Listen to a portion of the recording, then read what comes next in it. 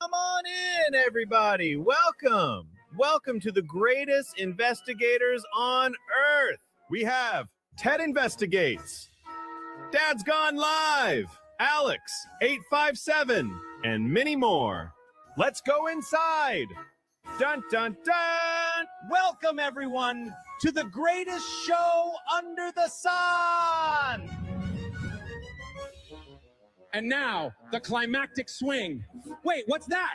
It's the clue. He caught it. He caught it.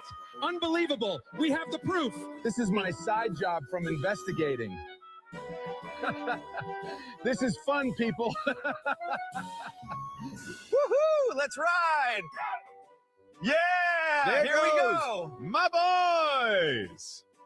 Now, for our next act, dun, dun, dun. Start talking, or I'm aiming for the evidence board next. Behave yourself.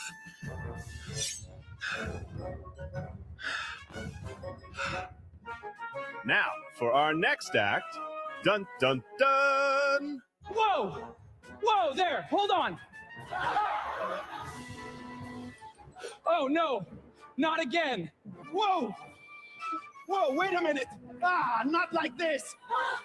Whoa, hold on! Ah! Help! Help! Help! Oh, goodness! Not according to the script. Help! Help!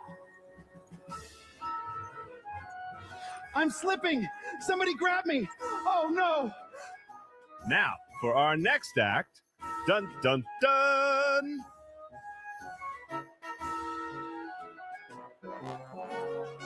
I like to get higher up to spot for clues.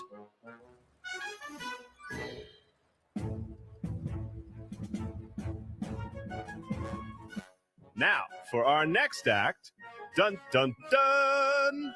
If the clues won't come to me, I'll jump to them.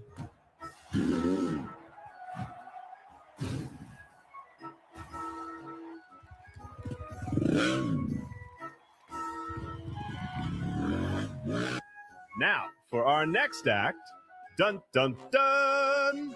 All right, everyone, please. Wait, what are you doing? Oh, for the love of... Can someone please explain this? This is absolute madness. I've lost control. Now, for our next act, I don't usually question lions, but tonight, somebody's talking. Talk to me at Mab Investigates. now, for our next act, I think I found something.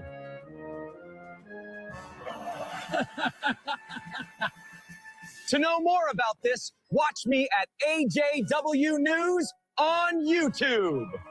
there goes my boys. Now, for our next act, dun, dun, dun. Under this big top, the greatest act of all is honoring those who served. Welcome in, Come everybody. see us at Patriot Pride USA.org. God bless you. Now, for the last act, dun, dun, dun. The last act. Justin, I brought you a few helpers. What's up, Justin and Righteous Monkey? Haven't seen them in a while. Welcome in. We're getting started Look at any them minute. jumping. This is amazing. I'd like to thank all the help and support on my channel. They are Boom, boom. Whoa. Here, can I say one thing before we get Yes, yes. I'm just Everyone, closing things ready? up, closing things Yes. down. Listen to this very carefully, people. Listen. Dun, dun, dun. Dun, That's my dun, ringtone dun. for my What is that text from? messages. That's the Crudes. I've been using it for since 2010 on my first iPhone. It's ta ta Wow. ta from the Crudes. You know the Crudes, the Croods. It's a Disney, I guess, Yeah, I remember that. Pixar probably or something. Well, who's in the chat? I'm just closing some things up. I have like Oh, 3 streams I don't have going yours right now. I have mine going, and I'll go to yours now and say hi while you're busy. Then I'll come back because mine is less busy. So hello everyone in my chat. Let me- Hope everyone had a good day. It's already Tuesday, right? I think so. It's 2026 too, I believe. Yeah. Yeah, it's already Tuesday. I've been on 3 live streams today already. 3, I think. Yeah, You're I like called into someone's birthday party, too. You're like the Ryan Seacrest of YouTubers. Exactly. I'm exactly Ryan Seacrest, from the north, the Canadian Ryan Seacrest. My name would be Michael Bublé. He's Canadian. So hello to everyone. Oh, you've already got a perpetual something has given you a $10 super. And I should read it. Perpetual Concepts 96 says, "Get Back by the Beatles has that great Tucson line." Just saying. Well, thank you, Perpetual Concepts. See, and the problem is we couldn't even play that song on the air. True. Yeah. Get back, get back, get back. How does it go? Sing it. Get back, get back to where you. Yes. Yeah, I guess so. Well, we're trying to get started a little light because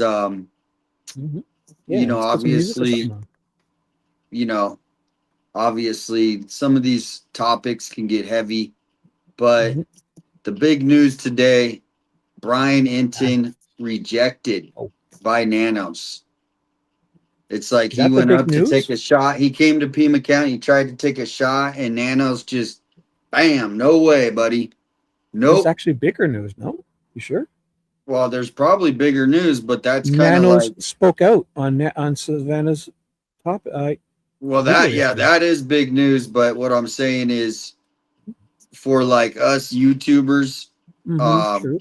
He claims to be a YouTuber, and he's also in. But he actually tries to claim. So, are you to be breaking this now? Like, do you want to say it now or after? What happened? No, it's not breaking. This was he posted the video this morning, but I missed it. We're gonna go over that and just listen to what he says, kind of analyze it, because if you notice the way a lot of the way they have to say things a certain way, so to speak, right? So he doesn't go out and just call Sheriff Nanos a complete, idiot, right? He has to dance around his words, right? Because he doesn't want to get on Nanos's bad side, which I get, right? But, it would have been nice if, because I feel like I'm pretty knowledgeable on Tucson, right? I mean, I've been here my entire life as far as I was born here. And then I covered the Nancy Guthrie case since day one.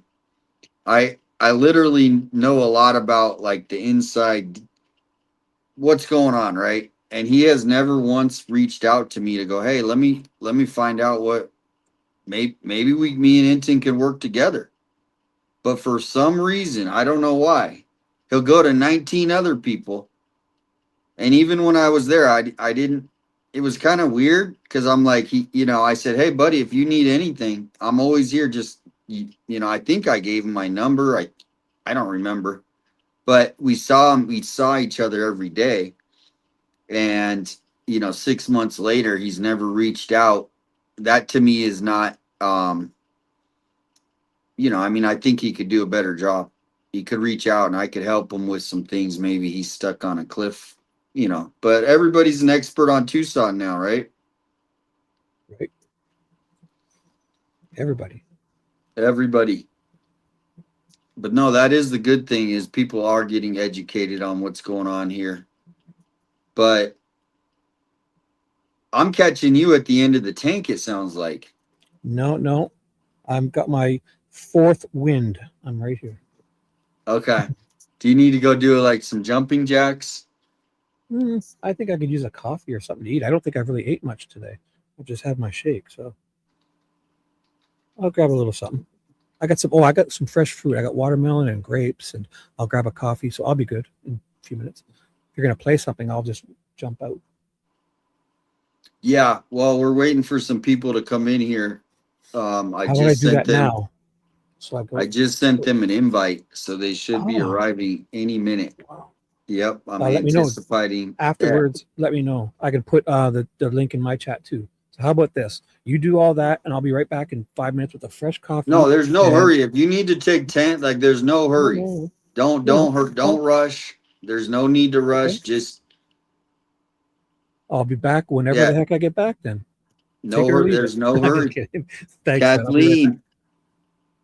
thank you so much. And Perpetual Concepts, thank you again. Kathleen, hope and prayers for Nancy. And that's what it's about. So we are going to jump right into the stuff here. But I want to play this one song. We're waiting for a couple more people to get in here, be live for 3-4 hours. So we're just getting started. Go get some popcorn. But this is from Captain Kev. Here's his channel. Go give him a follow. He made this song for the 857 Tucson community. So there's that. We're going to listen to that. I'll be right back. Get my drink out of the freezer.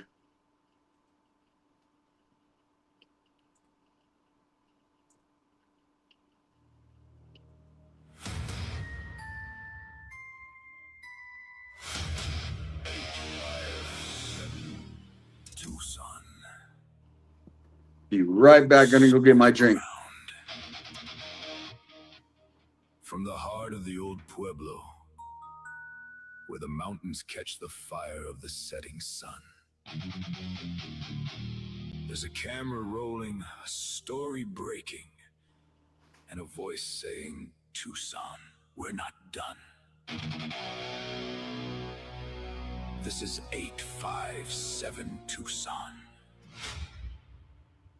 Real streets, real people, real time! Boots on the ground!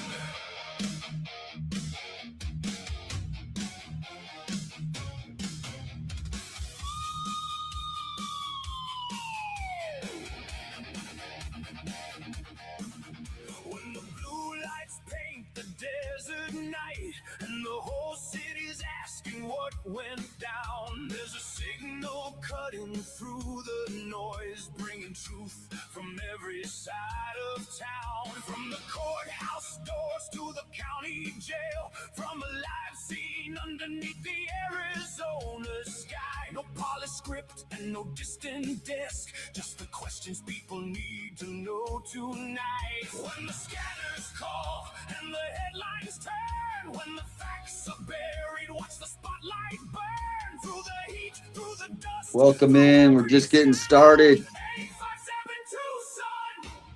Boots on the ground. 857 Tucson. Let the whole town know. Live from the streets where the real stories grow. Breaking news, true crime, voices all around. 857 Tucson, boots on the ground for justice, for answers for the people in this town. When the story starts moving, they're already around. From sunrise on the mountains till the desert sun goes down.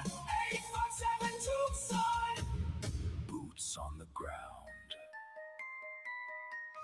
There are cases with questions still hanging in the air, names that deserve to be remembered and heard. Panels come together, conversations run deep, every clue examined, every claim, every word. They talk about freedom, the right to report, for the camera and the citizen standing at the scene. Independent voices asking difficult things, showing what local news can truly mean. No hiding in the shadows, no backing away. They bring the conversation into light of day. When the truth needs a voice and the people gather round. 857 Tucson, boots on the ground. 857 Tucson, let the whole town know. Live from the streets where the real stories grow. Police calls, court updates, voices all around. 857 Tucson, boots on the ground for just...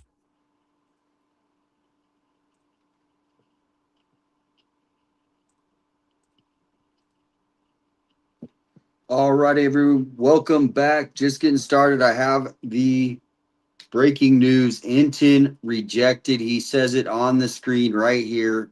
Hopefully, maybe this stream will put some pressure on everybody and get him that interview. But as you can see, there he is. He's in Tucson. Brian, give me a call. I got some inside information for you. Inside information. I don't know. Well, thank you so much, Liberty. Welcome in, Irene, Kathleen, Nancy. That was a great song by Captain Kev, man. Go watch. She has dropped it. Ooh, okay. I'll pull that up. Okay. Thank you. I was just going to pull it up from KVOA, but I really would not want to watch that. Thank you. Welcome in, Jean, Cindy. I'm back. Ashley, welcome back. Shibby. So I have the little short interview. He put this out. What's that? Oh, I thought you were talking about the Nanos interview. Sorry. My mistake. No worries.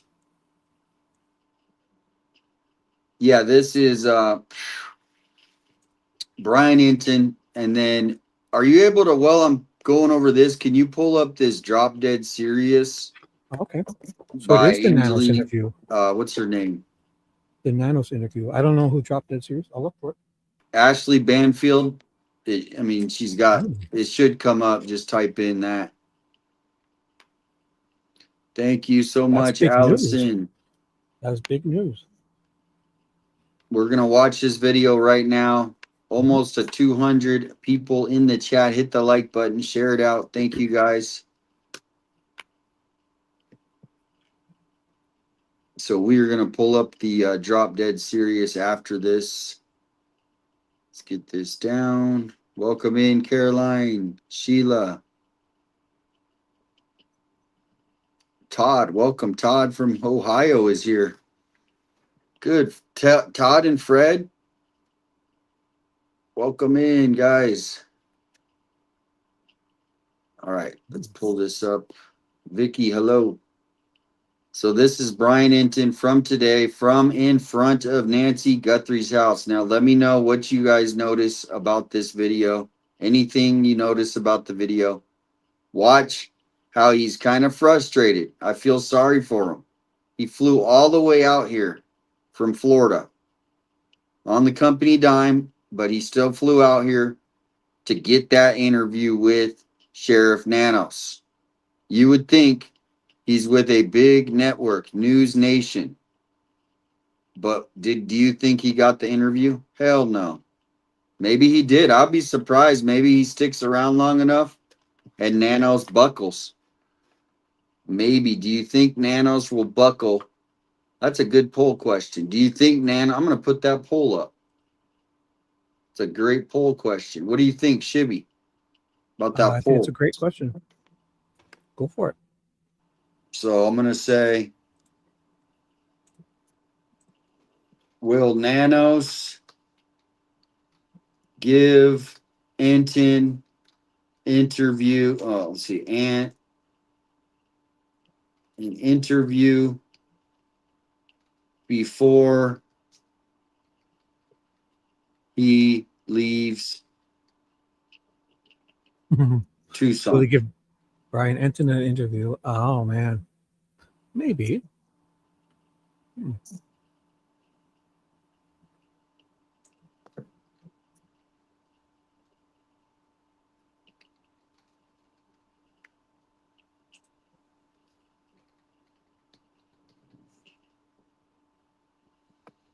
Does that sound okay? Will Nanos give Entin an interview before he leaves Tucson?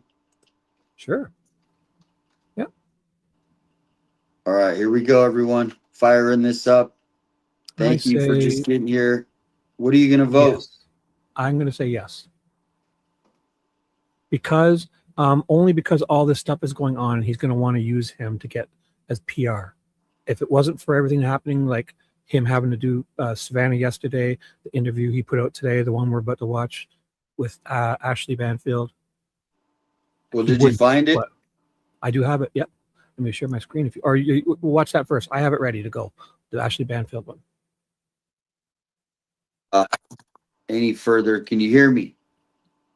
Me? Yeah, I hear you. You hear me? Okay.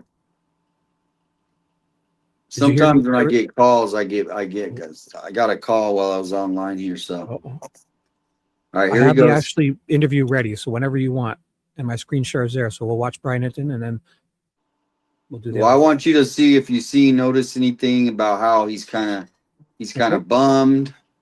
Yep. I'm watching. You know, he's on Nancy Street, but I met his buddy or not his buddy, his employee that goes with him, Mo. He's with his friend Mo. So here we go. Hey guys, so I'm in Tucson, Arizona. I'm actually outside Nancy Guthrie's house. Hadn't been here in at least a month or two. You can see they have like a no trespassing sign now. There's a wire across the driveway that wasn't here last time that I was here. They have a no delivery sign, and you guys might remember there was actually Mo's out here with me, by the way. That's Mo. They had That's Mo. The memorial with all of the flowers and candles and cards and all of that. All of that has been removed. There's definitely a sense in the neighborhood that they don't really want people out here anymore. They don't want the media out here. They don't want just sort of people who are coming to look into the case or leave something behind. I mean, if anything gets left here, they pretty much remove it. So that's different from last time I was here. Sheriff Nanos did an interview with the local TV station. I've been trying to get an interview with him for a while, but haven't had any luck. But really nothing significantly new. But I guess did this interview with the 6-month mark coming up. Said that the case is still very active, which I know also from the sources that I have in terms of just them working it behind the scenes. And that they have the DNA samples out to multiple labs that are still working that. So that was really kind of the significance of what he said. But yeah, I just kind of wanted to give you guys a look at what it's like out here in the neighborhood. Super hot this time of year, just like insanely hot in Arizona. So I'll keep you guys posted. Hey guys, All right, what's your first impression? I'm going to check the chat while you're sharing your first impression. My first impression is he's not wanting to intrude on a neighborhood, but also wanting to be a journalist and stand his ground. So he sounds perplexed that anything that gets put down there is being removed. You'd think some nice flowers wouldn't be a problem. It wasn't messy. Lauren was cleaning it up daily and tidying it up and making it really look really nice. So I'm a little surprised they would want that stuff removed so much. He seems disappointed. And yeah, disappointed. I think that's the word. And then the second part, welcome in Diana, good vibes and back in time. Misty, welcome in, Misty and FinFan. So did you answer Tanya's question that she had up? What makes him special that he can be in front of Nancy's? Well, everyone is special because that's not illegal to be in front of Nancy's on the public easement. So that's why he's there. Anyone can go there. Well, let's watch it again because if you notice, a car comes by, right? I did see that. When I was there, I made sure that I wasn't walking in the road. I stayed on that damn side like it was like I had a leash. I had a leash. Yeah. I was like, no way am I walking in that road. But here we go. I'm in Tucson, Arizona. I'm actually outside Nancy Guthrie's house. Hadn't been here in at least a month or two. He does look sad. He's like, I haven't been here. He's waiting for a case. I know every day, me and him, we'd look at each other. We'd be like, is today the day? And then he had to go back to his normal thing. But you would think that he would, you notice he didn't come set up in the morning and do a morning shot with News Nation and they bring out the whole crew, right? It's just him, barely on this little handheld camera, To me, the 6-month mark is a big freaking deal. They need to bring out the troops. the trucks, right? Set up for the day. You know, do a morning shot, do a lunch, maybe a morning, a lunchtime shot, and try to get this case back out in the open. But I think he's scared too. Because if you notice how he talks about Sheriff Nanos, he's like, well, I've been trying for a while. This isn't something where he just called him yesterday, and he's like, hey, can I get an interview? It sounds like he knew this trip was planned, and he actually not him, but maybe him or somebody who works for the company messaged Nanos to try to get an interview, and they never either replied or they just, I wonder if they ignored him or if they responded. I wonder. So here we go. Feel free to jump in at any time. You can see they have like a no trespassing sign now. There's a wire across the driveway that wasn't here last time that I was here. They have a no delivery sign. And you guys might remember there was actually Mo's out here with me, by the way. That's Mo. They had all the memorial with all of the flowers and candles and cards and all of that. All of that has been removed. There's definitely a sense in the neighborhood that they don't really want people out here anymore. They don't want the media out here. They don't want just sort of people who are coming to look into the case or leave something behind. I mean, if anything gets left here, they pretty much remove it. So that's different from last time I was here. Sheriff Nanos did an interview with the local TV station. I've been trying to get an interview with them for a while, but haven't had any luck. But really nothing significantly new. But I guess did this interview with the 6-month mark coming up. Said that the case is still very active, which I know also from the sources that I have in terms of just them working it behind the scenes. And that they have the DNA samples out to multiple labs and are still working that. So that was really kind of, well, how long does it take to work these damn scenes? But yeah, I just kind of wanted to give you guys a look at what it's like out here in the neighborhood. Super hot this time of year, just like insanely hot in Arizona. So I'll keep you guys posted. All right, he's going to keep us posted. Anything you saw on the second time you saw it? No. Nope. It wasn't a sheriff vehicle, was it? Like it was just like a white truck or something? Yeah, white. Oh, okay, because that would be great if it was a sheriff's. Yeah, great. Right. I mean, something. Could you imagine he gets taken down? Brian Entin in jail, public nuisance, right? Imagine what that would do to his people. Would be just thinking he's just doing the worst thing in the world, right? Just get out and grab him by the wrists, 2 of them, get each side, tug him around, confuse him, try to make him feel, trying to elicit a response, and then have another little guy run up and try to make it worse. Yeah. Well, Mo is going to be with them. Mo is with them, so they would have to bring more because they got Mo. Mm-hmm. Yeah, see, he looks distracted, but I think they're like literally like, hey, let's get in and out. It's hot already. I mean, if they went there during the day, the only time you could really go there and not like just be way too hot would be like you get there at like 4:30, 5 in the morning, and you stay till like 10. And you wear a hat. Well, yeah, that too.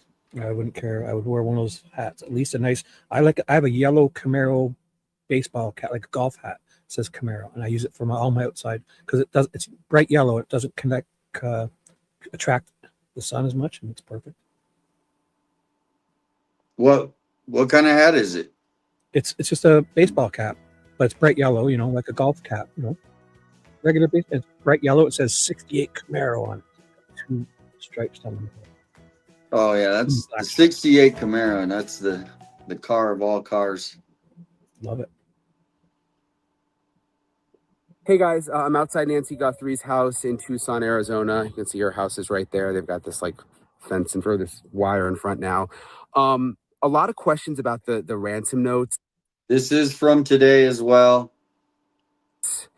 Now that we have pretty much a full picture of what they said, the first ransom note and then the second note that said that Nancy was with nature now. I spoke with famed retired FBI profiler Jim Clemente, who's just an amazing brain. And he believes that based on those notes, it shows that there's one person behind the Nancy Guthrie abduction, and that money may not have been the motivating factor. Money. Brian, in these two letters, they use plural pronouns 7 times. This is the only time they say me. Contact me. Why didn't they contact us? They say we, our, but they said me here. This is a slip up. This is an indication that it is one person who's writing these letters. It's one person, not a group. It's not a bunch of people. It's not 2 people. It's one person. Hey guys, I'm outside Nancy Guthrie's house. One person, he says. Arizona. You can see her house is right there. They've got this like. He is the most respected FBI profiler that ever has existed. You heard him. He loves his brain. What do you think? One. He says there's only one. I don't agree with that. He says there's only one person involved because I was taking care of something there. You don't have drama in the chat, do you? No. Okay, Nope. good. All right, good. All right, so this is Brian Entin from today, and he talks about his meet. Well, maybe we'll review that a little bit. I don't know. Hey guys, I'm outside Nancy Guthrie's house in Tucson, Arizona. You can see her house is right there. They've got this like fence in front of this wire in front now. A lot of questions about the ransom notes now that we have pretty much a full picture of what they said, the first ransom note and then the second note that said that Nancy was with nature now. I spoke with famed retired FBI profiler Jim Clemente, who's just an amazing brain. And he believes that based on those notes, it shows that there's one person behind the Nancy Guthrie abduction and that money may not have been the motivating factor. Brian, in these two letters, they use plural pronouns 7 times. This is the only time they say me. Contact me. Why didn't they contact us? They say we, our, but they said me here. This is a slip up. This is an indication that it is one person who's writing these letters. It's one person, not a group. It's not a bunch of people. It's not 2 people. It's one person. Hey guys, I'm outside Nancy Guthrie's house. All right, in there it Tucson, is. Arizona. One person, he You can see her house says. is right. It's not a bunch of people. It's not a group. It's one person. He says this. They messed up. He said it right there. One person. What is anyone saying in the chat? Oh, there she is, Tucson. Welcome in. Gracie. Sheila, welcome back. Diane, so yeah, what do you guys think? What do you guys think? Jim, I didn't need the verbiage to think 2 people. I've always thought more than one. So I didn't need those we's and spelling, verbiage. I always thought 2, 3. 2 at least.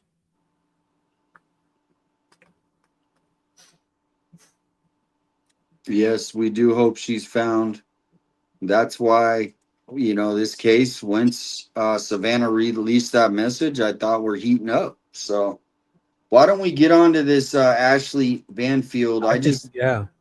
We need to get the link. I have it ready to go. Share my screen. I've got it ready. Can you put the link in my chat too? Are you able to? Or I can put it or backstage. put it in the backstage, yeah. Because here we go. I'll put it for my chat.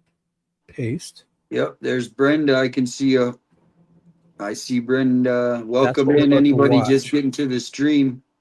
We're getting ready to review the new Nanos interview.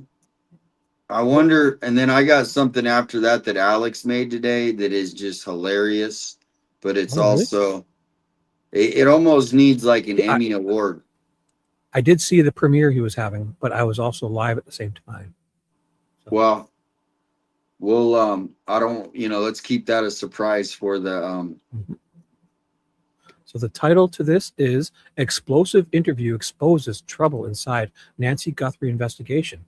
Finally reveals DNA plan. Wow, the plan. Tell me when you're ready. Yeah, let's go. Let's go. Let's do Well, make sure the chat's good. Ashley Dan. One sec. Okay. Yeah, because Misty just said, I've thought more than one involved, but I love hearing about these words because it puts you somewhat in their mind frame, and statistics support that. So, yeah, I mean, Jim Clemente has said it's only one person.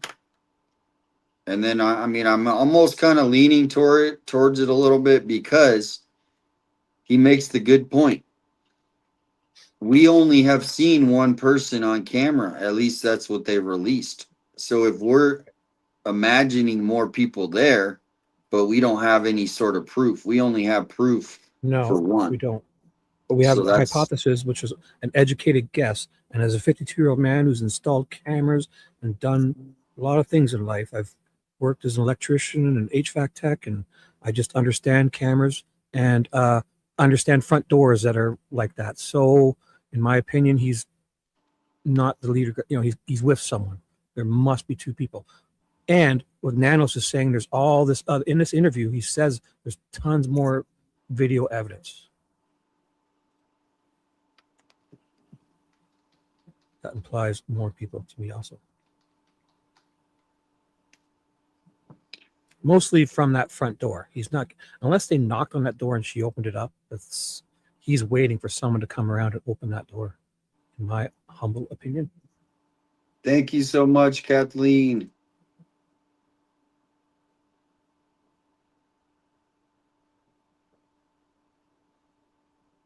That's all we can believe. Yeah, that's a good point. One person was probably behind it at the computer writing the notes, but there could be more. Yeah, so I agree. Could have been a guy driving the car, dropped him off, another person going around. Yeah, I don't think. guy. No, I don't think any comments have been taken down. I haven't seen any deleted. Oh no. Say it again. Gracie, welcome in, and Finn Fan is back. He's back. Welcome back. All right, let's get this thing fired up like it's a 1968 Camaro. Hey Finn, what's up? I'll play. How often you want me to stop? Let me know. How about that? I'll follow your lead. Field, and this is Drop Dead Serious. Well. It took a 17-year-old guy from Canada who is a rising senior in high school to put Chris Nanos, the sheriff of Pima County in Arizona, to the test. And to make some very big headlines in the Savannah Guthrie, Nancy Guthrie missing persons case. Sheriff Nanos hasn't granted a lot of interviews, and certainly very few to the major networks and the big podcasts of late. We are 6 months into the case of Nancy Guthrie with still no answers, no leads certainly that have been made public, and no solutions as to where she is and where Porch Guy is. But there's so many questions, right, still afoot. And looking back all these months, a lot of questions about maybe there have been some missteps along the way. And this young man named Wyatt Sharp asked those questions. So first and foremost, you should know, I've known Wyatt Sharp since he was about 12. Who is Wyatt Sharp? Reached out to me and asked if he could Canadian. Interview me and said, I have a YouTube show and I interview, big name people like the Prime Minister of Canada. And I thought, who is this kid? And I little name drop. Clicked the link and I watched his show and I thought, this is a really smart 12-year-old kid. I'm doing Real this. quickly, you want to pause it every a little bit sooner, just because you're so right. I mean, I don't know what these. I don't know. Also, I should thank Flicker Fade for giving me a super chat there. Shibby. Well, and thank you, Emily Parkinson. Said the Nerd Report for leading me to you. Is the Nerd Report in the chat? I don't know. Do you follow the Nerd Report? Or maybe they directed them to come over to you or something. Oh, really? I don't know. Well, I don't Sound- see him. is that what He they're didn't saying? say hello. Where did you read that first part? 'Cause So all they I see gave a is Nerd super Report. chat and they said the Nerd Oh. Report sent me. So maybe he Oh. did. Thank Oh. you, Nerd Report. Denise, Oh, I good see evening. it. I see it. For leading me to you. We should ask him what that means. Like, probably shouted you out, or maybe came and watched you for a second or two. We don't even know. Well, when you close out a stream, you can send your viewers to other streams. You know how to do Well, that? you have to have it approved. You have to approve it. They can't just send people anywhere. You would have to have it approved in your channel to have people redirect to you. Okay. Yeah, because DGL's done it, so I must have him approved. I must have done that. I don't remember that, but here we go. Let's back to the and thank you again, Emily. Welcome into the channel. Nerd Report, if you're out there, welcome in. All right, let's go. Ashley Banfield.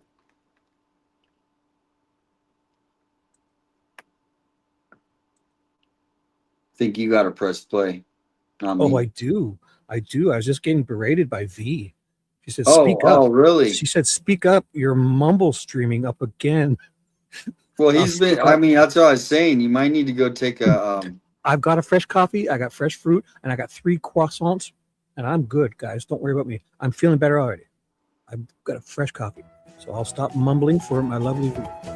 I've helped Wyatt Sharp along in navigating his career, and boy, what a career it is. If you've ever seen his show, it's called The Sharp Exchange. Highly advise that you check it out and then subscribe.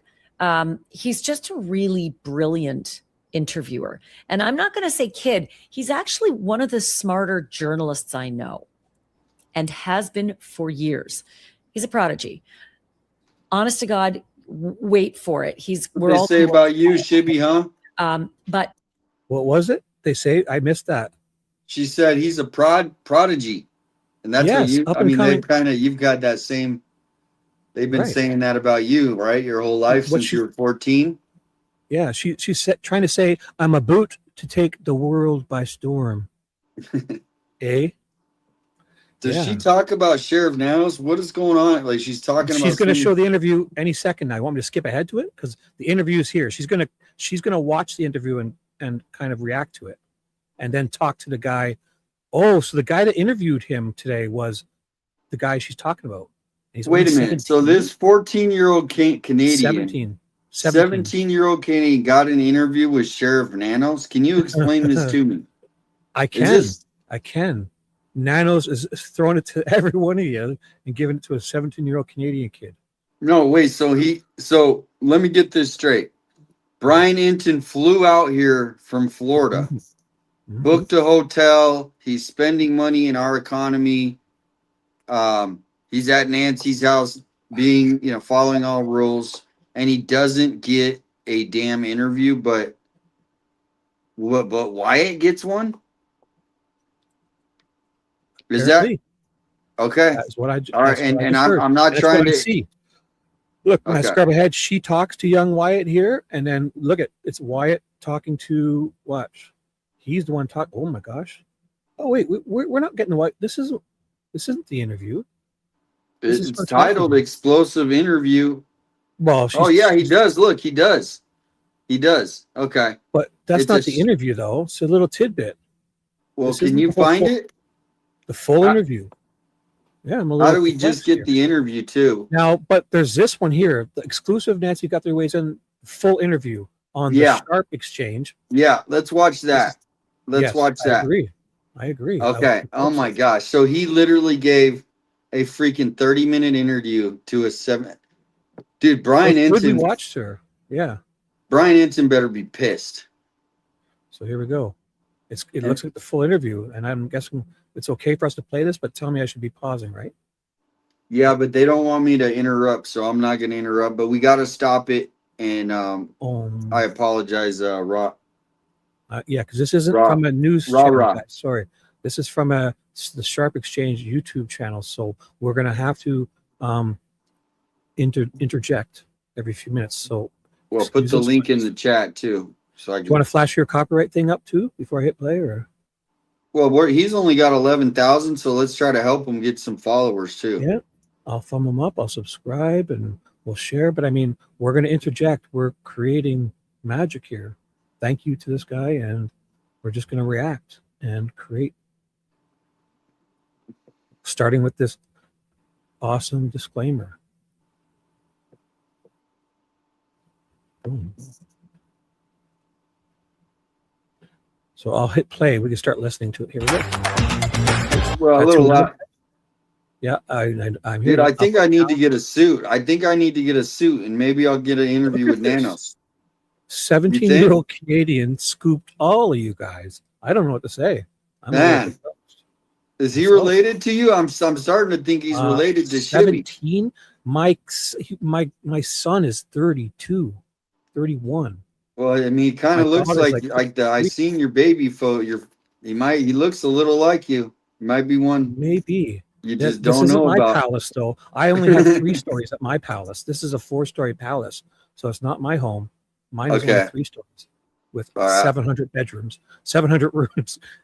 I think I need to get a sport jacket. It must be that easy, I guess. Yeah. I need a sport jacket. I'm going to go get one. And go stand out in front, and maybe Nanos will talk to you. Yeah, maybe if I have a sport jacket.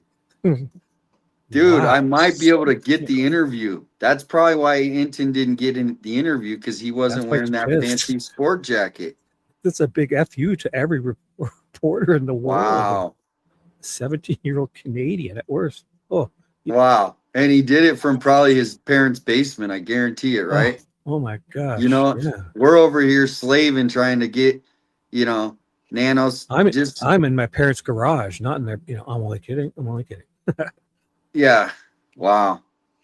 All right, here we go. This is a good on him. Fresh interview. I'm joined now by the Pima County Sheriff, Chris Nanos, to discuss the state of the investigation. Thanks so much for joining us, sir. I know how busy you are, and so really appreciate it. I didn't expect this. Not a problem.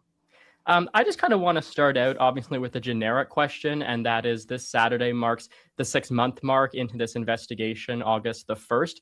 Are we any closer to figuring out kind of the main suspects here, or just getting, closer to finding out what the state of this investigation? 17 years old. I mean, how frustrating is it and to, be this far into the investigation and seemingly not having the answers that you're looking for? Watch Nanos.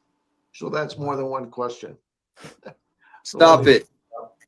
Oh, he literally just insulted the freaking dude, right? Dude, what an ass. Did you hear what he said? Imagine that. But it's okay if you smile when you berate people. Start it over. This is, it's okay. I want to hear, everybody, now I need you to watch what an asshole this guy is. Nanos. Here. It's okay. This kid is over here. He's probably nervous as heck. Look at that face. He's not, it looks like he's about to, unbelievable. Play. Okay. I don't want to annoy people, so play it. I think it's okay. If you're smiling, you can berate and belittle 17-year-old teen kids. Yeah, and YouTubers. How frustrating is it to, be this far into the investigation? One question. And seemingly not having the answers that you're looking for? Whoa. So that's more than one. Wait a second. Did you catch that? Did you see the look he gave? Yeah, that's what I was saying. Before he says, oh my God, the way he looked over was like, I missed that the first time. I'm sorry. We're going back. Watch his, before he answers his snooty remark. No, it's so snotty. Oh my God. Watch. You can see it in here already starting his face. He's like, but don't stop it. That we got people getting a little frustrated. So right. Not You're having the answers that you're looking for. So that's more than one question. Oh. So let me back you up.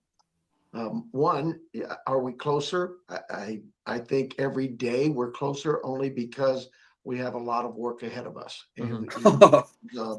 Lab work, scientific work with DNA, working with not just our lab or the FBI lab, but labs across the country. All of these labs work together.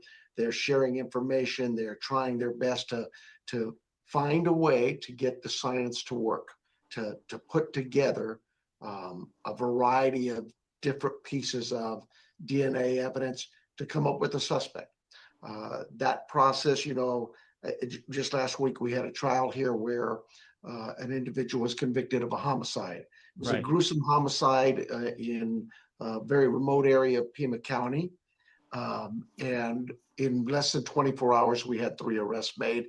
The case was solved You and got lucky, Nanos. convicted. But those kinds of cases are rare. I mean, we're a very large metropolitan area, and we have over 1 million people, 7th largest county, and this agency's team, our homicide team, works hard every day, and they were able to put together a case that quick.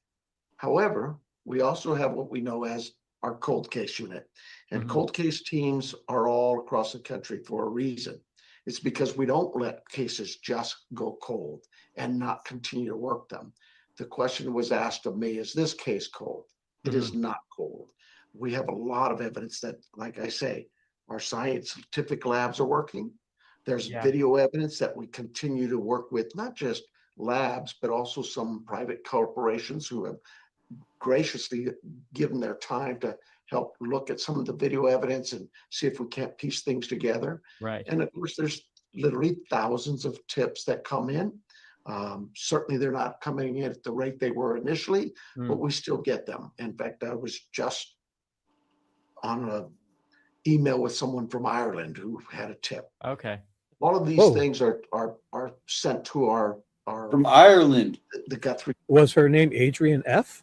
Oh, almost she's got a from shout Scotland. She's from Scotland. Oh, my bad. Oh my gosh, she's gonna hate me more now. Yeah, but I'm just kidding. Can you? Okay, so you got 40,000 leads. Okay, why are you going to bring up the?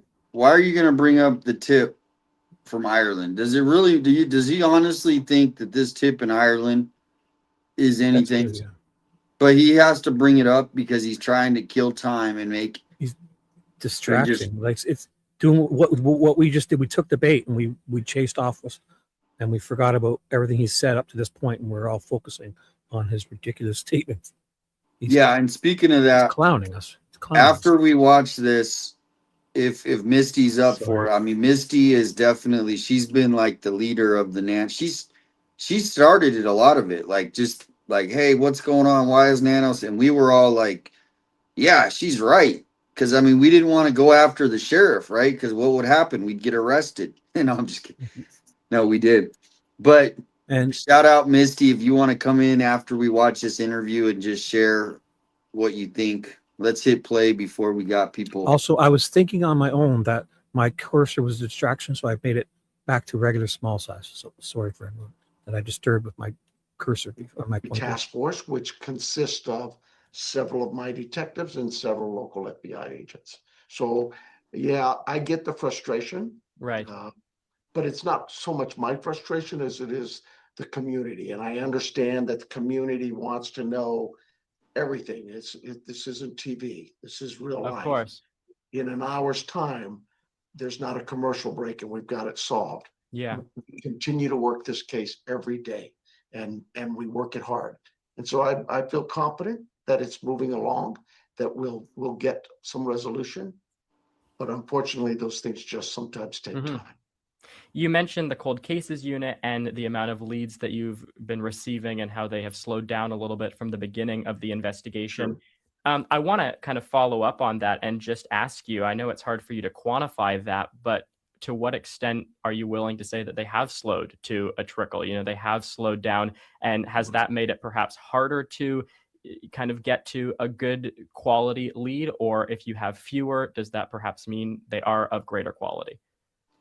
No, I think that, like any crime, you first get it, you put it out there, everybody's attentive and they're calling in and they're giving you tips. But as time goes on, those tips do shrink. The volume lessens. And it's not, I don't think it's because there's apathy or we just don't know. I think it's because people have given us their information and they're moving on. Those tips, because I got a tip on February 2nd and we couldn't make heads or tails out of it, doesn't mean it's just dismissed. Heads or tails out of it, buddy. Cataloged and put away. Good point. He couldn't make heads or tails out of it. What do you think? I mean, he's got all these little slogans. Remember, the other one is the pudding one. Remember the pudding slogan he has? White noise. Yeah. So we got to add. We almost got a song of lyrics. So now, also, I want to see if this young guy doesn't ask him some serious questions about video and DNA. I have a feeling this is just going to be like he's asking about tips. Like, and he's not even asking about the specifics of the tips. He's asking about just the volume of them and when they came in. This is a complete failure that how they about would he says- even accept. Now, nothing against this 17-year-old. Okay, I don't want to be mean, Of but course this not. He is has like to do Nanos just said. This is the real world. Okay, I'm sorry, but this 17-year-old does not know jack squat about the Nancy Guthrie other than maybe going online. Why wouldn't he have Brian Entin? Why wouldn't he have somebody that's going to actually, press him a You little know bit? what? This is a big FU to all the YouTubers. That's what it is. The Yep. big FU to everyone. Yep. A 17-year-old Canadian, it's a big FU to all Alex, you, anybody, JLR, anybody who would ask serious questions. It's a big Yep. FU. Yeah. Especially 857. All right, go ahead before we got people that will start but wanting listen, for guys, our we have to heads. interject. We have to, or we'll get copyright strikes. We must interject. I'm so sorry. We don't want to, okay, guys? And I would ask him about that February tip, like what did it involve? He's just going to blow right over it. Side, and as other tips come in, they're compared with one another. Maybe we've got a piece of evidence that can relate back to a tip. Cell phone downloads might get us something. There's all kinds of information on this case.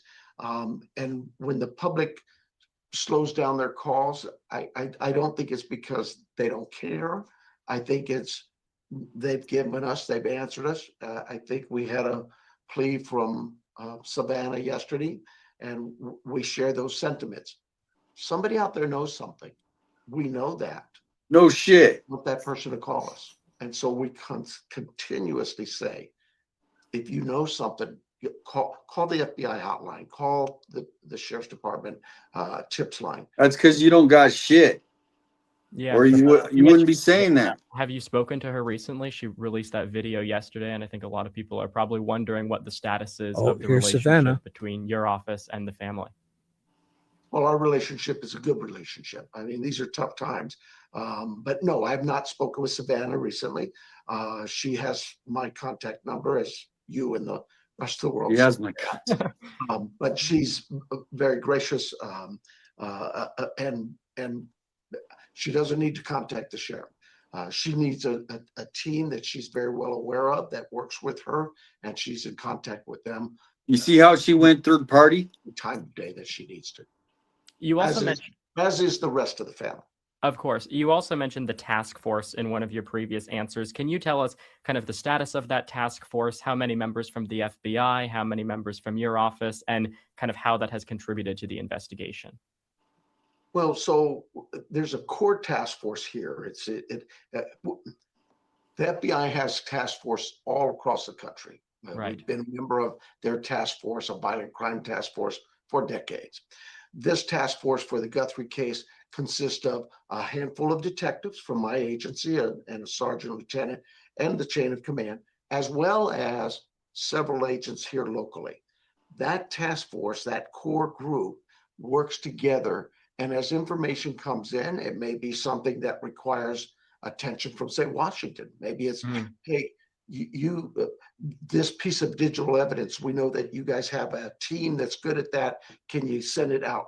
And they'll send it there. Just as there may be some local pieces of information that the FBI here says, hey, we need to go and find this person and interview them.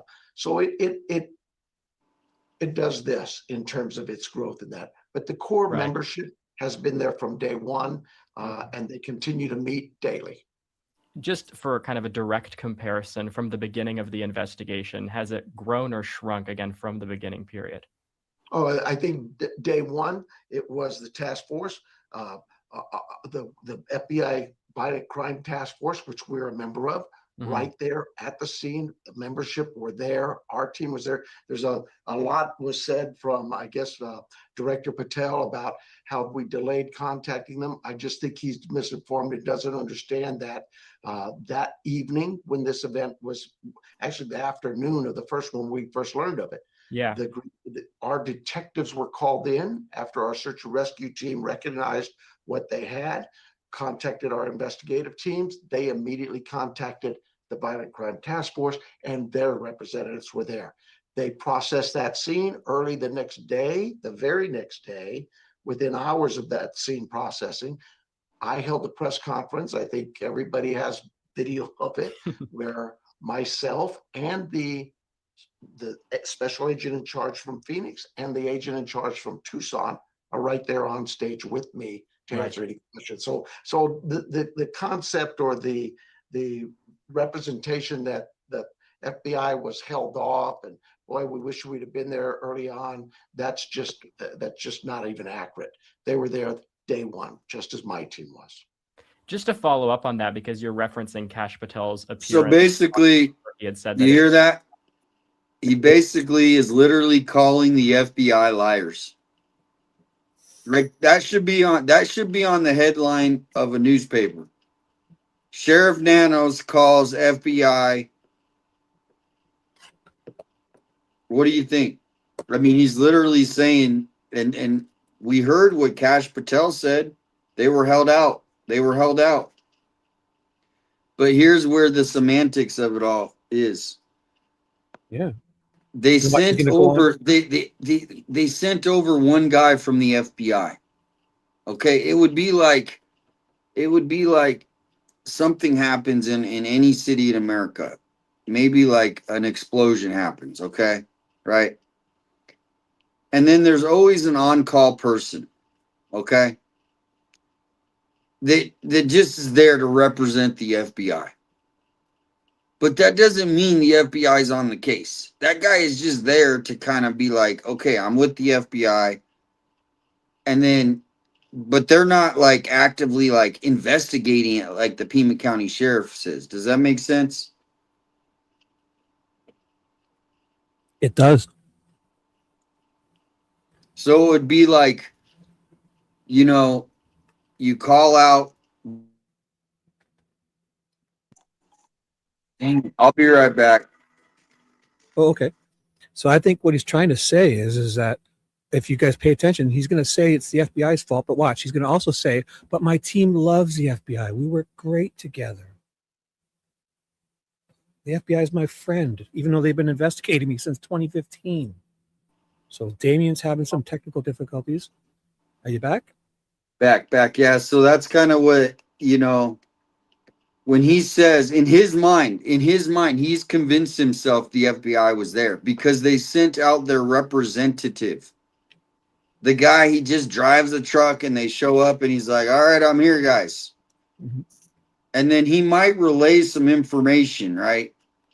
But Kash Patel said he was held out. And Nanos is saying, no, it's not true. Well, because they're talking about two different things. And there's no good reporters out here that understand that. And so Nanos is going to his soapbox. Oh, it's okay. I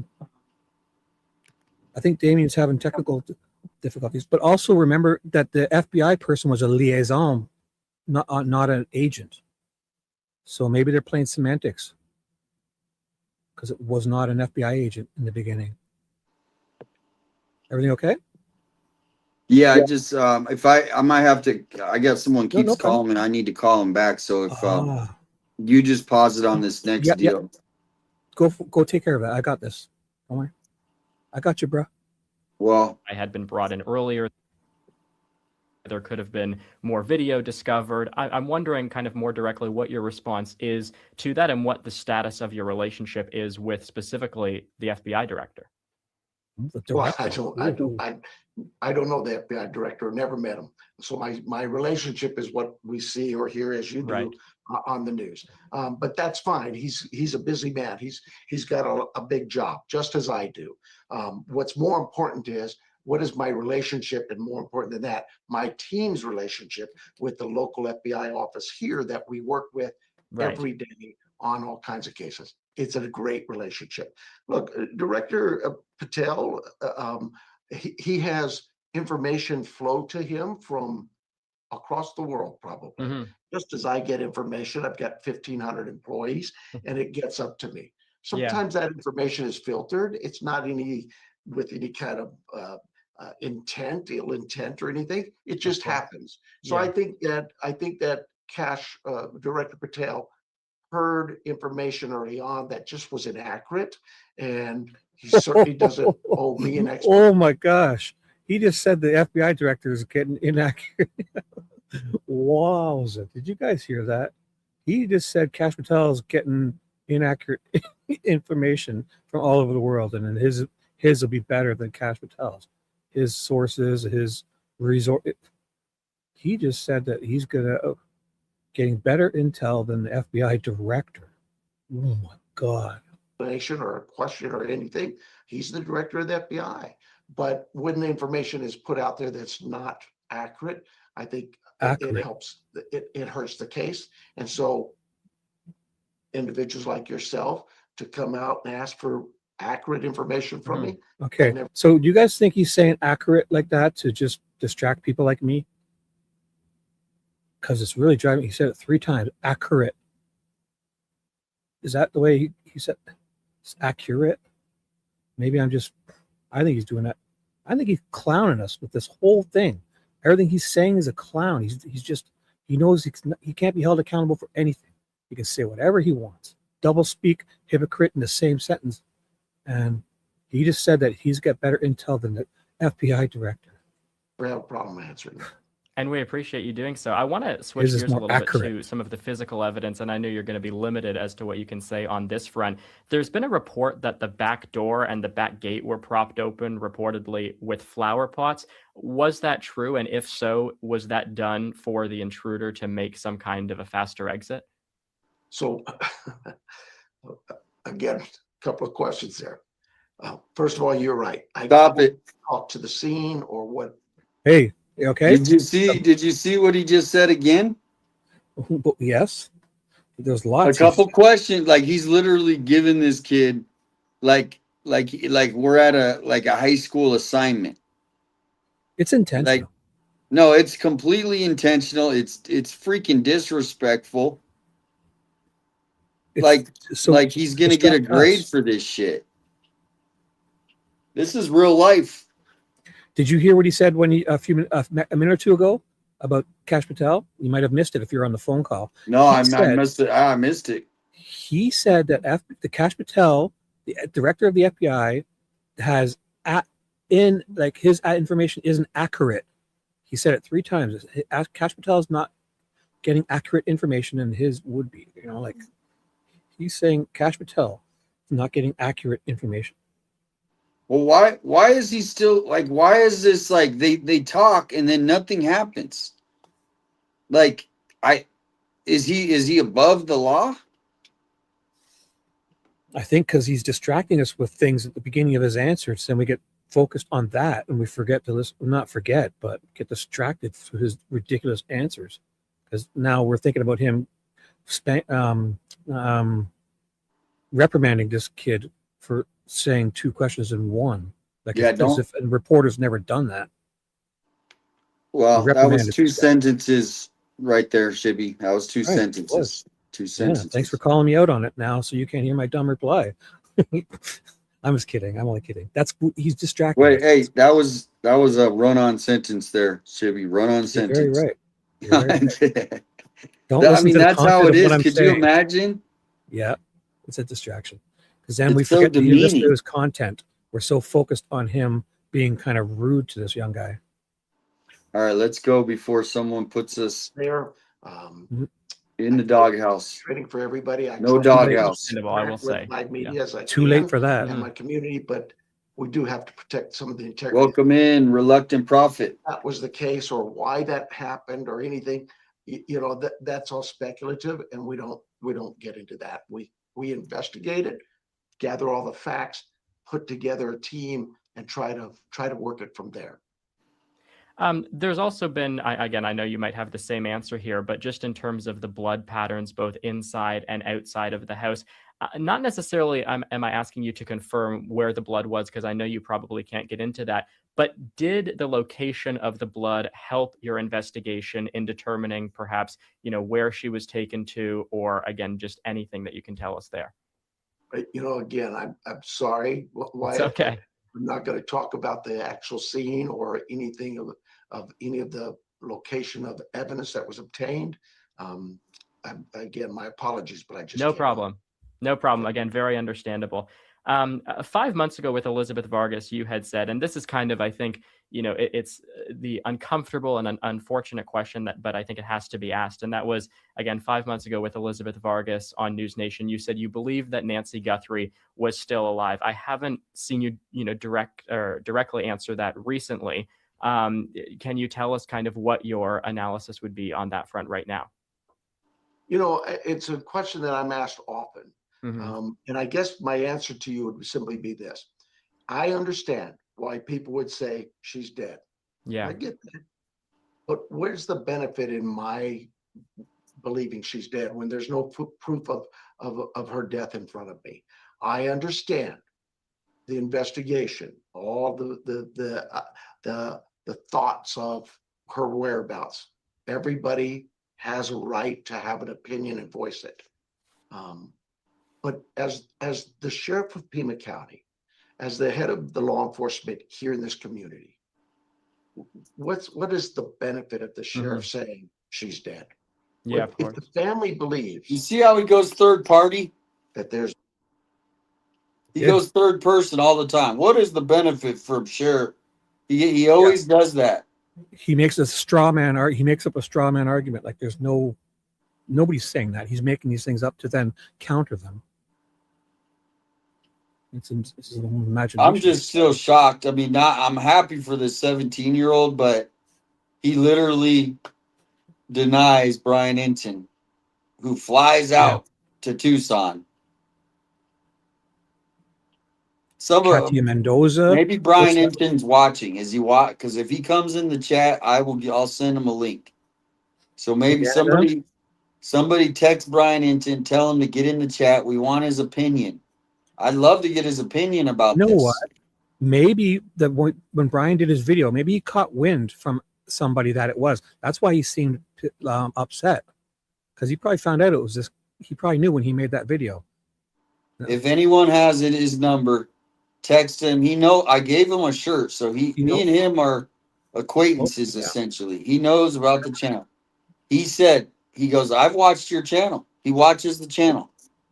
So Brian, here, I'll put the link in the chat. I want to get your reaction on this 17-year-old getting an interview and Nanos. You think that's why he was pissed, like upset earlier? Possibly, eh? Well, he just dejected. But we were saying that before we knew it was a 17-year-old that he didn't get it. So he didn't get it, and he lost it to this guy, 17-year-old Canadian. No offense to him. Fired up. 17-year-old Canadian. Brianna, a little shibby right there. Not even. No, I was not this well-spoken. I was out racing cars at this time. That there's some chance that she might still be with us. Why should I crush that hope? Right. There's no evidence to show it. If we find something that indicates a burial site or something of that nature. Now, I want to just remind everybody, we noticed a bump. So does this always here, these two little bumps on his hand and Nanos's forehead? That I don't know. Because I'm not sure if I've seen that before, but we noticed it today. So, all right. And also, he was wearing a different shirt, and it was a different angle, that camera angle. So the one they showed in that clip, it had black lettering on his shirt. Oh, so something's up here. Amy says Brian's not calling in. That's critical. But we're going to share it with the family. I hope he And does. so my personal beliefs, really, that's what they are. I believe that I'm going to support the Guthrie family every way possible. And if they believe she's alive, so do I. In terms of DNA, standard DNA testing, obviously. Did you hear that? Well, if they believe she's, then sort of, but what do they believe then? Well, he's going to support the Guthrie family, but they can call me if they want to talk to me, right? So he hasn't talked to them since February 13th. I'm not even kidding. He said that on a previous interview. He said they have my number. What if he disagrees with what they believe? Is he still going to say it? Because what if they don't? Is he just going to say it to appease them? It sounds like yes, whatever exactly. they say He just fine, says, fine. Yep, because they're victims. So if he needs to lie to them, just like he lies to the public, right? He's admitting he's going to lie to people. Yeah. So whatever makes it. Yeah. So if I think my mom's alive, then you'll sit there and hold my hand and say, "We know she's alive." And if I think she's passed or perished, he'll sit there and say, "I've always believed she was perished, and I'm so sorry. I agree with you."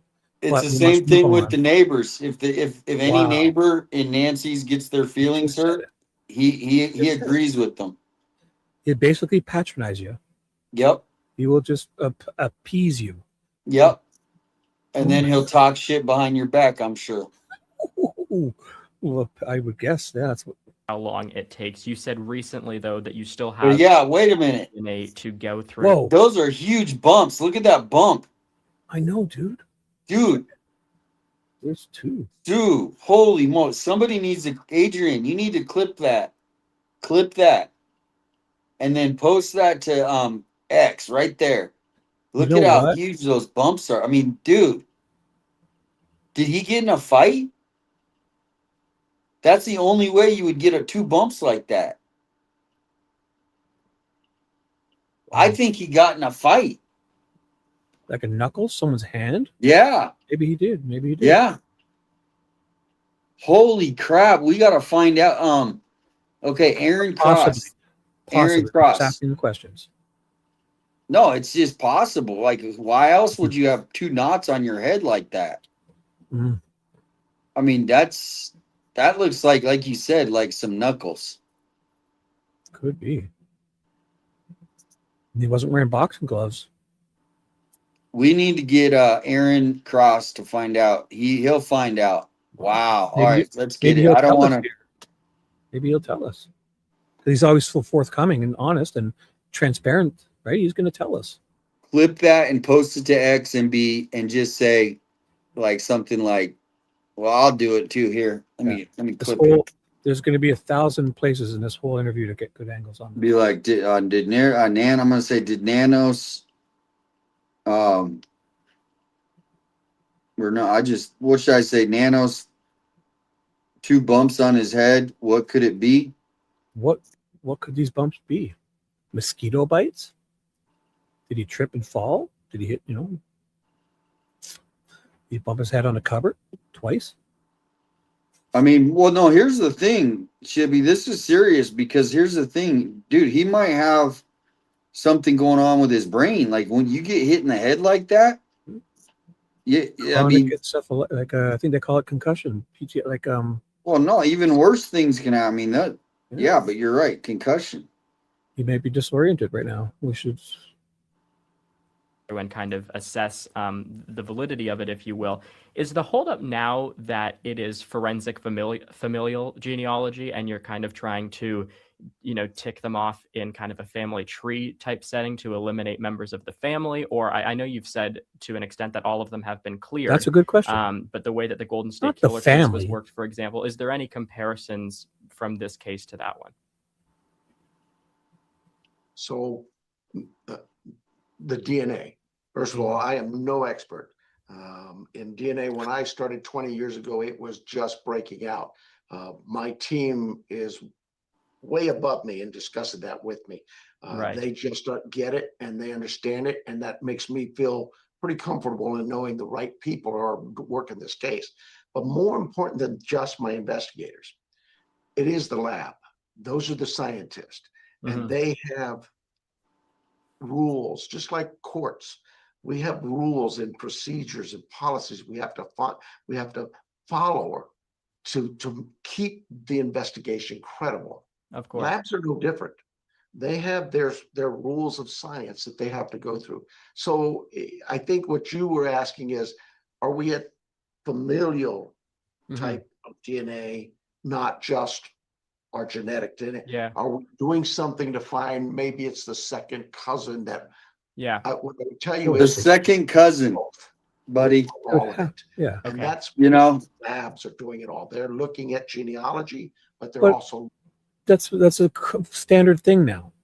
Well, if you can't find a person directly, you look for their lineage, look for their family tree, relations, anything similar, because it can be very close. That's how they found Coburg. oh yeah, the Koberger. Familial genealogy. It's common now. I don't know why. I'm still worried about this bump. I don't know why. That thing just freaking me out right now. Maybe he'll tell us this interview because he's so forthcoming. evidence that they're hoping to get enough Kodai to say, this is who we're looking at. And Wait, again, but so he's not going to answer it. Like, you've had it for how long? Have you found any familial DNA connections? He's blowing right over that to saying that they want to have a good enough sample to actually find the person. The kid asked him about a good question about familial DNA, and he blew right past it. Say, no, we haven't found anyone. Or yes, we think we have it down to a South American. I don't know. Can you not give us a clue? to your earlier comment about how you do still have a lot of DNA to progress through, are you able to quantify that at all as to how long it might take to get through the DNA that investigators and those on the scene have pulled? Wait, now is that a bump? Are we sure that a bump? I'm sorry. This is Bumpgate 2026. Bumpgate. I need to confirm. Is this 100% a bump? Yes. Could be a vein. Is this a vein in his head? I don't know. I've never seen it. It's never stood out like this I mean, before. I don't want to post this if that's not a bump. That, I mean, to me, Well, post it as a question. What do you think? I mean, because see, we can't zoom in, but see, the people in the chat can zoom in. I have it on the highest quality, I guess. Yeah. It's on 1080. So screenshot. If you're doing your iPhone, change it to the highest quality to get the clearest picture. People are saying it's a bump. To me, it has to be. And I hate to break up this interview, but I wanna make sure. We must do it anyways for copyright. So we have to interject. You know, not really, not me. The labs may, but I think the labs, you know, this science is so fast, all science, today's world, so fast moving. Of course. And they are looking at some pretty cool stuff out there, if you will, Cool stuff. about DNA and how it Whoa, can be whoa. They went full screen for us, dude. They must have heard you. Sorry to interrupt. used, not in just these cases, but in other scientific genealogy cases. They're What? Spit it out. They should be. Absolutely no. Yes, lady. That's the wrong person. And so we have those, if you will, parameters that say, here's the guidelines. And we have to trust our labs to know those guidelines and not to push them, to allow them to do their job and come back to us and say, we think we're here and we need to be over here. Right. Can you do this for us? Can you get us this? Is there any chance of this? It's probably more I complex can't stop looking at it now. but I'll say this. So what I've done, so if anyone wants to clip this full screen part, it starts around the 17 minutes in. I'm sure you'll find some great screenshots to see if we can determine if this is a vein or a bump. I mean, it looks like someone knocked him upside his head. Very possible. Thank you for the jewels. 6-7. Labs is ongoing. It's daily. they know the technology. They know that, for example, a lab in Kansas might be on the verge of something new, groundbreaking over here, where there's a lab in LA that's on the groundbreaking. They're just working in the case. What the hell is he talking about? And they're working it nationwide. There was a reporter who recently read one of the notes, ransom notes that was on the record, and it referenced something to the effect of outside of Tucson. Setting aside the notes, obviously, the side that the FBI is handling, do you believe the person responsible for this could still very well be in the Tucson area? Oh, absolutely. Could be, sure. I mean, we constantly talk about, Could be. I mean, you know, how far can one get in 5-6 months? I mean, it could be. It could be Oh in yeah, Antarctica. yeah. It could be in a small hut in the northern forest of Russia. Yeah, it could be. Well, how many times did he look at his watch is what I'm asking.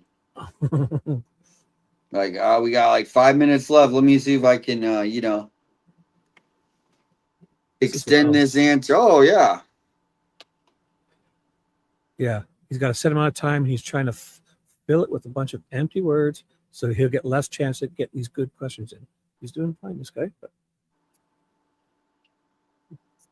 we've got the same information you have, that the cartels took her, or somebody in New York has her, or where we hear that. I think that the key for you to understand there is all of this information that's out there, we take it all very seriously. Yeah. And we have to. And we invest Shibby. every single yes, day. They take it very seriously, okay? Just in Very case you were wondering. Hey, just in case you were wondering, okay? They take it very seriously. Yeah, he's said it a million times. He's open book. He's transparent. Yeah, Like, and he's available to you, to Alex when he went up to the door, to JLR when he went to the door, to Ted when he went to the door. They couldn't get in the lobby, but they got to call his PR person, who I think called one of them back. and best friends with the FBI. Remember, they're great. They were hanging out. I mean, they were there first, right? Despite investigating him since 2015, and the FBI director Kash Patel does not have accurate information. Nope. Nope. The FBI, they only work with inaccurate information. The director of the FBI, where's he getting his shit? He doesn't know crap. Nanos knows. Nope. Yeah. He's probably getting his information from like another country, right? Who knows? Who knows? But the FBI director doesn't know nothing what a small town sheriff would know. It makes sense to me. Until we can't follow it any further, or until we can. And this adds to the frustration. Mm-hmm. When we talk of ransom notes, look at the number of ransom notes that have come in and led to arrest. The number for false, for fraud, right? Mm-hmm. It's a shame, but that people want to do that, to take advantage of it, or try. Whoa! I think that was like the way he said that. I've heard that kind of people, and people talk. I think he's hitting the bottle a little bit, allegedly, in my opinion. Possible. But he said I honestly do.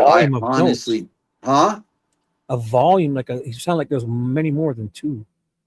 That was like a sloppy, if you know what I mean. Possibly.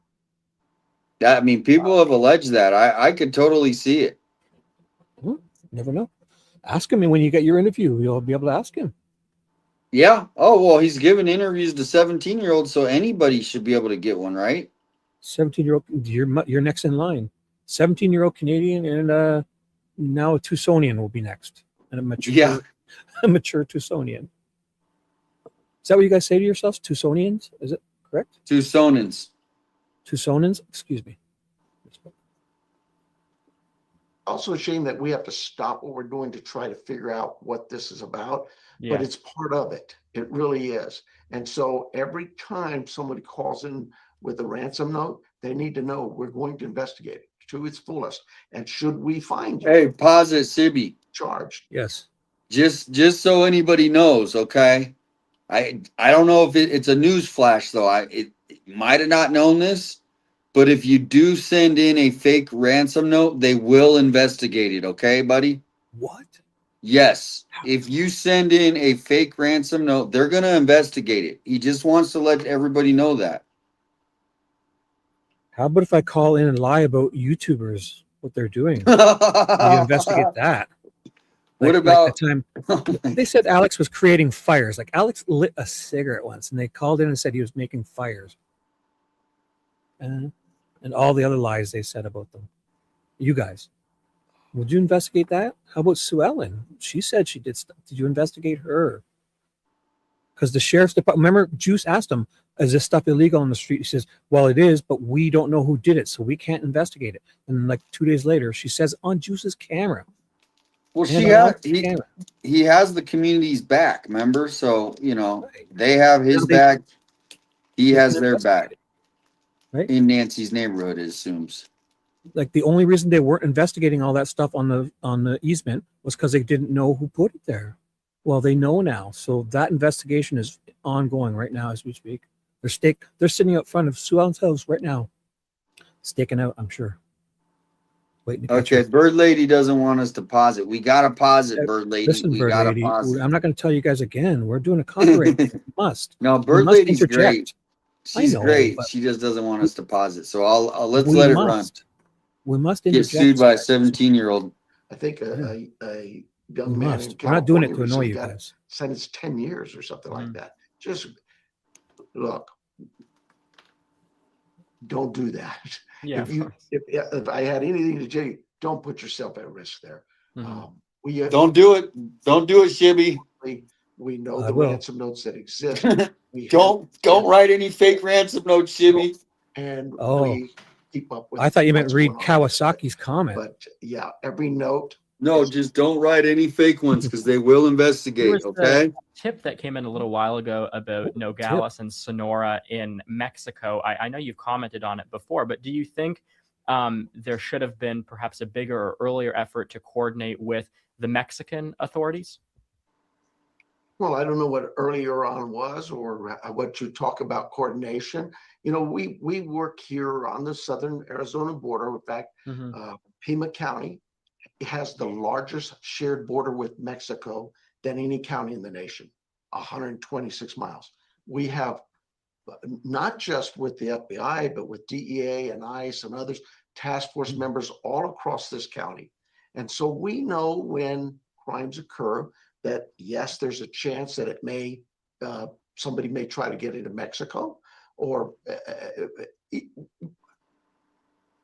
we use our federal partners because who has those relationships? Typically DEA, ICE.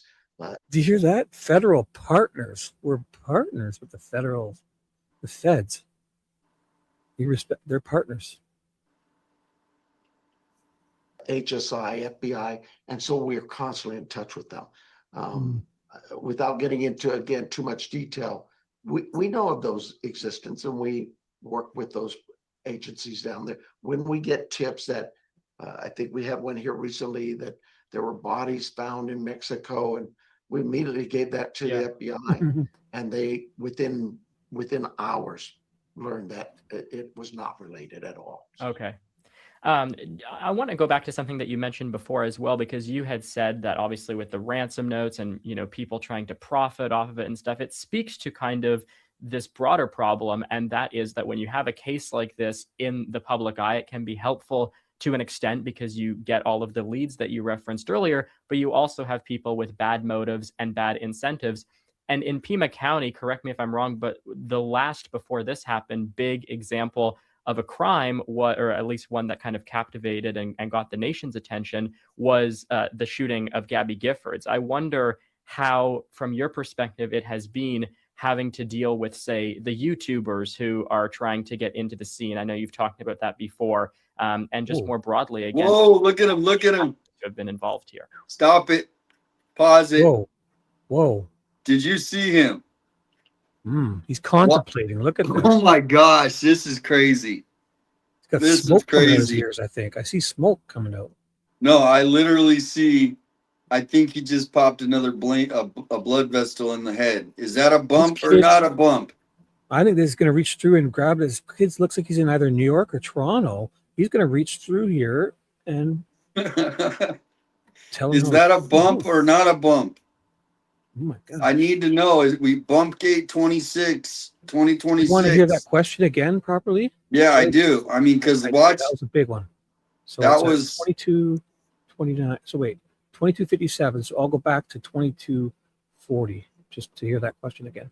bump gate 20. How, from your perspective, it has been having to deal with, say, the YouTubers who are trying to get into the scene. I know you've talked about that before. Trying to get into the scene. Like they're trying to get into the scene. No, we're allowed to be at the scene. But you're not trying to get in the scene, though. You're is the scene. You're not trying to get in the scene. Is in the house, the front steps. You're not trying to trespass. That would be the scene to me. You're out on the easement. You're out on the public easement. That's not the scene, in my opinion. And just more broadly against some of the bad faith actors who have been involved here. Bad faith actors. So first of all, I headed up the investigation of the Giffords shooting. Mm-hmm.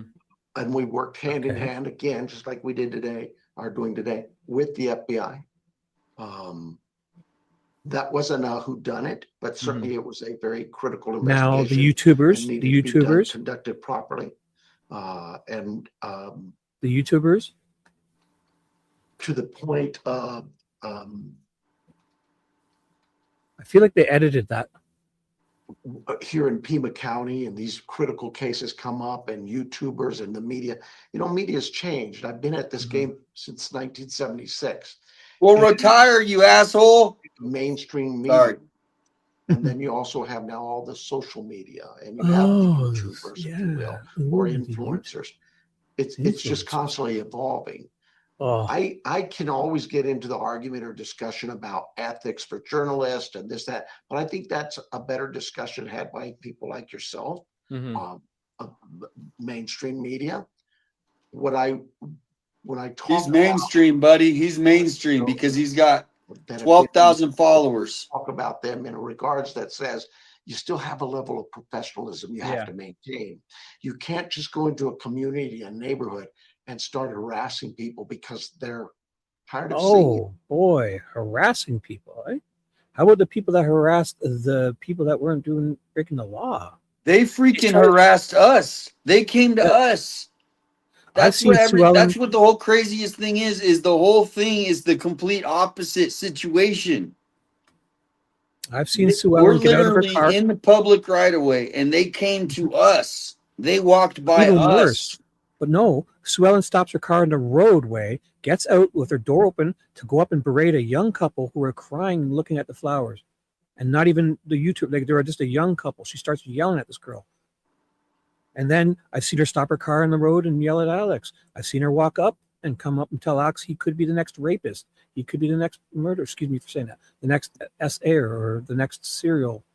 I've seen her accost many people. Speeding around, no seatbelt.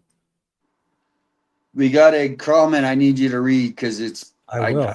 Yeah. OMG for the third time, Damien. It's Wait, you didn't. Wait, that's not how it's. It's. Oh my God. That's you got to say it. Yeah. There you go. For the third time, Damien, it's not a bump. It's a protruding vein with Botox injection gone wrong. Now, that is a good point. I did not think that he's probably getting Botox with his fresh tan. And then, do you think he goes with Tito's or something else? Like a Tito's and Sprite? Crown? Is he a Crown? Is he going for Crown or vodka? What do you think? Not sure. I think he'd be Twitter if he was getting Botox. Maybe he is. Oh, he's definitely getting Botox. So that was about the YouTubers. So we're going to have to remember this part again. Thank you so much, Liberty. Appreciate the support. And that's what I go on. We got a happy poop. 1 happy poop, 10 of them. Happy Jules. Happy poop. Now, what I wanted to say was, did you hear he calls him YouTube, like you guys, YouTubers and influencers. He's trying to make people think of like Kim Kardashian and Damien. Yeah, after Damien, that, I hate to do this to JLR and people. Kim Kardashian. Come on. Go on. Can you put the link backstage so people can watch this without us? Yeah. But Because guys, I don't want to, like, if that's they fine. want to, but Here, it's in. I think I already have, but here, I'll put it again. This is it. Guys, we're doing this because we must for copyright reasons. We're not trying to make you mad, but no, I want to listen to back though, because I want to clip that part and I want to post it up. I mean, So we're we'll- pausing and interjecting for copyright reasons. So sorry. Yeah, of course. They don't understand your position.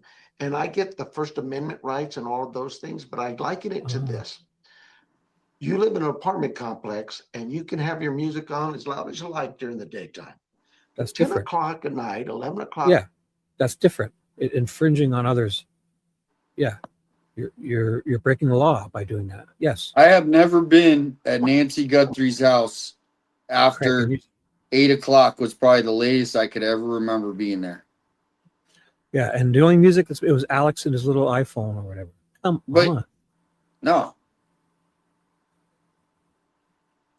Like he's trying to make it sound like Alex was out there with some big boombox speakers, waking people Oh, good. up. Misty said she's going to come in and talk after this. So Okay. nice. Awesome. It's a little bit disruptive. It's no longer your right to listen to that music at that volume. or Right. that- Right, because you're talking about something different than what he asked you. Because that's what so he's doing that straw man thing where he's creating the answer because he asked him about the YouTubers and he told him about some guy in an apartment complex cranking his tunes after 10 p.m. This is his answer. Therefore, Alex is not allowed to sit there. So that's confirmed of Botox bump though. I mean, this bump gate is really getting to me. Oh boy. Is that a bump? Let's check. I ran a poll. Did you vote? I did. I put yes. Definitely. Okay, bump goat. Does Nanos have a bump on forehead? There's two of them. All right, well, I'm going to end the poll because most people are saying it's Botox. Really?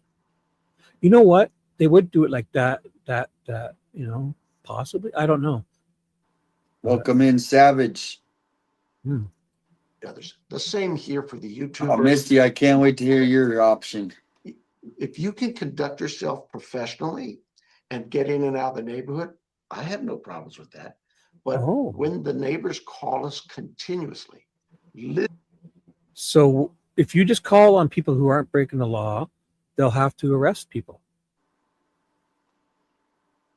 That's what he's saying. Basically, if you bug him, if somehow you do something that somehow anyway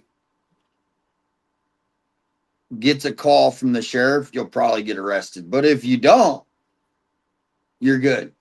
Does that make sense? Maybe he should go to Sue Ellen and say, listen, they're within their rights. Just stop. They will leave you alone if you don't talk to them. Maybe try that, Nanos. Sue Ellen, he's on the easement. I can't say nothing. This is, he has rights. Please stop calling. Maybe Sue Ellen will come on here.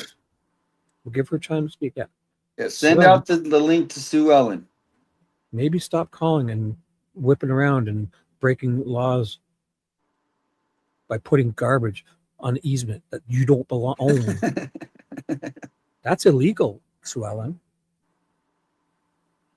Thank you, Kathleen. a study here to show in that neighborhood is a great neighborhood for us in terms of crime and with the community. Hey, that neighborhood's a great neighborhood as far for us as far as crime. That's what he just literally just said on national TV. As in, what is he trying to say? That there's none there? Or it's a great You can't even say that. This literally an 84-year-old woman was kidnapped. You can no longer even say that. Has there been other incidents in the area? Where was that woman that? Well, yeah, Brian Entin went and talked to that woman in her living room who had been in her. Yeah, there was a home? rapist. Serial. Yeah, yeah. This dude is seriously. I mean, You know what, Shibby? Mm-hmm. When he leaves office, I'm gonna crowdfund so you can fly to America just for the party that we're I gonna will. throw. Because it is gonna I be will. the biggest damn part. I mean, we are gonna shut this town down when he retires or Flicker is resigns. going to. Flicker said she would rent me a white Corvette to drive down. So Flicker, get that going. Let me know. Put airplanes in the chat if you guys will come to the day that I will try. Nanos either he's arrested, he has to resign, he whatever. That's gonna be the biggest party. I mean, I'll find it. I'll plan it. And then afterwards, I'm going to walk Flicker's mom to the door and make sure she's in her home safely. Yeah, I mean, I swear, if you guys wake up one day and you hear that Nanos is resigning or something like that, just book your plane. Just because we're throwing a massive party. I'll throw $1,000 right there just to have the party. Hopefully we can get other people maybe to donate some pizzas and some, but Shibby, Yes. would you come I to will. the Nanos Yes. resignation party or Yes. okay, back to the interview. Nice. Let's do it. I'm coming. All right. Calls there the whole time, the last 6 months. And that's an average over 5, 6, 7 years. Right. This year, in those same 5, 6 months, it tripled. We had like 180, 200 calls. It is a disruption to the neighborhood. I think that neighborhood originally was very gracious to a number of reporters. Maybe you were out there, I don't know, but they allowed them into their homes. They allowed them to sit in their drives. They took them in understanding that you have an important job to do and your job helps me get my job done. Yeah. But beyond that, after a while, it was a nuisance. And when the neighbors asked those to leave, that most did. A very few, very small percentage refused and really got in the face of the neighbors. It just got ugly. And I still have a job to do. Yeah. And as much as I want to help you get your job accomplished, I ask that you be respectful to my community. And that's all that was. He asked you to be respectful. Be respectful, you 17-year-old. Yeah. So even if you're not breaking the laws, if you're not respectful, the law is going to come down on you. Sounds like it. Oh yeah. Breaking the law. Yep, because he makes it. He will. Thank you for the jewels, His Richie. feelings trump your constitution. His feelings, he's admitted it. His feelings trump your constitution, your civil rights. Oh yeah. Below his feelings. Well, that's Pima County for you for sure. I think South Park said it best with respect Cartman, respect my authority. It sounds like, Oh. Of course, I just want to conclude our interview here by asking you about going back to Savannah Guthrie, because I mean, that is really the Guthrie family, the ones who have been facing this unimaginable tragedy. And in Savannah's case, having to do it in front of the entire world, which, no one can really imagine what that would be like. In terms of, the pace in which the investigation is moving, from the conversations that you might have had with her in the past, do you think there's any degree where, the Guthrie family is frustrated with not just your department, but some of the other law enforcement agencies, in terms of wanting it to move faster? Well, I'm sure they're like everybody, right? We've all been in situations where we want right now. I'm no different. I'm sure that still exists with them. But I don't believe, in fact, I have zero indication that the family is frustrated with law enforcement and really angry with us. In fact, I believe the opposite. I believe that we know that we too have some challenges to overcome, that we too have a difficult task in front of us. But that task doesn't, as compassionate as we want to be, we still have to stay focused on what's in front of us. Stay focused. Someday, hopefully, Shibby. soon. I'm trying. No, I'm saying you better. Nanos is saying, stay focused. Stay focused, or I'll arrest you. Yeah. Yeah, right. We'll get the resolution that we're looking for and wanting on this case. But I just kind of ask the public, the media, even the family to understand and know that we're working in this case every single day. I check in with my team pretty much regularly, at least weekly, if not daily sometimes. In fact, we have a meeting here this afternoon. And it's really not that I have this great mind and need to know all this information to solve the case. No, he doesn't need to know anything. Is their stamina, their energy, and I'm going in there with some reservations that, man, I hope I'm not seeing them shoulders slumping in there. I feel it's his video that's choppy, right? Not this thing. It's not. It seems like his video is choppy. Sorry, guys. Feeling defeated. To the contrary, Right. every time I meet with this team, they are pumped. They are excited. They're pumped. They're pumped, Shibby. And every lead they get, they are working hard. Sounds They like are they're hot on pumped the up, trail. buddy. They're hot on the trail. Yeah, this is like happening. They've got 30 suspects in mind. Yep. And the over-under is, what do we got? The over-under, and it'll be solved soon. So. Yeah, and then we're going to the basketball game. Hmm. All right? Yeah. Basketball game? Yeah. Going to go shoot some hoops. Yeah, and then we're going to go hang out with the U of A.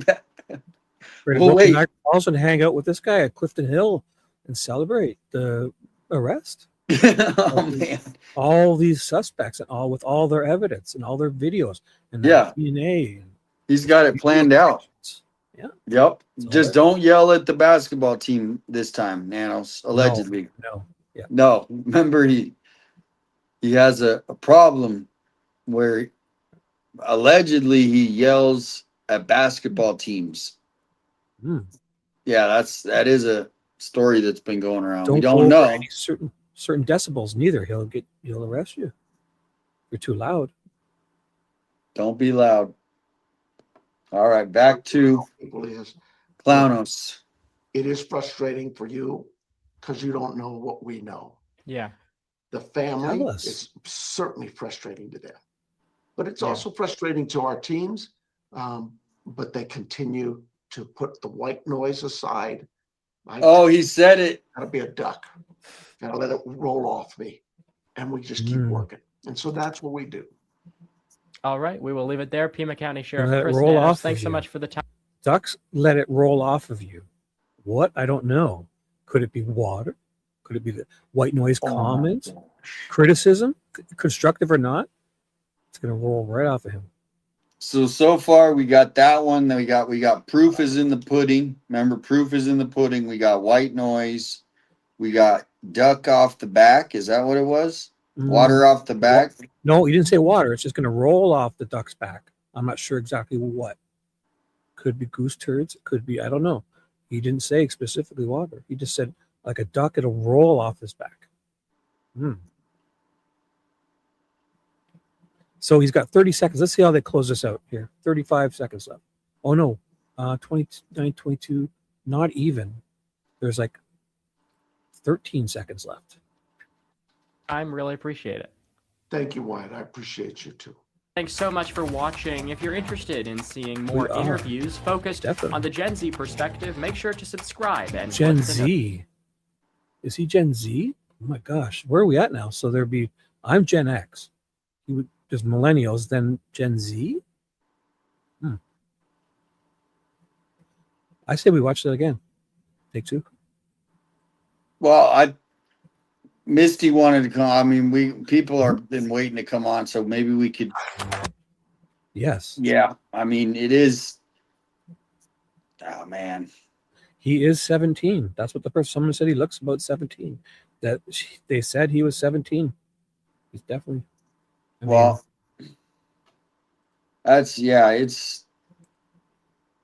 hard to believe that he literally has gotten away with this for that long. That's what the whole craziest thing about it is. How the hell does he get away with this for so long? And then the hits keep coming. I mean, he's like Like, who's the person that like always has hit music? Wonder how he got to this, Wyatt. Like, he wants to talk to his PR person. How can I do a big what's the biggest FU I can do to these YouTubers? What's the biggest FU I can do? And so You know what I think? some I kid think, in Canada, this mob. well, it would be interesting to find out, but I bet he knows somebody that knows Nanos, and then Nanos is doing a favor for, like, you know, for because we have a lot of Canadians that moved to Tucson. I don't know This if is you a know big that. FU. This is a big FU. 17-year-old Canadian kid is getting the scoop when there's so hundreds more qualified and people, not even qualified, just what's the word I'm looking for? Deserving. Like you would have done this. You wouldn't have been a jerk.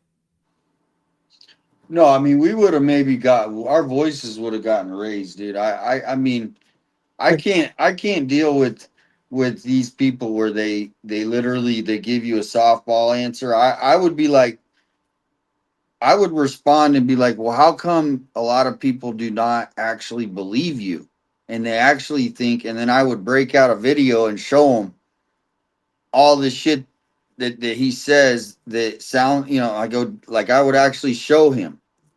You know what I mean? And they have these standards, right? They're called journalistic standards. Now we have them too, but these people are like imagine you joined a cult, right? That's what the being a news reporter in these, you know, if you went to college in that kind of sense. Now some people like that. I'm not saying it's a bad thing. I think there's room for everybody, but to me, that's why he's doing it, is because this guy is so proper. He's like the next Peter Jennings, right? And he won't, if you don't act like that, then he's not going to entertain you. Totally agree. Like, where's Katia Mendoza? Where's Brianna? What's her name? Keeler or Brianna? Whitney. Damien. Oh, Brianna Whitney. Damien. Enderly. Brian Entin. Where's that? Jonathan Lee Richard. Is it Richards or JLR? Thank you for the blowfish. Esmeralda and Misty. Oh, let's put the link in the chat. Misty wants to come in. Anyone else that wants to come in as well. There's no rules. So I forgot. I mean, I thought I put the link in and I forgot. There's the link. And V is in the chat. Yeah. She sleeps to my voice. She says she wakes up and still hears me talking. She plays my 10-hour streams where I read the court documents. She says that just soothes her. Really? Yep. She listens to them all day, to be honest. She will say, she'll deny it, but I know. Hey, Bruce. There he is. There he is. What's up, guys? What's up, Anyone guys? can come on in. Hey, I need to ask you a question, 857. At this party, is Nanos allowed to? Is he allowed to come too? Well, we'll do it at his golf club that he goes to every day. So okay. He'll have to probably change plans because it'll be a Nanos. Because I know, like just like Chris McDonough said, he's coming back out to Tucson. Did you watch that episode? And he's like, I know where Nanos's clubhouse is, and where he goes on the weekends. And I heard, did you watch that one? Yeah, I think I did. Yeah. Did you, Shibby? Yes. And he was talking about he knows the golf club, and when he gets in town, he's gonna show up there. Do you remember? Yeah, I remember that. That I know where it's at too, and that's where we're gonna have the party. It'll be like a week-long party. No, I'm just kidding. It'll be A week long. and that's where we're gonna have the party. It'll be like a week-long party. No, I'm just it'll be A week long. and that's where we're gonna have the party. It'll be like a week-long party. Whoa, I get it. So No, my browser crashed. And I had to refresh it, and then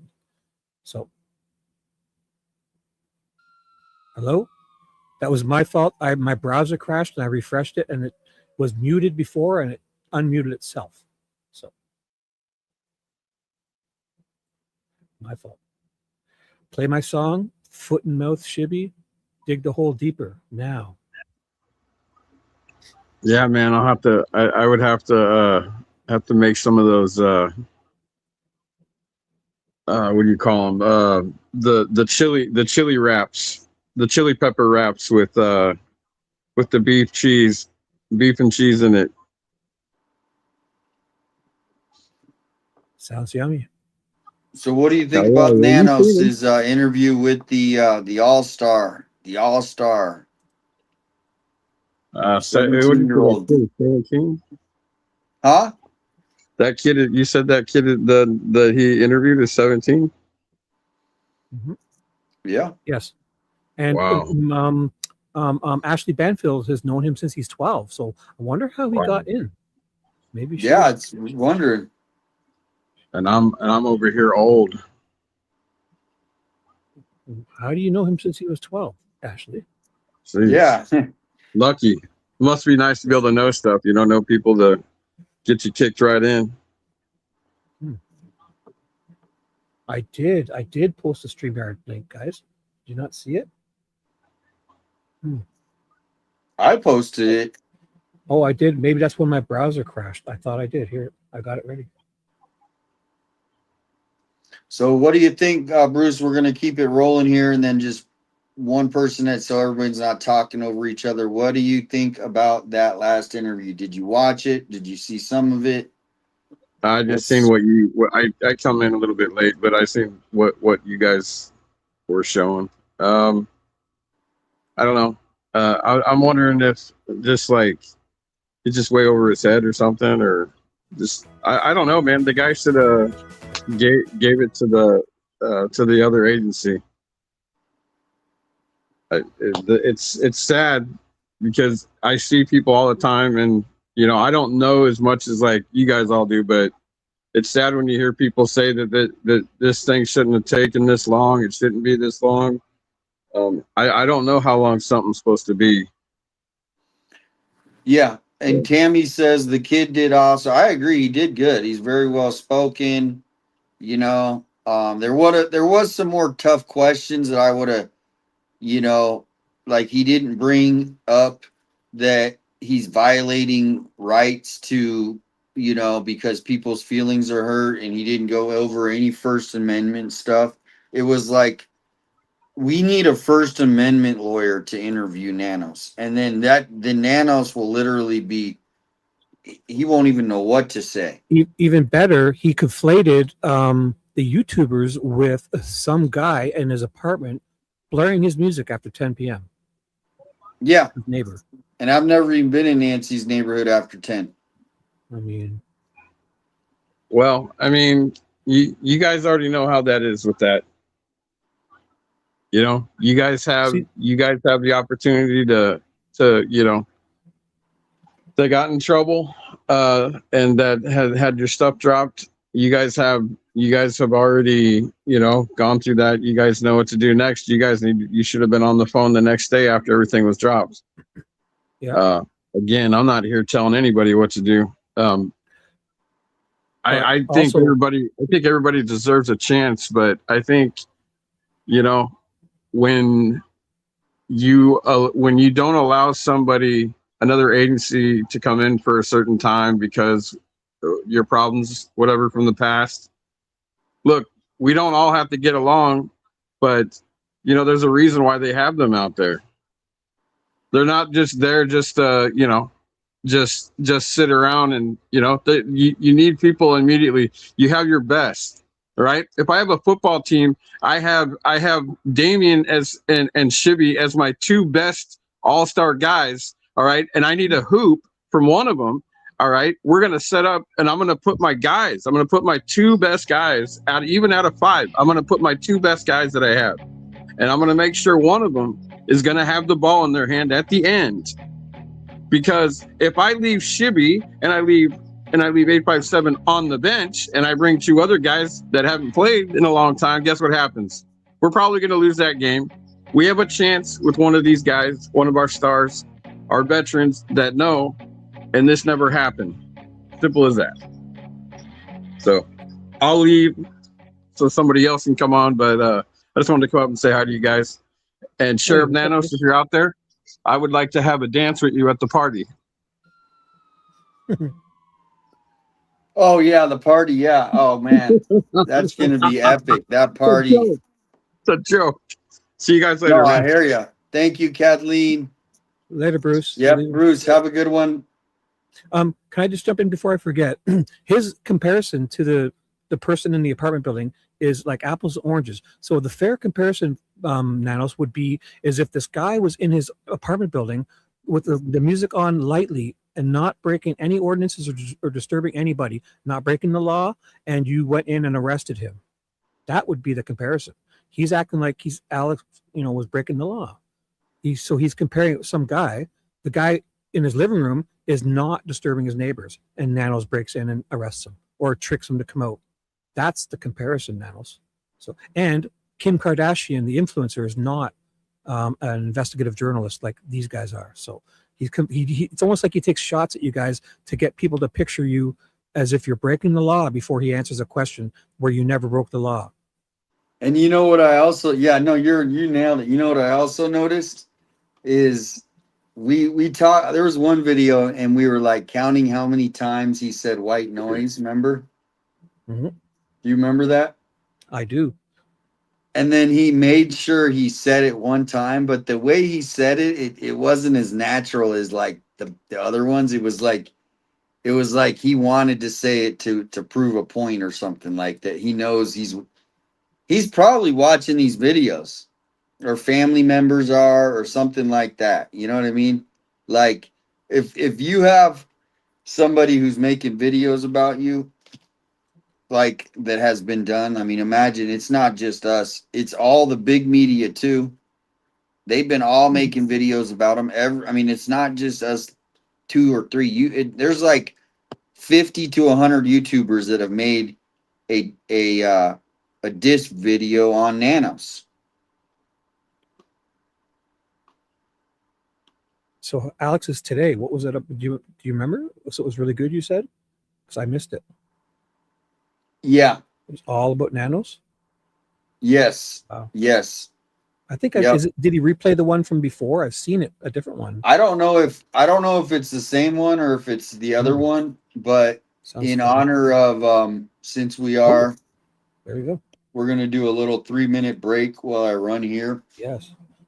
Good idea. Everybody, this is your chance. Go get your drink.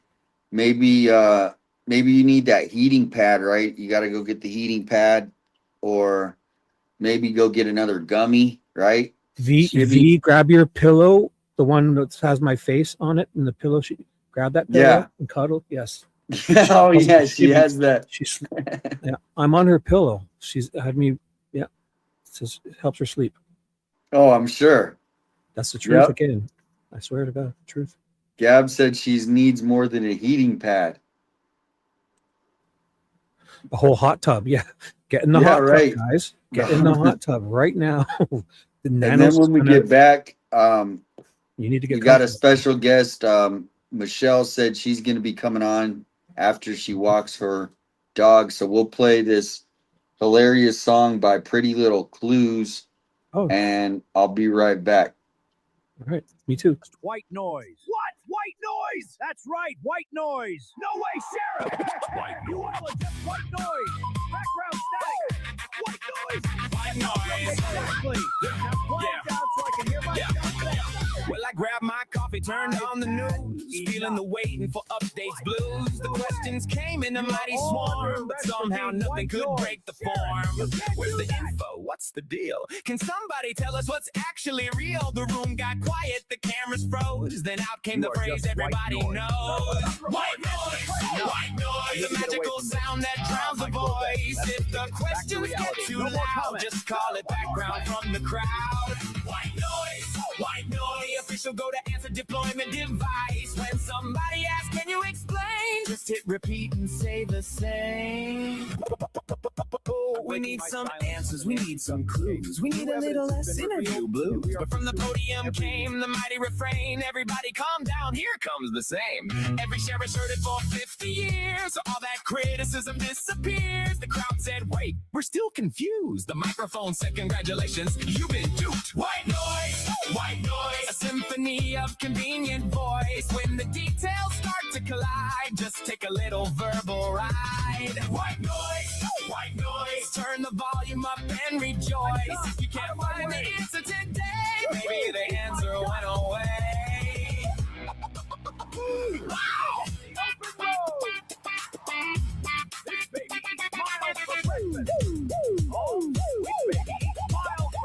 Why not the big fancy lab downtown? Why chase the rumors flying around? We use the lab that we always use. That's the lab that we chose to choose. And if you ask about long ago, there's another story from a different show. 40 years back, that's ancient history. Cue the dramatic mystery symphony.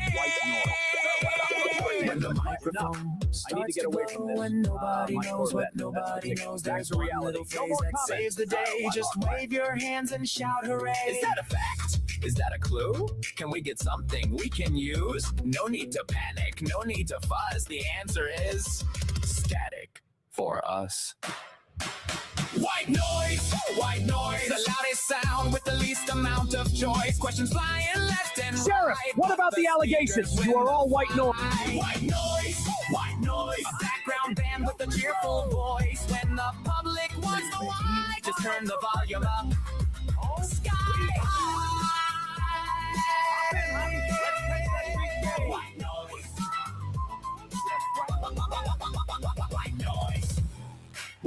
White noise. White noise. White noise. Shibby. Yes, sir. I'm here. What's You up? are just white noise, man. Just white noise. You're just. Now, I did notice something wrong with that video. That I'll have to talk to Justine. She's used a C7 Corvette, not the C8. No, I made the video. Oh, then you used the wrong version of Corvette. That's a C7. I just said Corvette. You know what I mean? There's But yeah, different if I versions. had You need the C8, yeah, you could make it better. it was good. It's good. It's fun to make. They're So how do fun you to do make. those? I need to make an intro for my channel and an outro to go with my song. I could do that. How could I do that? Well, Do I have to pay to do that? I mean, no, I don't. I mean, well, I'll tell you how to do it, but not right now. We'll talk. Okay, about it. yeah. You probably told me already, and I just didn't listen. So you think you showed us the other night? Good nights. Thank you. I'll email you about that. Yeah, so someone was saying to the merch store, the new merch store, I'm gonna add a new shirt next week. But the there is one there. You know who I have? I'm not gonna say it. Yeah, there's a couple. All right, so are we gonna play that other video or this video Are again? you done with this? I think we should. Come on. But we just shouldn't stop it as much. I think we should. Like, I mean, what are we doing? It's impossible not to interject. First of all, we have to do it for copyright reasons. And second of all, Well, let's go halfway through because it gets. I really want to talk when he goes after the YouTubers. Everything else is just white noise. Well, he talks about them. I forget. We should have timestamped it. maybe we'll be better off and do it this time. So the next time, I have a feeling we're not going to, because the YouTubers is way back here somewhere, I thought. Well, there's a lot of white noise going on in that. What do you say? I'll just hit play. You tell me what you want to do. 'Cause, Yeah, let's get it started, because actually we have a whole bunch of people just getting here, but I'm sure a lot of people have watched it because it's been out for 7 hours, I think. It's up to you. What do you think? I say we play it again, and we must interject. All right, If let's people, go. we've given them the link. If they want to go and watch without us, they can, right? Want the link again, guys? You're not beholden. Watch it and then come back and listen to us. I'm not telling you to leave, but we have to interject for copyright reasons, okay?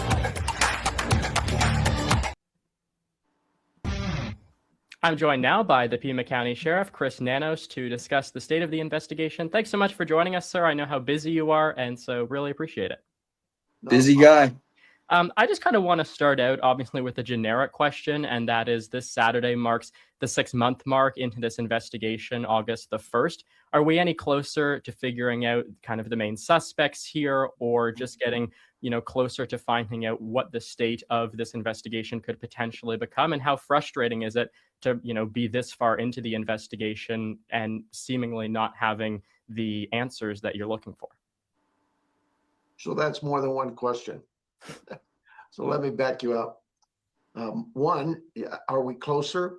I think every day we're closer, only because we have a lot of work ahead of us in terms of lab work, scientific work with DNA, working with not just our lab or the FBI lab, but labs across the country. All of these labs work together. They're sharing information. They're trying their best to find a way to get the science to work, to put together a variety of different pieces of DNA evidence to come up with a suspect. That process, just last week we had a trial here where an individual was convicted of a homicide. It was a gruesome homicide in a very remote area of Pima County. And in less than 24 hours, we had 3 arrests made. The case was solved, and he's been prosecuted and convicted. But those kinds of cases are rare. I mean, we're a very large metropolitan area, and we have over 1 million people, 7th largest county, and this agency's team, our homicide team, works hard every day. And they were able to put together a case that quick. However, we also have what we know as our cold case unit.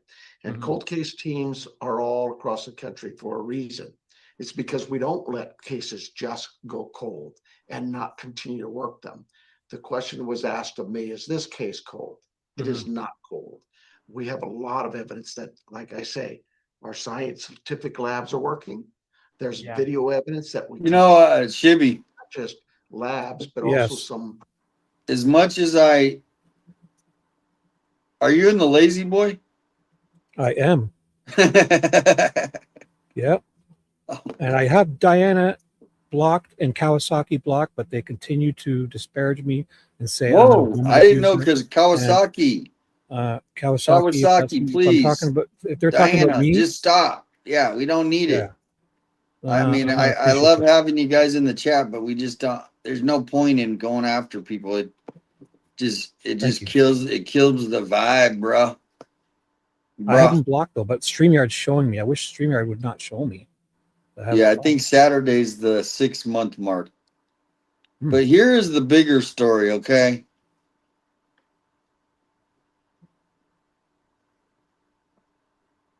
What's that? Here's the bigger story is not only are we, of course, everything Nano says is just like the story. The bigger story is this kid got a freaking interview. And it's not even, it's like a long interview, and Nanos won't even do a press conference. He won't even talk to anybody but his local person, Monica, it seems like, or KVOA. Or let's just say local news. And this kid gets an interview. that I want to find out how he got the interview. And then Entin, we just watched Entin. Remember, Entin said he hasn't had any luck in an interview. To me, this is the bigger story. Okay, this is America. And we got this sheriff who's acting like literally Vladimir Putin. He literally is acting like Vladimir Putin. Are we going to ever find out? Nanos, I mean, Brian Entin, and then Brian Entin, he doesn't want to make a big fuss at it other than he goes, oh, I haven't been lucky, right? He's not. Because of his job, he can't speak out like he probably wants to. Flicker's giving me a super chat. Can you highlight it? I can't read it. Can you highlight that so I can read it on the screen? Haters can all F off. Shibby, you're the best. Thank you, Flicker. You're awesome. So nice of you.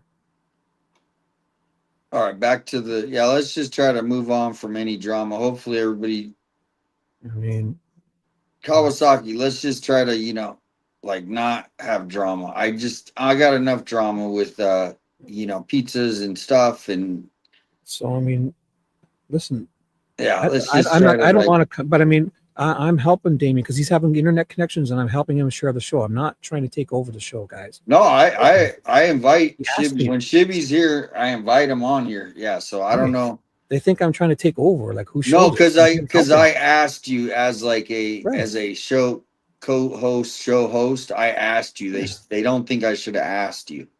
So I apologize to anyone thinks I shouldn't have asked. I was just being I couldn't decide. So I was like, well, what do you think? Tough choice. Like, that's what you do, like, sometimes, right? Hey. I mean, so no offense. I did not mean to. By inviting me on, didn't mean to insult you guys. Oh gosh, no offense taken to them. Oh, we got Misty in the back, ready to. Yes. Let's change it. I'm not offended. If I bother you, I'm sorry. I'm not. I'm here helping. That's all. All right. Welcome in, Misty. Hey, guys. Hi, Misty. Shibby, I've learned to love you like a big brother, okay? Oh, awesome. Thank you. And I love you too. We're going to have a loving, not hateful night, right? I guess so. I've never had I don't know I've never had a hateful thought about you. You know our saying. I always say, hey, my love, Shibby. Okay. Well, obviously you don't remember. So anyways. I don't know. That was supposed to be funny. I guess. I have no idea. Okay. Just forget it. Well, hello, Damien. Hey, how you doing? I'm good. So I was making notes and then I took my pups on a little bit of a walk kind of run. So yeah, I'm you in have no those way, shape, or poodle. form to be seen on camera right now. It is like 90 degrees in Alabama plus the humidity. It is horrible, miserable, which I'm sure it's worse in Arizona, but We just don't have the humidity, so it's actually probably like hotter where you're at with the humidity. I would guess like it's probably more miserable. The index, the more humidity, the worse it feels. The real feel. Like our heat is bad, but as long as you're in the shade, you're good. Oh no, shade does nothing for you in Alabama. But anyways, I was just going to say, oh my gosh, I absolutely loved listening to this mature and professional young man at 17 years old. Yeah, you did good. That was awesome. And then for Nanos to even try and intimidate him, he probably thought he was like, okay, well, I'm going to make him look stupid so I'll look better. But actually, he was like, after the first question, which is when he disrespected this young man. You saw that too, huh? I was watching, yeah, I watched it. And he was like trying to pull him down. But that man stood his ground. That young man Yep. And I loved it. I absolutely loved it because Nanos was like, "Oh, what have I done?" Now he Yeah. looks stupid speaking to a 17-year-old. Mhm. And I Yeah. so wish, which this young man is respectful and professional, but it would have been amazing. So the second question he asked, Nanos went on and on, like, eh, eh, oh, it. I would have loved for him to, and he did say his answers, but I would have loved for that young man to been like, well, I'm sorry, Mr. Sheriff Nanos, that was just one question. You're giving me several different answers. Exactly. Would that And not have before, been awesome? Well, you may, yeah. So here's, I want to, yeah. Number one, are you okay to stay and watch it with us one time? Because I want to hear your reaction. Because you pick up on this stuff, like I'm starting to pick up on it, but you have always been like, and I'm seeing like, oh wow, can you watch this with us? Do The you have time? I know the it's late same. where you're I at. can. Yeah, I can watch. Is it the same one again? I don't know. I hate yeah, to yeah. do it again. No, No. Yeah. we just, Go ahead. I'm Well, excited then because watch I it missed from it the all. Let's start. do it. Yeah, because because he gets real cranky. But the main thing about it is Nanos. Everything he does is very emotional, right? Right. He's got it on his face. He's making this. He makes these long Mm-hmm. pauses. He Mm-hmm. goes, Mm-hmm. He makes these weird noises. Everything is this emotional action of some sort, or Yeah. communication. If I could say Now, the whole problem about it is the people who are interviewing him, they don't mimic that, right? So right. they're like, Mm-hmm. it's almost like a talking robot. And then Mm-hmm. Nanos is just like, la la la, I'm Nanos, la. And then Vomiting words that aren't even words. Exactly. and so he only wants people that are like literally like cardboard, like, just vanilla reporters. And as much as this guy's good, he's not mimicking the emotion of like, dude, you just said, like when he said two questions, I could see that, like, you could tell he was making a jerk at him, right? And then, Mm-hmm. so I think like if I were to interview Nanos, I would bring a little more emotion. But some people, This was such a young adult though. Like, no, he did great. and he was being so respectful, but there was one point where you could see he was trying not to like grin. Yep. Fired up, This man's going to Shibby. go a long I way. have it right. Wait. I got to say one more thing before we watch it. Yeah, no worries. I was just going to say that Nano says that he doesn't know the FBI director. Okay. He also said that This the 17, FBI director doesn't have accurate information. I was And getting he to does. that, but you just Oh, spoiled it for me. I Thank you, thought you. Oh, Shibby. did I? I'm just kidding. Oh, see. No, so yeah, the 17-year-old was like hitting a nerve. Nanos could not stand it. And then I was going to say, apparently, in Nano's mind, it's the FBI's fault that he does not have accurate accurate information. Okay, that's all I have to say, and let's listen to it. Let's watch it again. So let me I'm just ready. interject too. When before every answer, he either takes a pot shot at the questionnaire, whoever's asking, or he uses an apples and oranges comparison, like comparing when he's asked about Alex, and then he says stuff about people trespassing and breaking the law when he's at, but Alex never did that stuff. So it sets, he sets his questions up with, So if we're gonna unreal listen to it comparison. again, I'm gonna go on mute and I'm just gonna listen.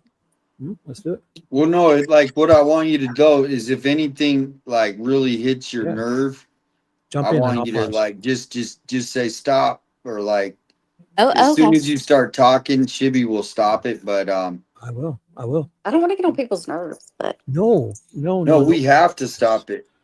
No, Yeah, and it's more enjoyable. I enjoy it. all right, I am listening, and I will say stop if I have something to say. Stop.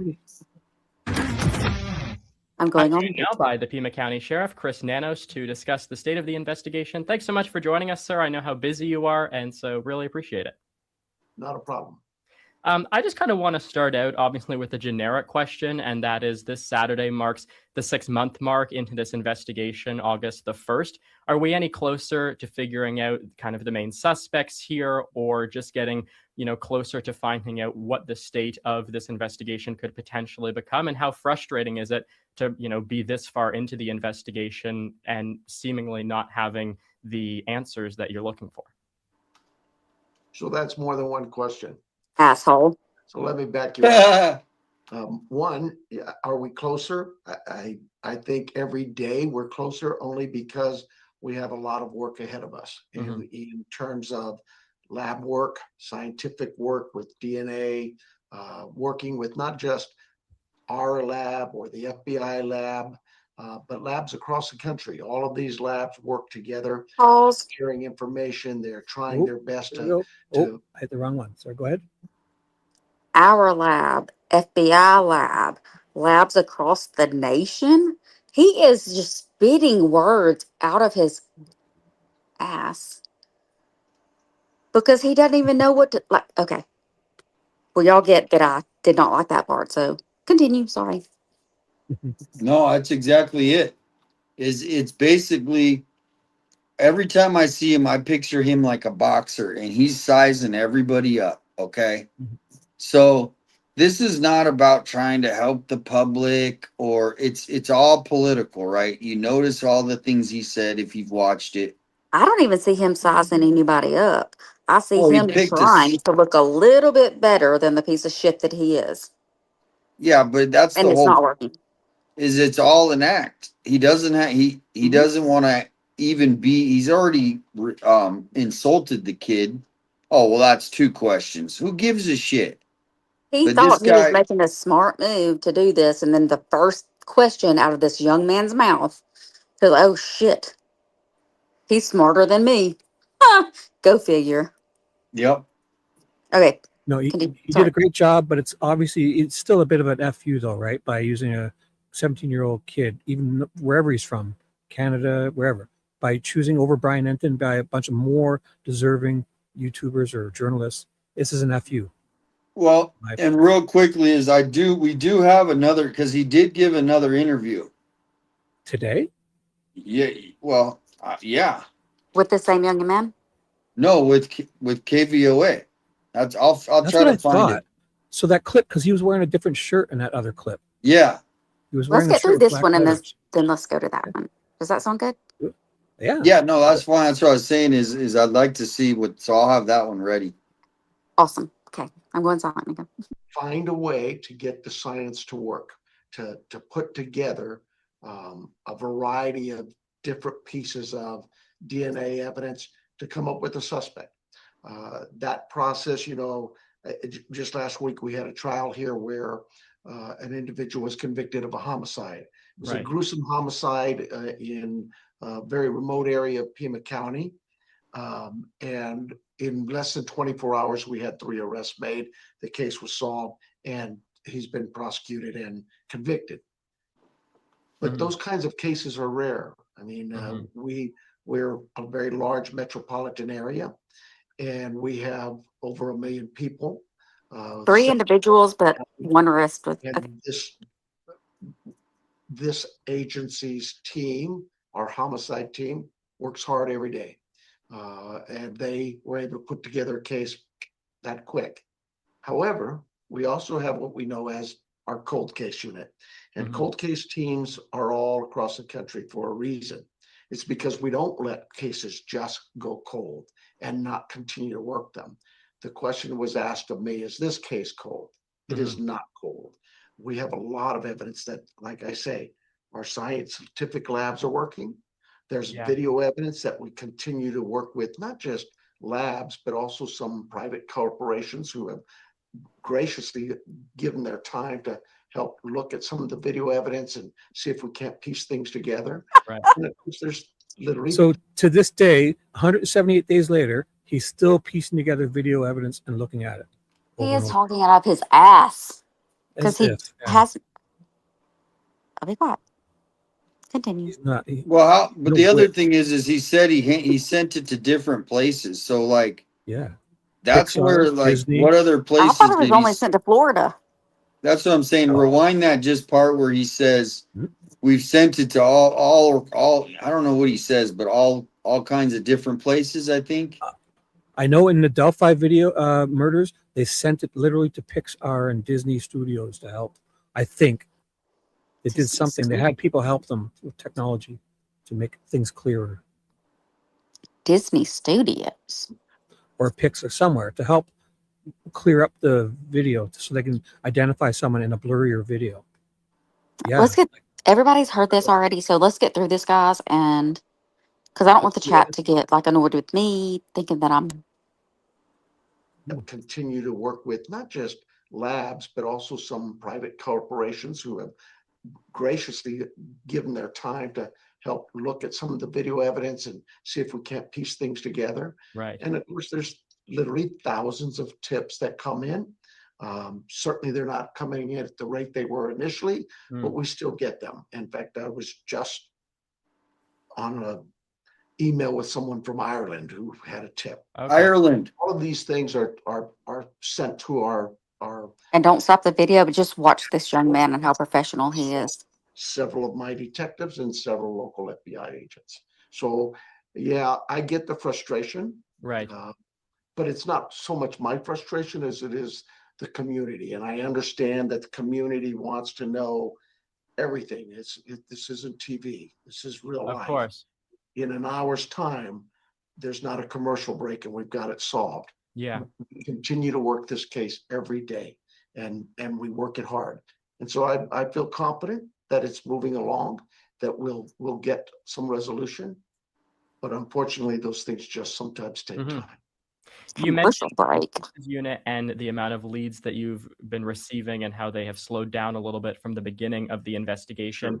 I want to kind of follow up on that and just ask you, I know it's hard for you to quantify that, but to what extent are you willing to say that they have slowed to a trickle? You know, they have slowed down, and has that made it perhaps harder to kind of get to a good quality lead? Or if you have fewer, does that perhaps mean they are of greater quality? No, I think that, like any crime, you first get it, you put it out there, everybody's attentive and they're calling in and they're giving you tips. But as time goes on, those tips do shrink. The volume shrinks. It's not, I don't think it's because there's apathy or we just don't know. I think it's because people have given us their information and they're moving on. Those tips, because I got a tip on February 2nd and we couldn't make heads or tails out of it, doesn't mean it's just dismissed. Right. It's something that's cataloged and put aside. And as other tips come in, they're compared with one another. Maybe we've got a piece of evidence that can relate back to a tip. Cell phone downloads might get us something. There's Talking in circles again on this case. And when the public slows down their. So it's pretty odd. Like if you receive something about a certain car on a certain day, then you receive something about, a month later, you keep the old ones so you can put two and two together. What's he talking about? Of course you would do that. He's embarrassing himself so bad. You want to put it on fast forward? I can. What speed? 1.25 or something? I mean, just try to see how that sounds if it's not too 1.25. 1.25. Get through it. Let's get through it. Shelby, you got this. They've answered us. I think we had a plea from Savannah yesterday. I won't pause. We can just talk. I got it down to 50% volume. We know that. We want that person to call us. And so we continuously say, if you know something, call the FBI hotline, call the Sheriff's Department tips line, but call. Just call. Yeah. Just call. Savannah, have you spoken to her recently? She released that video yesterday, and I think a lot of people are probably wondering what the status is of the relationship between your office and the family. Well, our relationship is a good relationship. I mean, these are tough times. But no, I've not spoken with Savannah recently. She has the rest of the world seems to have. But she's very gracious. And nope, we need to not talk to her. a She's team that gracious, very well though. aware of that works with her. She's gracious. With them at any moment of day. At any She time. loves me. You also As mentioned, is the rest of the family.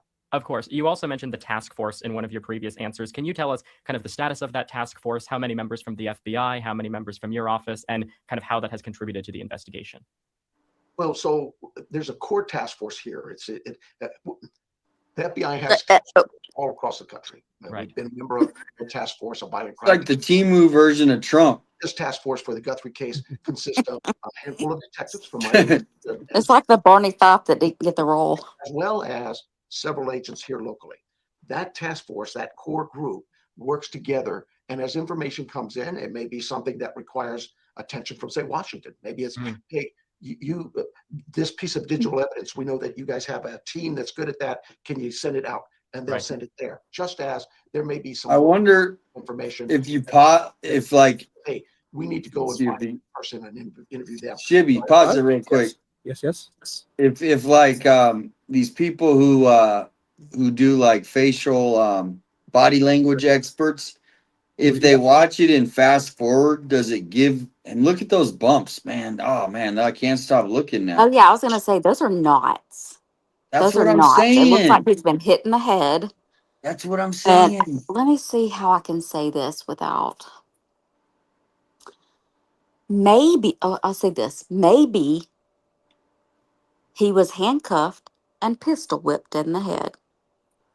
I doubt that, but yeah. He was No, not. I doubt that, but I mean, he might have gotten a fight. Those are knots.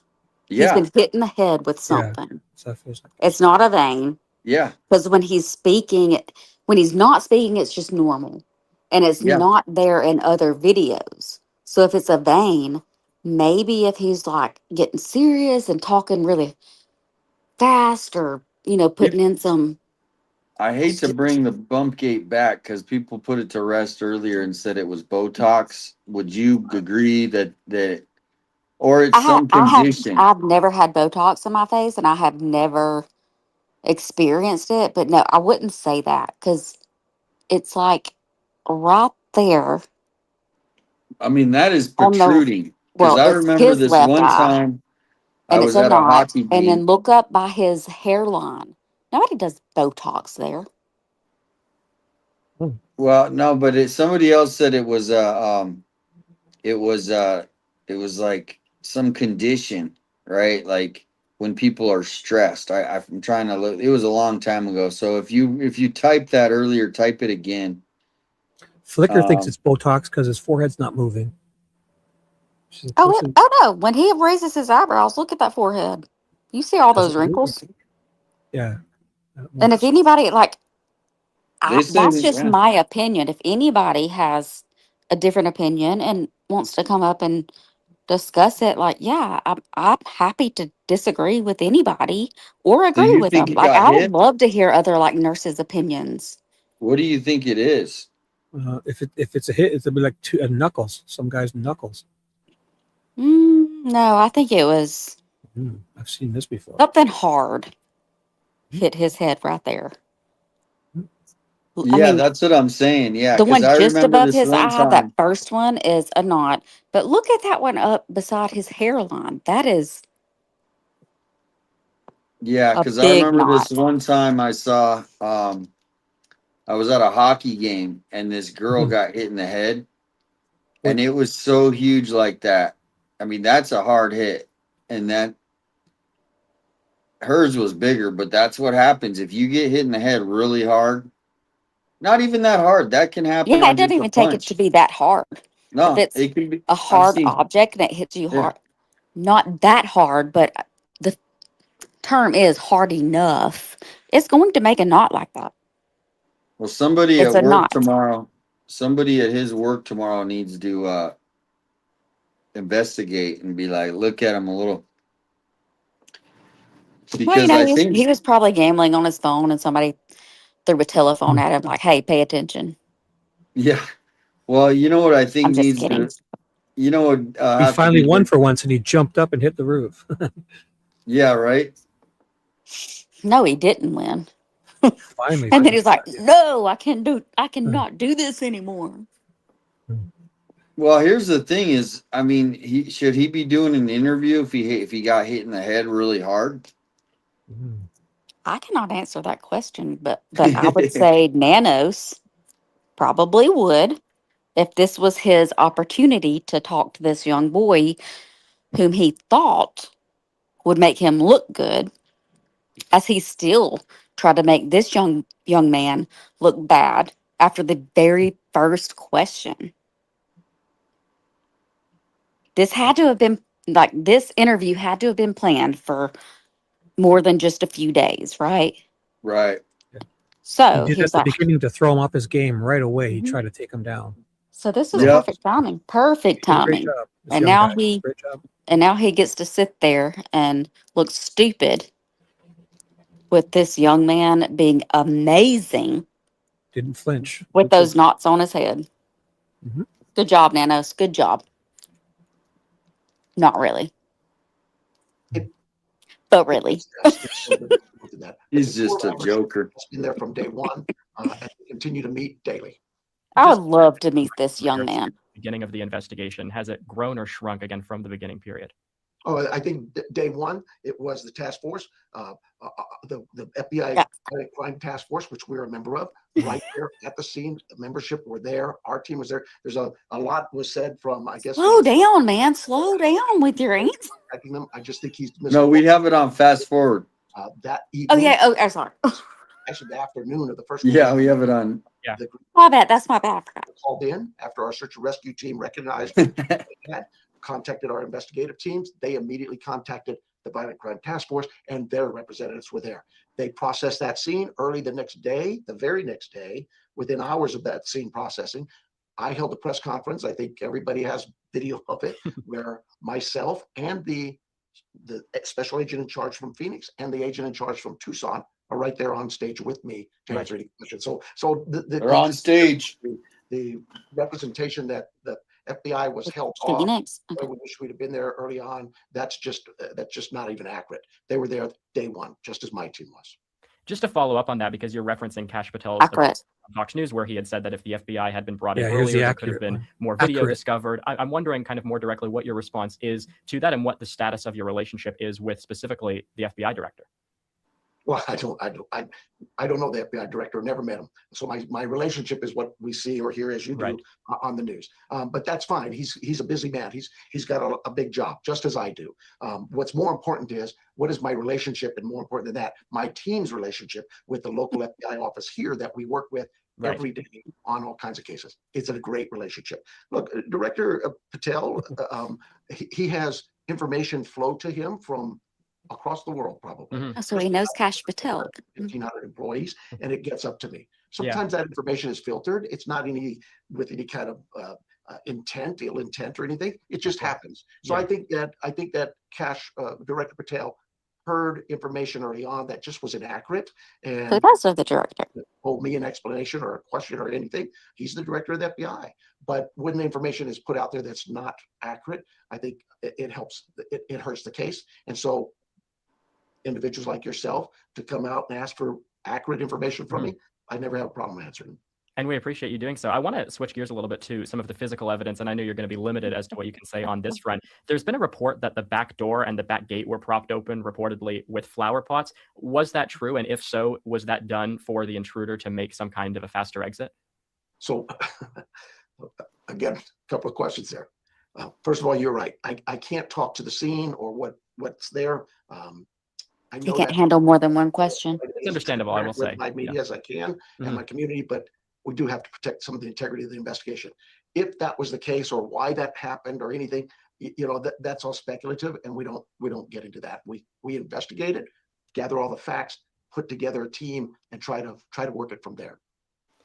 There's also been, again, I know you might have the same answer here, but just in terms of the blood patterns, both inside and outside of the house, not necessarily am I asking you to confirm where the blood was, because I know you probably can't get into that, but did the location of the blood help your investigation in determining perhaps, where she was taken to, or again, just anything that you can tell us there? But, again, I'm sorry. It's okay. I'm not going to talk about the actual scene or anything of any of the location of evidence that was obtained. What scene? No problem. No problem. Again, very understandable. 5 months ago with Elizabeth Vargas, you had said, and this is kind of, I think, A crime scene that was never a crime scene? a question but I think it has to be asked. And that was, again, 5 months ago with Elizabeth Vargas on News Nation. You said you believe that Nancy Guthrie was still alive. I haven't seen you, directly answer that recently. Can you tell us kind of what your analysis would be on that front right now? It's a question that I'm asked often. And I guess my answer to you would simply be this. I understand why people would say she's dead. Yeah. I get that. But where's the benefit in my believing she's dead when there's no proof of her death in front of me? I understand the investigation, all the thoughts of her whereabouts. Everybody has a right to have an opinion and voice it. But as the sheriff of Pima County, as the head of the law enforcement here in this community, what is the benefit of the sheriff saying she's dead? Yeah, If the family believes that there's hope, that there's some chance that she might still be with us, why should I crush that hope? Right. There's no evidence to show it. What the fuck is he talking about? It's your job to figure out what the truth is. Burial site or something of that nature. Absolutely. We're going to Yeah. share that. That's critical. But we're going to share it with the family. And so my personal beliefs, really, that's what they are. I believe that I'm going to support the Guthrie family every way possible. And if they believe she's alive, so do I. What? Of some of the DNA, Yep. standard DNA testing that was obviously that varies thing. in terms of how long it takes. You said recently, though, that you still have. He'll just agree with them to appease them, and if they thought she was dead, he would say she's dead. It's basically what he's saying. This man is even more ignorant than I thought he was. No, it's worse than a lot of people even think, and that's why it's hard to believe that another month goes by and he's still in office. He's still in office. How does it happen? I can't even deal with looking at his face and listening to him anymore. I know. Should we stop? cannot. No. Oh, if it's not, no, let's go. Let's finish. Okay. I'll try to be quiet. If you will. No, keep talking. It helps. Genealogy, and you're kind of trying to, tick them off in kind of a family tree type setting to eliminate members of the family. Or I know you've said to an extent that all of them have been cleared, but the way that the Golden State Killer case was worked, for example, is there any comparisons from this case to that one? So DNA, first of all, he's such a joker. 20 years ago, it was just breaking out. My team is way above me in discussing that with me. They just get it and they understand it. And that makes me feel pretty comfortable in knowing the right people are working this case. But more important than just my investigators, it is the lab. Those are the scientists. And that young boy just smiled looking down like, what is Nanos saying? Like, he's not answering his question. Nanos is talking out of his ass again. The investigation credible. Of course. Oh, that young boy is being so respectful and professional. They have to go through. So I think what you were asking is, are we at familial type of DNA, not just our genetic DNA? Yeah. Are we doing something to find, maybe it's the second cousin that, what I will tell you is both. We're doing all of it. And that's what the labs are doing it all. They're looking at genealogy. Second cousin? Specific pieces of evidence that they're hoping to get enough codi to say, this is who we're looking at. And again, to your earlier comment about how you do still have a lot of DNA to progress through, are you able to quantify that at all as to how long it might take to get through the DNA that investigators and those on the scene have pulled? Not really, not me. The labs may, but I think the labs, this science is so fast, all science, today's world, so fast moving. Of course. And they are looking at some pretty cool stuff out there, if you will. Cool stuff out there. Oh my God. Yeah, like, hey. But in other science. What? I'm going to mute my phone. What the fuck? It's hard to listen. I get it. It's hard to listen to. To arrest the wrong person. And so we have those, if you will, parameters that say, here's the guidelines. And we have to trust our labs to know those guidelines and not to push them, to allow them to do their job and come back to us and say, we think we're here and we need to be over here. Right. Can you do this for us? Can you get us this? Is there any chance of this? It's probably more complex than we want to get into, but I'll say this. The communication with our labs is ongoing. It's daily. They know the technology.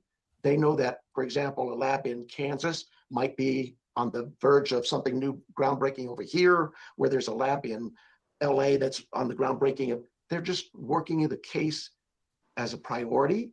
They're working. I had to unmute. Like, there was a reporter who recently read one of the notes, ransom notes that was on the record, and it referenced something to the effect of outside of Tucson. Setting aside the notes, obviously, the side that the FBI is handling, do you believe the person responsible for this could still very well be in the Tucson area? Oh, absolutely. Could be. Sure. I mean, Yeah. we constantly talk about, we've oh, got but the community should feel safe, right? Nanos. hotels took her, or somebody in New York has her, or where we hear that. I think Oh, that's weird to say. all of this information that's out there, we take it all very seriously. Yeah. And we have to, and we investigate every single lead until we can't follow it any further, or until we can. This adds to the frustration. Mm-hmm.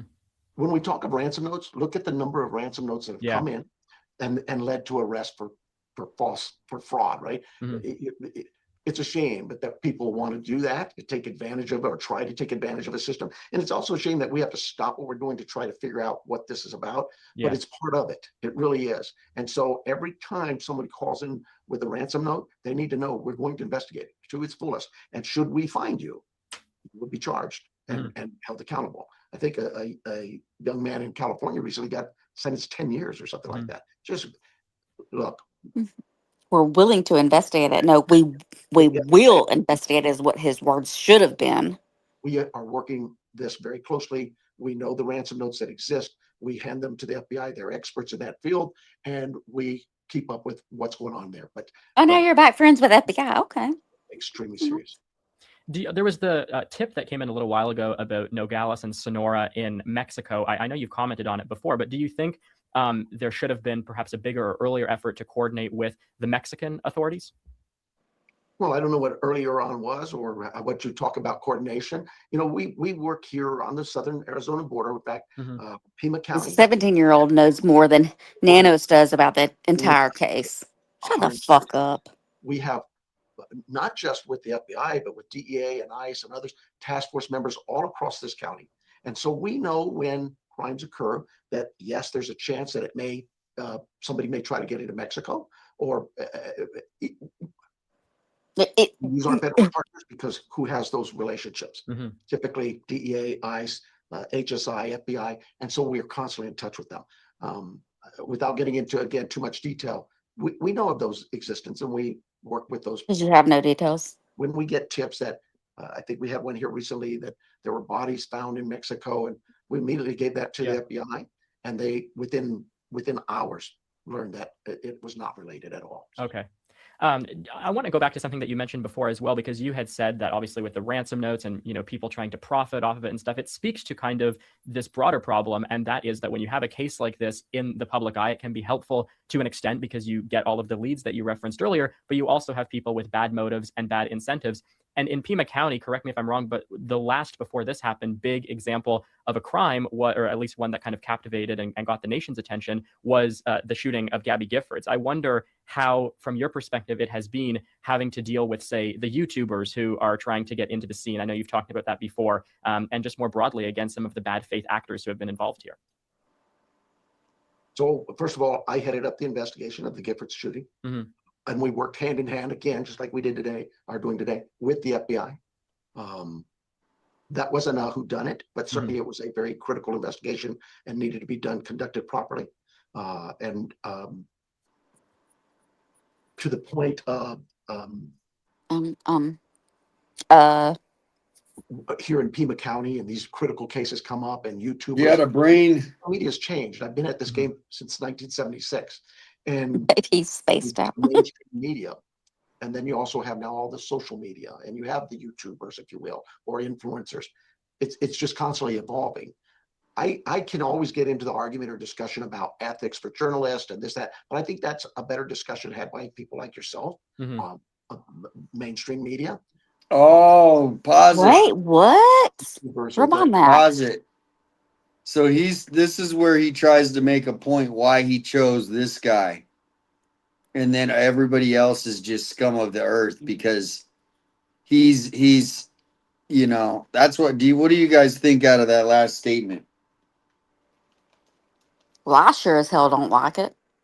I think it's because he And I want to people hear it again. Following the code of ethics means they will not ask him tough questions, kind of like. Yeah, exactly. And the That's YouTubers, code of yeah. ethics to them. Yeah. Mm-hmm. And he likens you guys to influencers like Kim Kardashian or something. Which, I mean, she's great, but you guys aren't influencers. You guys are journalists. He just doesn't like that you have nobody to answer to. You're not beholden to anyone. You can say the truth. Has any one of you guys, Alex, JLR, Damien, Ted, has anybody been allowed to schedule an interview with I want to say this man, because he's not the sheriff. He's a fucking piece of loser. No, you remember when I did I snuck up on him and got that Mm-hmm. interview? Exactly. Yeah, I remember. That's what I'm That was the saying. only time that any YouTuber talked to him. Yeah, he did. He didn't want to speak with you guys. I will be quiet again. I keep saying I'm going to be quiet. I'm not quiet. No, we got to pause it. It's okay. That You don't have to says say that. you have a level of professionalism you have Yeah. to maintain. You can't just go into a community, a neighborhood, Hey, Sal. asking people because they're tired of seeing you. Yeah, of Hey, course. Sal. They don't understand your position. And I get the First Amendment rights and all of those things, but I'd liken it to this. Oh, You he live- gets first. and you can have your music on as loud as you like during the daytime. But 10 o'clock at night, 11 o'clock at night, 1 in the morning, it gets a little bit disruptive. It's no longer your right to listen to that music at that volume or that Yeah, of you course. interrupted the other. Yeah, so who was doing that? The people down the street early on. You can conduct Y'all yourself walked down there to that party. in and out of the neighborhood. I have no problems with Or that. at least JLR did. I don't know if y'all were there, but Literally, we did a study here to show in that neighborhood is a great neighborhood for us in terms of crime and relationships. I got to wear a suit. That's what I'm going to buy, a suit. Calls there the whole time, the last 6 months. And that's an average over 5, 6. What do you think, Misty? what do I need to wear? 5, 6 months. It tripled. You should wear one of those I'm just kidding. I know exactly what I'm gonna wear. It is what? The neighborhood. I think that neighborhood originally was very gracious to a number of reporters. Maybe you were out there, I don't know. Can you say online? Their homes, they allowed them to sit on their drives. They took Well, that. no, I can't explain my outfit online. No. And your job helps me get my job done. Yeah. But beyond that, after a while, it was a nuisance. And when the neighbors asked those to leave, that most did. A very few, very small percentage refused and really got in the face of the neighbors. It just got ugly. And I still have a job to do. Yeah. And as much as I want to help you get your job accomplished, I ask that you be respectful. In the face of the neighbors. Shut the fuck Of up. course, I just want to conclude our interview here by asking you about going back to Savannah Guthrie, because I mean, that is really the Guthrie family, the ones who have been facing this unimaginable tragedy. And in Savannah's case, having to do it in front of the entire world, which, no one can really imagine what that would be like. In terms of, the pace in which the investigation is moving from the conversations that you might have had with her in the past, do you think there's any degree where, the Guthrie family is frustrated with not just your department, but some of the other law enforcement agencies, in terms of wanting it to move faster? Well, I'm sure they're like everybody, right? We've all been in situations where we want right now. I'm no different. I'm sure that still exists with them. But I don't believe, in fact, I have zero indication that the family is frustrated with law enforcement and really angry with us. In fact, I believe the opposite. I believe that they know that we too have some challenges to overcome, that we too have a difficult task in front of us. But that And this young man says, "Say, as we want to be. you're not answering my question." What's in front of us, and someday, hopefully soon, we'll get the resolution that we're looking for and wanting on this case. But I just kind of ask the public, the media, even the family to understand and know that we're working this case every single day. We check. Are you? Okay. At least weekly, if not daily sometimes. In fact, we have a meeting here this afternoon. And it's really, not that I have this great mind and need to know all this information to solve the case. Right. What I'm checking in on is their stamina, their Their stamina.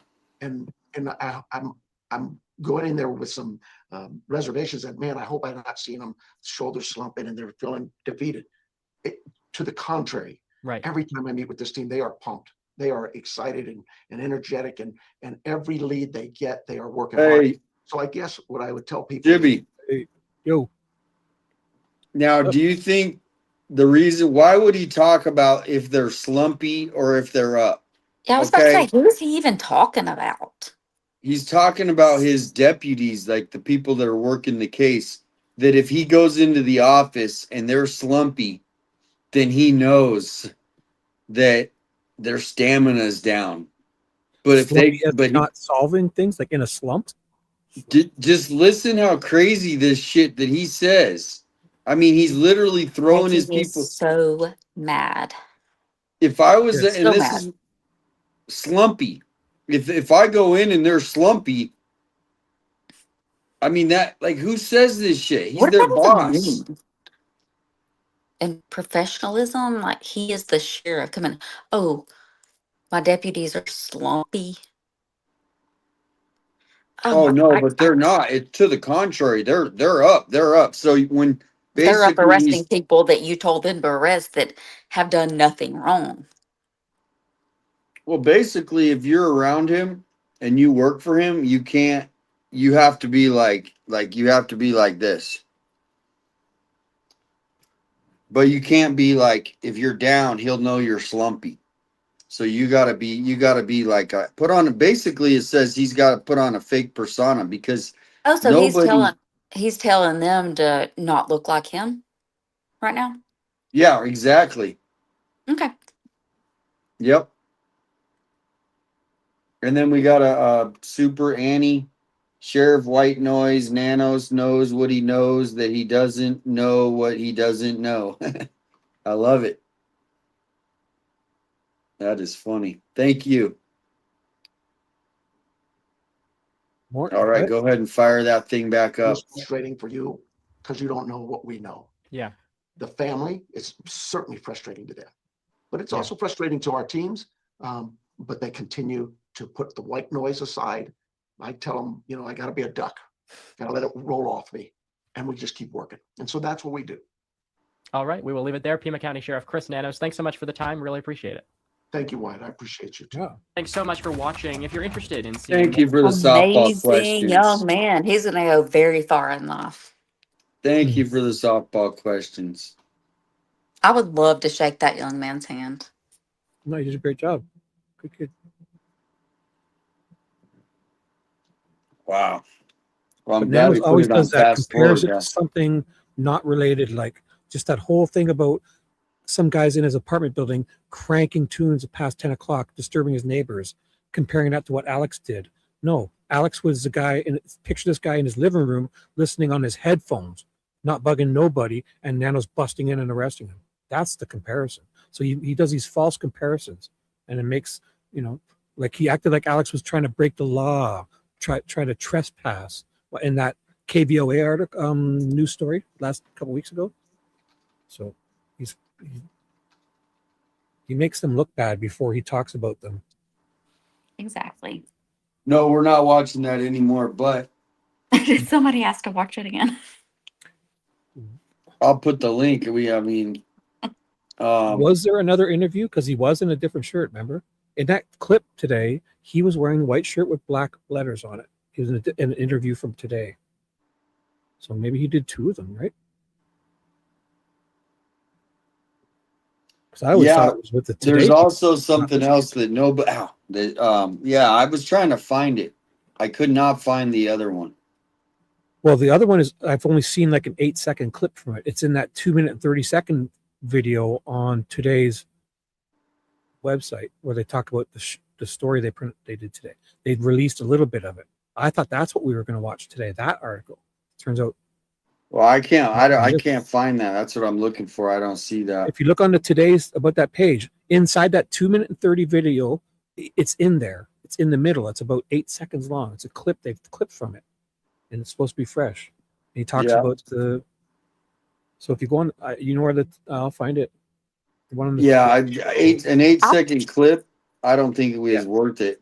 I mean, do It we? is Does though. it? Okay. All right. It's not worth Well, it. Jimmy, where's the I longer thought you were version? the man that knew how to do all this. Me? Yeah, I have. I've done it 5 times. Yeah. Why don't you I'm do it not, right I now? can't control it because I can't control any of this unless Damien does it. I don't have that control. Well, I'm just saying, I don't know where. Is there a longer version of the interview that literally they released They an haven't released 8-second it yet. clip? No, they haven't released it yet. They're teasering it. They're kind of milking it. I think could be Well, out now. I don't know. That was it on KVOA? No, it was on the Today's show. It was on today's website and USA Today and Today's website. They had an article today, a story, and it also had a video in it that was 2 minutes and 30 seconds long, and it's in that video. It's in the middle of it. It's supposed to be new. That's what I thought we were going to watch tonight. Oh, let me know when you find. I can't find. I'm looking. I've been looking. Well, you should already had it ready, Shibby. I can do that right now. You know about it. But we do have something. This just was released. This is I love you, by. Shibby. I'm just messing with you. I know you're just kidding. But you This should is a new. This is a special. It just came out today by 12 News. Not seem like real life. You have someone who's gone missing. Everybody in the newsroom just kind of froze, and everybody just audibly gasped. Everything that hides in our psyche of who stranger danger looks like. Why in the world? This is kind of cool. So this is up in Phoenix, 12 News. They did a kind of like a summary of like what the newsroom went through, what the communities were going through, what it's kind of cool how they're doing this. So I just found it just came out today. It's kind of cool how they're doing it. What do you think? Interesting. You take her mother. And at the base of it, we saw blood, spattered blood. And all I can think about is that the last thing that Nancy ever saw was this masked stranger coming into her home.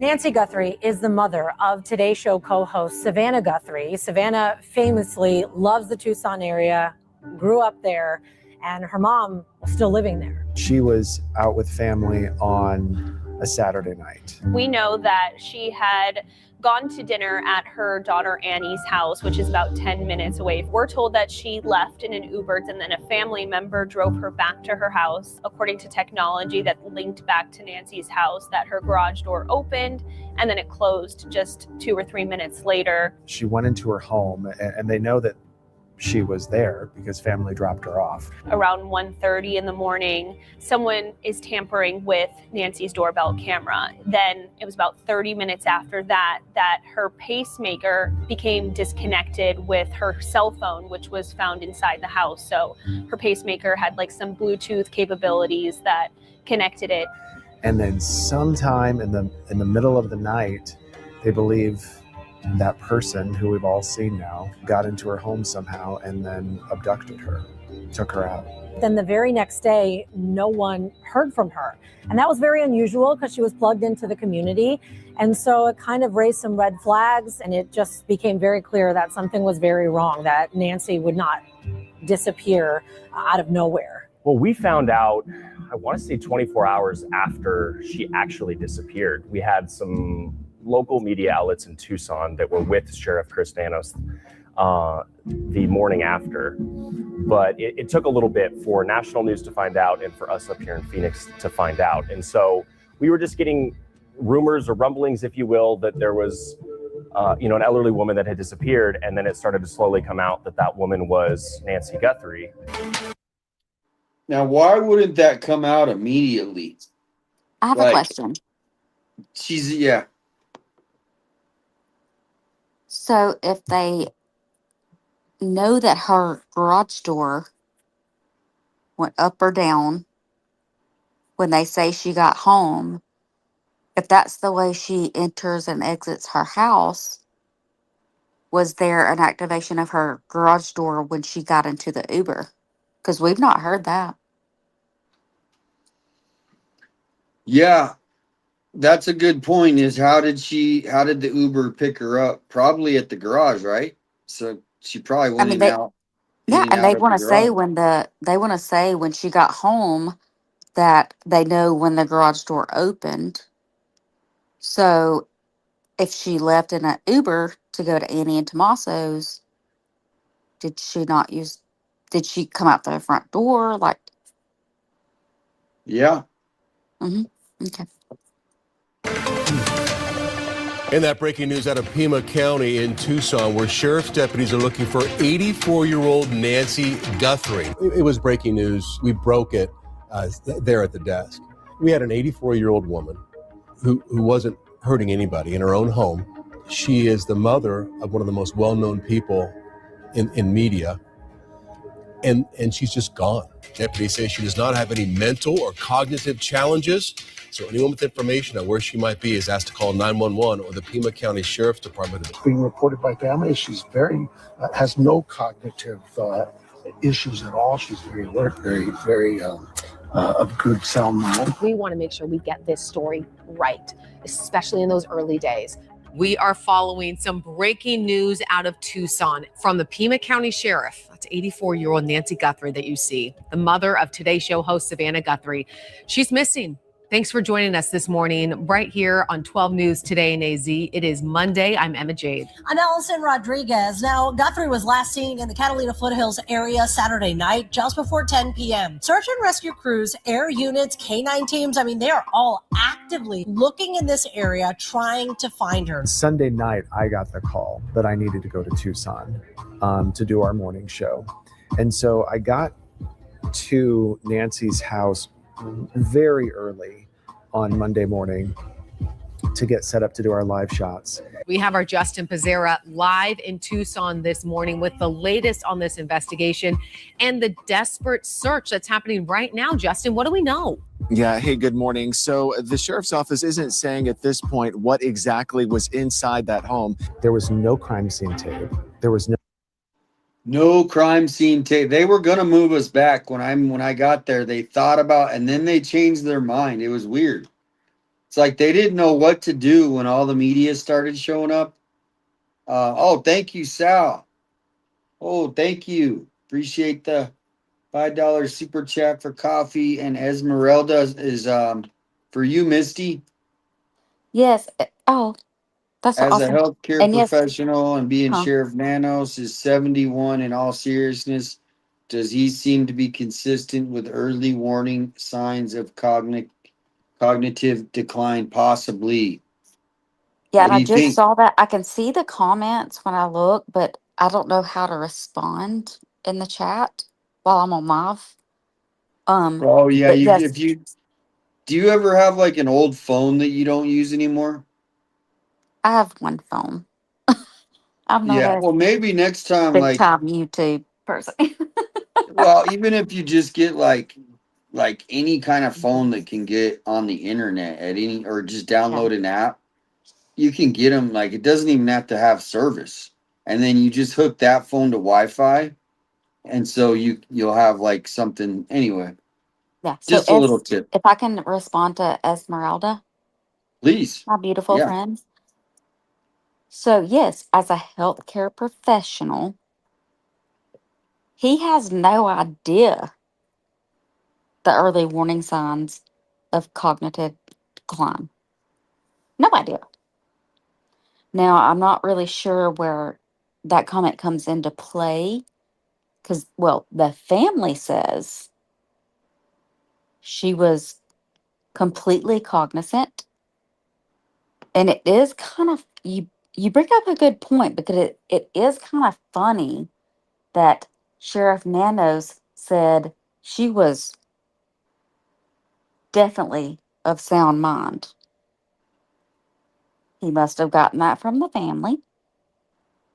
So it's a good point. And I wanted to be able to respond to her because it's so different when you talk to a healthcare professional and not having to really explain everything because we get it. We get it. And it's just, It's like, I don't want to say, I was going to say, kind of like our last president. You kind of saw like a little bit of like as he was like in the later stage of his Biden and his presidency, kind of got a little slow, right? A little like, is that kind of what you're describing? If you're asking me, Yeah, yeah. yes, but I Shibby, I think can't. Shibby's here. Yeah, Shibby, what do I'm you here. do? No, I'm here. Yeah, that's definitely you He know, it was. He comes got very slowly, really. but there's signs, Mhm. and they have bad days too, right? And then they have good days, and you kind of forget about it. But there's different things. True. Like you can't see, as we couldn't see him every single day. And I do know the part that you're talking about where he was just like really slow in answering. He was talking really slow. But there's a difference. See, that's why it's so hard to explain to you. There's a difference in complete like dementia. We'll say that dementia. There's a difference in dementia and there versus a CVA. What about drinking? Do you see any signs of drinking? And who? Nanos. I don't think so. Honestly, I don't. No. I don't think so. I think he's just a manipulative piece of shit that's trying to cover his ass and using a 17-year-old thinking he's going to look good. I guarantee you, he planned to talk to this 17-year-old and make this 17-year-old look like ridiculous. Yeah. But look, the very first question, that young man got him. Very first question. Oh, Nanos. Well, that was more than one question. He can't keep up. Okay. He's like, oh dear, what have Yep. I done? Yeah. He's like, look, I literally, because I mean, did we ever figure out what the two questions were? It's in the video. Yeah, but it was. I think he said something about it being a question, and then so Nanos was just kind of trying to knock him off balance and kind of Oh, exactly. keep him Yeah. like that the whole show. Like Nanos the couldn't whole. keep up. His mind was spaghetti. Yeah. And I he was think like, the oh kid gosh, says how do something I about it being answer this? He's like, I have a how do I? question, and it turns out to be two questions. So he was being a smartass to him. Mm-hmm. Nanos was trying to. Well, first of all, when he heard this young man speak, he was like, oh shit. He knew this young man was smarter than he is. So he tried to bring him down. So, okay, well, first of all, that's more than one question. Okay, motherfucker, then answer all the questions he just asked. Sorry for my language. No, it's after hours. You can cuss. Can slip them in. Yeah, okay, well, if it's more than one question, that's fine. Answer it. Answer one, answer number two, answer number three. It doesn't matter. What's the problem, Nanos? And to try to pull a young man, this young man is He going tried to to slip be him up. absolutely, and that's the only reason he chose to have an interview with this young man. Not Brian Entin, not you, Damien, not JLR, not Alex, not anybody. He chose this 17-year-old young man, and he had no idea. Well, here's the thing: is this dude works for us, right? Like this is an elected official. Okay. Unfortunately, yes. They name one elected official that basically when it pressured it to say they need to give a press conference, they just decide to never do them again, and he gets away with it. This is where they put him on a stage, and then if he has to stand there for an hour and a half answering questions, he answers every single damn question until the reporters they just have nothing. That's what a good I mean, I don't know if good politician actually is a word or can go together, but that's what they should be doing. They work for Actually, us. Coaches and athletes do that after the game. They stand there and answer the tough questions. And in this new day and time, you guys should be the first ones to get an interview with these people. You're the first ones there. And when you show up, let's just say Nanos, for instance, you're going to ask him these questions that millions of people have. Let him answer that. He won't have an answer. And that's what's going to get us to, honestly, I don't think we're ever going to get to a better world this day and time. It's over and done with. Like, this world is coming to an end. Killing people every single day. But, yeah, I know, Shibby. Hang on one second. No. But I'm just saying, when he will only allow a 17-year-old to interview him, shut the fuck up. Go ahead, Shibby.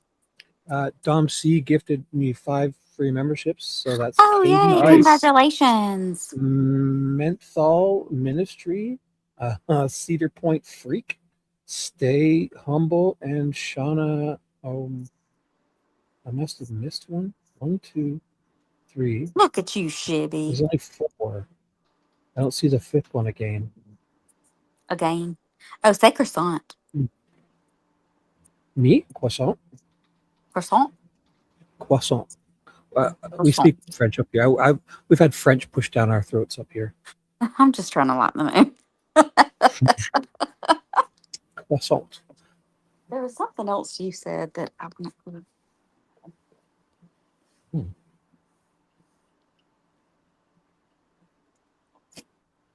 All right, I'm going to play this. No deputy parked outside the house. There was no media other than me. There was a station from Tucson way down the street that weren't even in front of her house. The sheriff was asked multiple times last night what it was that they found inside Nancy's home. He said now is the time not to talk about that. They are really focusing on finding her. But whatever is inside that home, it is serious enough and concerning enough that they did call in these homicide detectives. But there we are Monday morning, directly in front of her house, and there's not even police tape. There's not even an officer out there. I will never forget that. Did she leave things behind? Did something more serious happen here? Did she go to the hospital? Did she have some kind of medical emergency? So the team has called every hospital in the area, also trying to find Nancy. That has come up empty-handed as well. So I relieved Justin Pizzera, who was down there the first morning. A lot of urgency here. The sheriff did tell us that he is asking for the community's help. He's asking for people. It's so funny because I remember I'm literally right by when all these people were doing these interviews. I remember seeing every single one of these go down Were all these interviews older? No, this was like the first couple days, like the first 2-3 days, and But I'm and asking, like, yeah, after they just said that there's new DNA found, and they're saying there was an object or just something left behind that they're looking into, right? yeah. What is it? But compared to like these guys talking, like the interview, is that older or is that in relation to this? Sounds like they're newer talking about the older stuff. The people that are sitting in the chairs. So this is like, you remember when KVOA did a special a while back? No, I didn't see this. This is actually pretty good. Well, no, so KVOA did a long time ago. They did a special. I think it was like a 3-month or 4-month like special. And then so this is like in Phoenix, this is like their like special of the whole 6 months. So this is going back to the start, and then it's gonna go to the middle and then to the end. Does that make sense? Yeah, so those people sitting in the chairs are recent. Like, yeah, you know, they're talking about now. Okay, so I just need to shut up and listen, right? No. Well, what they're doing is they're going into the studio and they made a special. Mm-hmm. So they're kind of like interviewing each other. Like, Yeah. what was it like? And then they're going to clips when they were there the first weeks, first days. Okay, So they're- okay. Like Yeah. the end of the year, a whole recap. Yeah, a recap exactly of the whole Nancy Guthrie case of this station covering. Okay, okay. Yeah. So I So it's just thought today or recently there was something. There was an object or some kind of DNA something like newly found or newly released, but that they were looking for. Are y'all following me? I'm trying to. I'm just trying to think what it like the hair. I know there was the rootless hair. There was you know, like there was I thought I Well, thought I heard something about a JLR sheet. discovered this. JLR discovered. That's the clip I've been telling Damien about. Uh-huh. I've got it ready to go. It's like 8 seconds. It's in that. It's supposed to be new. Yeah, it's all JLR's live. It's, So I have it ready if you want. It's from Let's here. go. So watch. Here it is. let's go. Forward, somebody knows something. Overnight, the Pima County Sheriff, who's been heading the investigation, said the case is still very active. We have so much DNA to sort through. We have so much in terms of video evidence to look at. So I'm still positive that we're going to resolve this case. In the last communication from the FBI earlier this month, they said over That the was course it. of But this is supposed to be fresh. This is supposed to be new, and they're going to release the rest of it whenever. Is this new or not? I'm telling you, this is today. He went in there this morning and gave Today's Show an interview, and they haven't released it all yet. They just released this portion. So we're waiting. This is what I thought we were going to watch tonight, the rest of this interview. He was in this morning and getting it. It's so weird. Let's watch it. We don't have it though. They haven't put it out. Okay, I got it. I got it. Is it I out? got it. Okay. I just found it. This is what we've been talking about all day. We've been waiting for them to release it because they've been teasing us with this little clip. I just found something. I don't know. Supposedly Is it All right, from here we today? go. This is from today. But they don't show. They only show it. So here, I don't That's know. this. Is it 2 minutes and 30 seconds? That's No. what we're watching. This is day 178 of the investigation. Now, as her family says they will not give up, the Pima County Sheriff Chris Nanos says he is sure investigators will solve this case. So much talk today about that emotional message from Nancy's daughter, Savannah Guthrie, the Today Show co-host, addressing whoever took her mom, saying the family has, quote, done their part, begging them to speak up. So I'm asking you, begging you to do the right thing now. Make the right choice. Help us find her. Tell us where to look for her. I truly believe it is never too late to do the right thing. Help us bring this situation to an end. Pima County Sheriff Chris Nanos says DNA remains a focus of this case. He says the investigation is far from cold and DNA is at labs across this country. Nanos continuing You can kind of see his forehead a little better there. to push anyone. That's where we first saw this today. We were watching it. We were talking about this bump before you and I, like this afternoon, I was talking about this bump. I didn't see two of them. I did see the one because of the lighting on here. Really stood out. So they don't even show the interview. They just show a clip of him talking. Is that what we're looking at? Pima County Sheriff Chris Nanos says DNA remains a focus of this case. He says the investigation is far from cold and DNA is at labs across this country. Nanos continuing to push anyone with information to give them a call. 1-800-CALL-FBI is the number. For continuing coverage on the So disappearance let me help make sense of this. They sent the reporter out to do a report, and they don't even show the interview. I guess if that's fresh. Yeah, I don't looked know. fresh. I don't know. I think mean, they yeah, implied that he was went. He implied, or maybe that was. I don't know. I'm confused too. I thought we were going to have a whole other interview, not with this kid, with that one, whoever he's talking to there. Well, let's get back to this special, the search for Nancy Guthrie. This is kind of like from the, like I said, from the media's perspective. This was good. I Right like in this hearing him area talk in about it. Northeast Tucson in the Catalina foothills area to check their ring cameras. There wasn't much to go off. because the missing persons case had just started, So but this that's will be what it was fresh. considered. It was considered a true This missing is person. fresh. Last 6 Yep. months.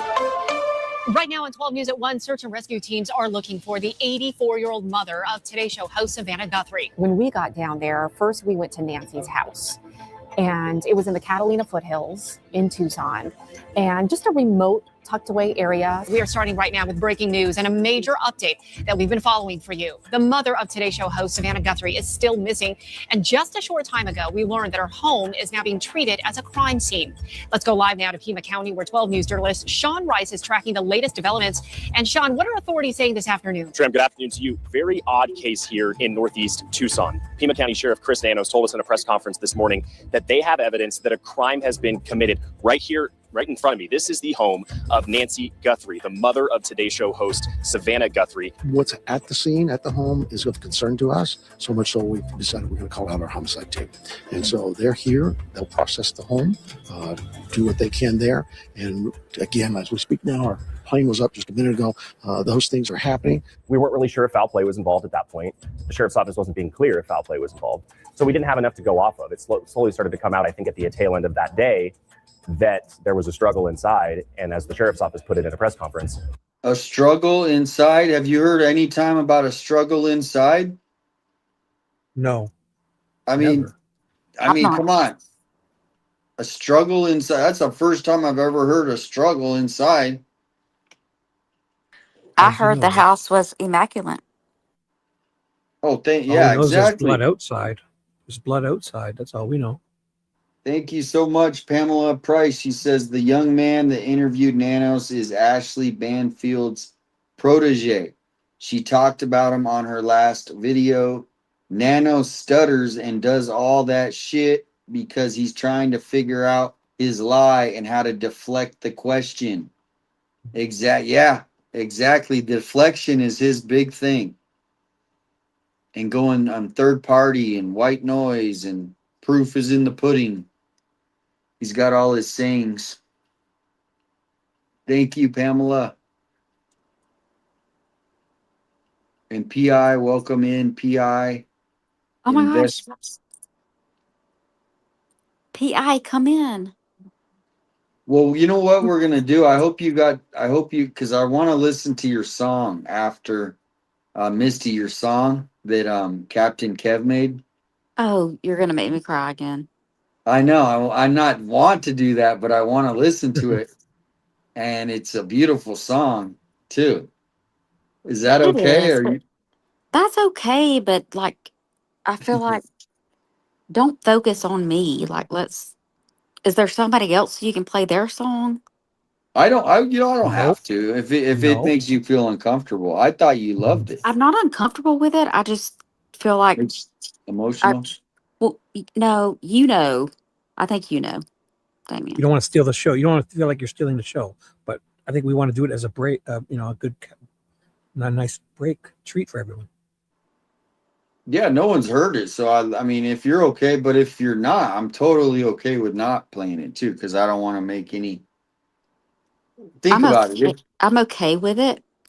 I just, if there's anybody else that has a song that you could play, I would rather you just recognize somebody else. Well, we played Shibby's song so many A times. million times. Yeah, everyone's sick of me. We don't have to play it. We got plenty of songs to play. Dom C says she's got some good songs. Yeah, she's got good songs. they believe that a crime was committed inside. Now, today, the sheriff could not tell us or elaborate more on what was found inside the home, if there was any signs of forced entry. We still have a lot of questions for him. We do know that Nancy has remained missing for now over 24 hours. It's horrific to think about. I mean, to see the coverage play out, it is so surreal because you can't believe this is actually happening to someone you feel like you know. And at the base of it, we saw blood. It was very sobering for all of us. It was the first time we were hearing from her kids about possibly what had happened to their mother.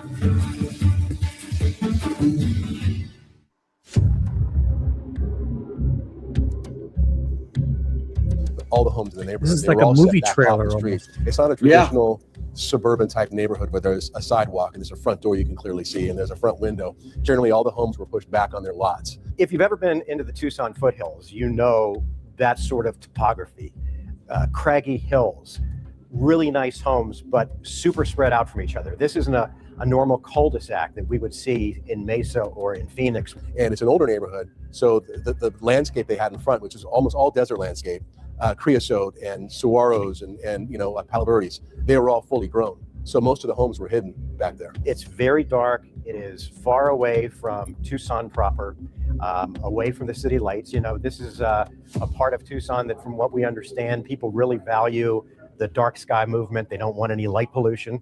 And so it just was the perfect storm for someone to kidnap someone. This was isolated, and you could begin to understand what a daunting task this would be for the investigators. When I was there, I was always hesitant to go on her property. But what ended up happening was there was an outlet that went up to the doorway of her front entryway of her home. And at the base of it, as you walk a couple of feet out from the entryway, we saw blood, spattered blood, as if somebody had a bloody nose as they were walking out of their home. I remember seeing the video. It wasn't reported yet that there was blood on the front door. We saw the video and we asked questions. I'm not saying there's blood in. They're trying to take credit for it, it sounds like. Wasn't it Brian Entin?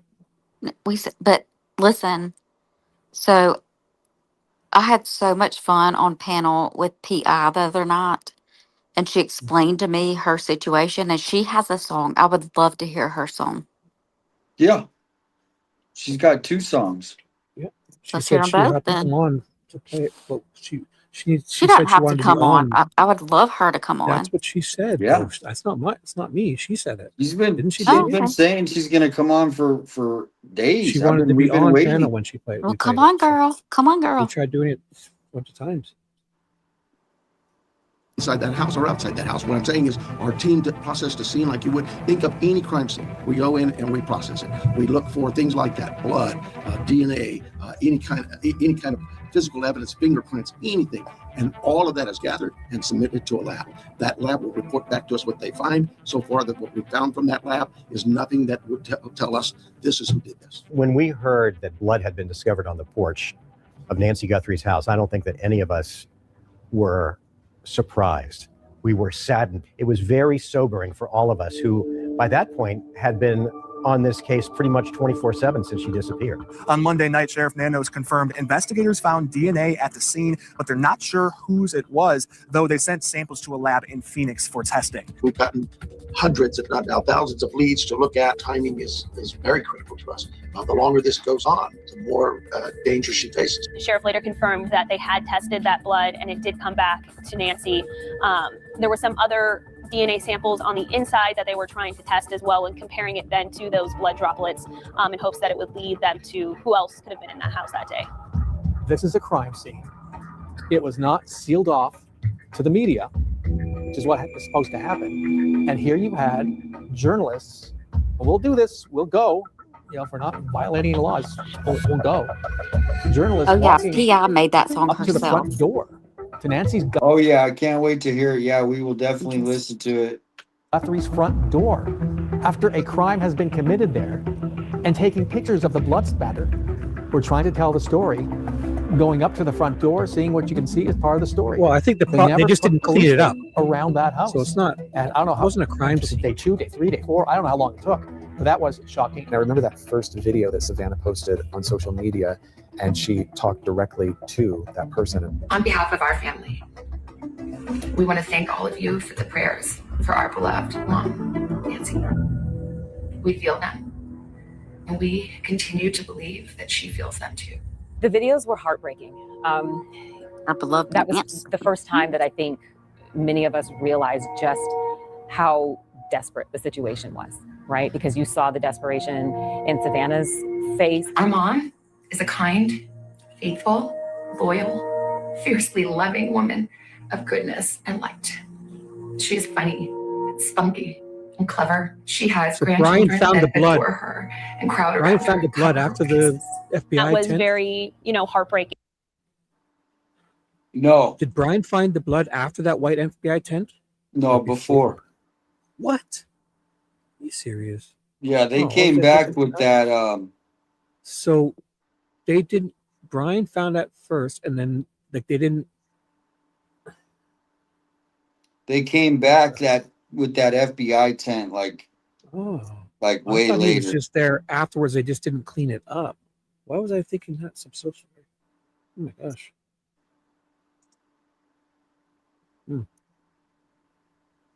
Talk to her and you'll see. Yeah, that was the comment or the. So Brian stood up there, and then they made it a crime scene.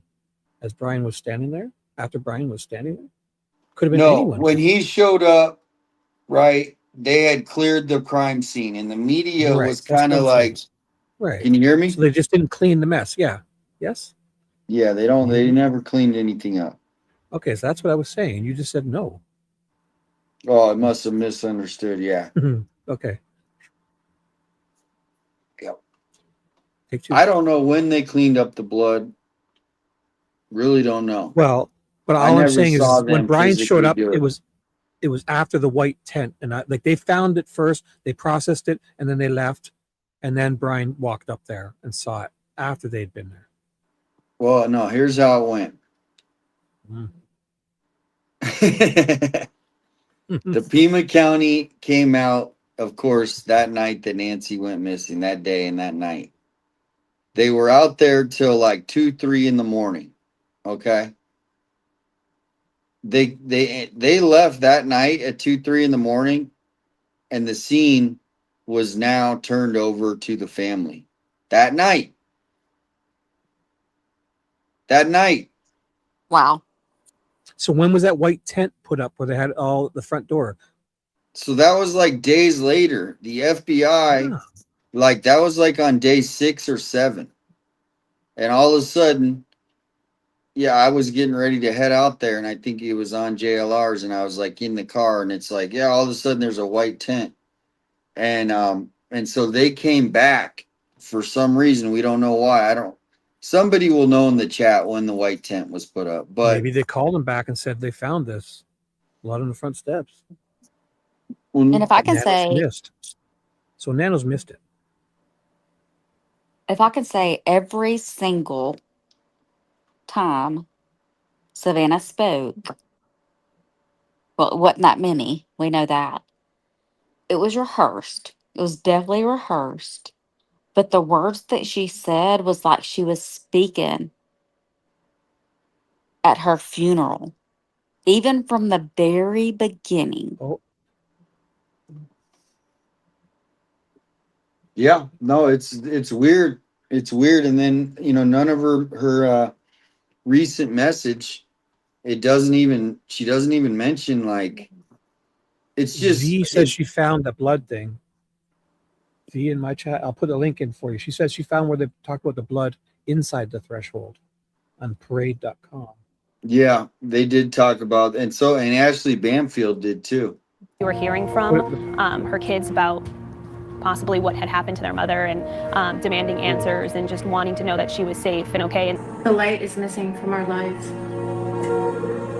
Nancy is our mother. We are her children. She is our beacon. She holds fast to joy in all of life's circumstances.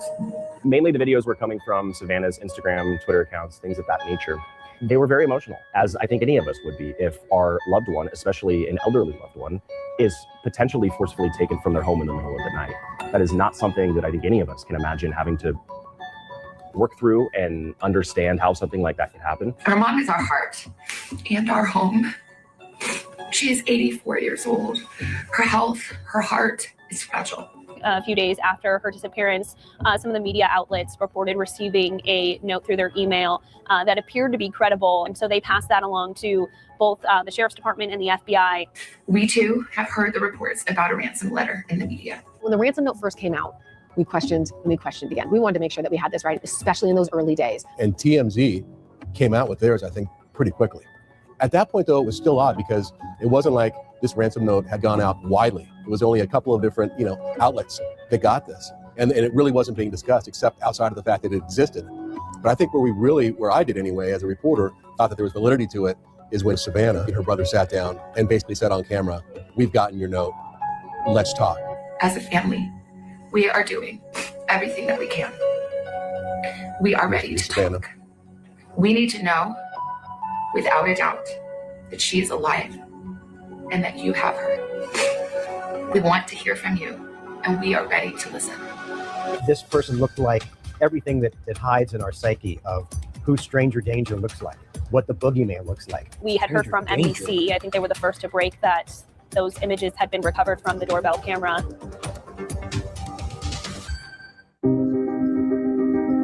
That link is in private chat. I remember it so vividly, where everybody.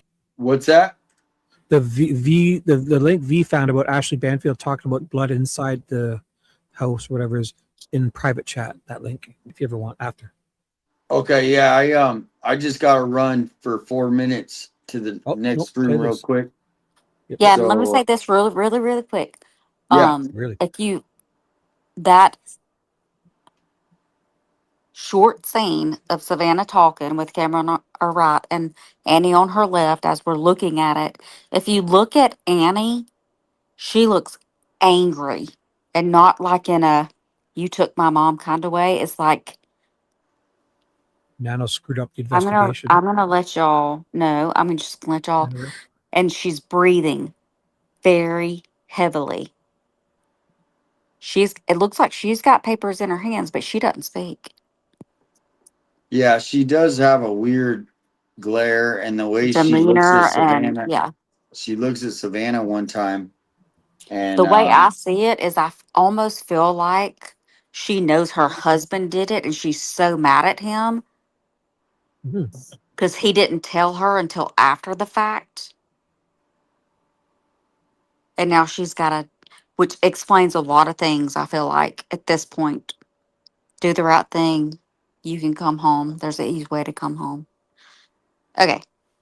Bathroom break for everybody, maybe. In the newsroom just kind of froze. Right back. They were looking at the TV. You see the special report, and everybody just audibly gasped. This person looked like everything that hides in our psyche of who stranger danger looks like, what the boogeyman looks like. We had heard from NBC. I think they were the first to break that those images had been recovered from the doorbell camera. Seeing that man walk up there and looking at the preparation that they went into to make sure they weren't discovered, and they haven't been yet, still just so chilling.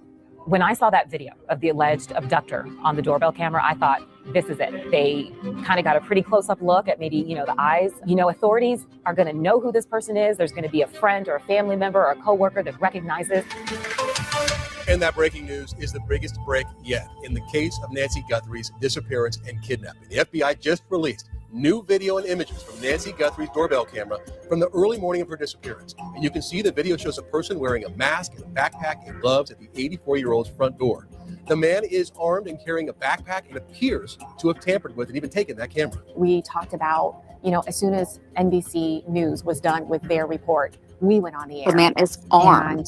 We and just carrying the dissected, backpack. what just happened with the FBI releasing this video and seeing this for the first time, looking at the way he's walking up to the porch, using the brush or the flowers to cover the camera, looking at the backpack, trying to make sense of all of this. Having this man come up, and all I can think about is that the last thing that Nancy ever saw was this masked stranger coming into her home in the middle of the night while she's asleep. I can't imagine a more terrifying scenario for anybody. So that video it's still shocking. We were outside of Nancy Guthrie's home that morning. I actually had just arrived there. Gabriella Becerra, you have been covering the story from the very beginning. First of all, what's happening down there right now? Those videos came from this doorstep behind me.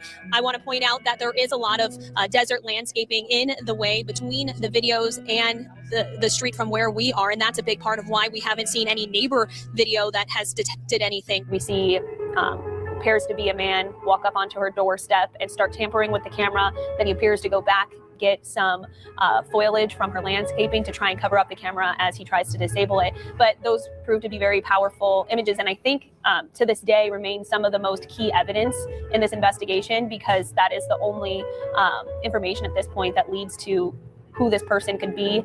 There's just so many media outlets stretching down the street. So as soon as those new photos and videos were released, we immediately saw a lot of flurry from the media, because this, like you mentioned, is the first big development that we've seen in the week that we've been covering it. The FBI is bringing in agents from all over the country. Every day they tell us new agents are arriving to be able to help out with this case. You know, Gabriella, here we are. It is day 10. This is finally a first big break in this case. I have been talking to some of the neighbors out here, and they tell me they do have cameras, but because of the vegetation, because of this landscaping that's kind of all over grown out, they weren't able to really see to the road. And so that's something they've been looking through, trying to keep a close eye. But like you said, it's just too difficult to see through. What else speaks to you about him? Whether it's from the demeanor, the movement, you know, how he looks, how sophisticated perhaps he may seem, how familiar he may seem. What else speaks to you about the video and the images?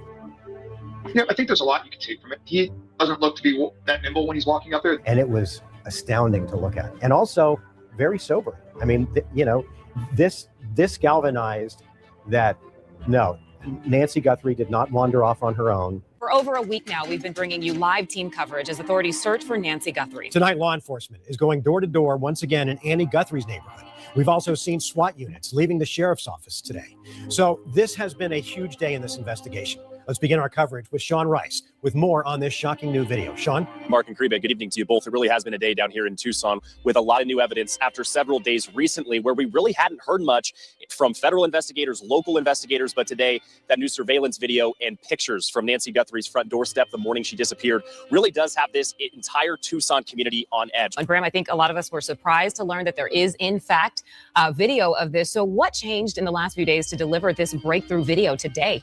It indeed was a surprise. Now, it's not unusual for law enforcement to face legal hurdles in order to obtain privately held video for an investigation. We had heard that they were trying to obtain this security camera video, and no one really knew if they would be able to do that because in the case of Nancy Guthrie, her doorbell camera wasn't hooked up to a monitoring service that would keep that video. And then all of a sudden, the FBI comes and says, we've got video. What I was most fascinated by, and I think is still talked about to this day, is how the FBI was able to get those images.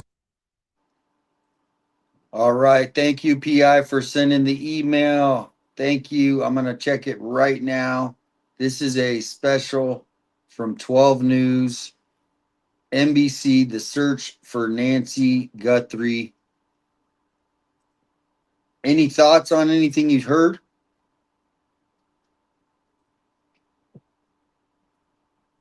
No, I'm really enjoying this. This is actually really good.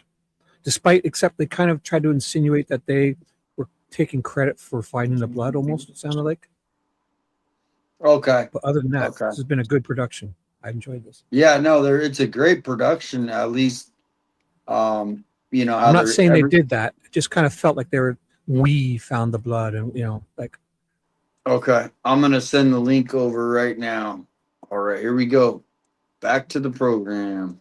Because Nancy Guthrie's Google Nest system did not have a subscription, meaning they couldn't store that video to be retrieved by even law enforcement in the days after the investigation.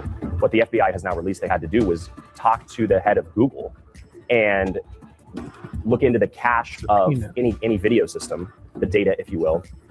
And somehow they were able to work wonders on that system and retrieve that video in ways that I don't think has ever been done before. And so that may scare some people, or that may say this is a new way of fighting crime. No matter how you look at it, I think it was remarkable. For the first time, done in the Delphi cruise. The FBI, law enforcement, has an actionable piece of information that people can see and maybe identify the person in the mask. I'll concede, when I looked at that, I thought, wow, I think I would know who that was wearing that mask if I knew, right? And yet, that hasn't happened yet. I think it led to a lot of hope, certainly led to a lot of hope. But in the end, here we are, all these months later, and nothing. You look at not just that person, but what that person was wearing. Everyone in this newsroom was looking at what was he wearing. Last night, the Pima County Sheriff's Department said deputies detained someone during a traffic stop south of Tucson.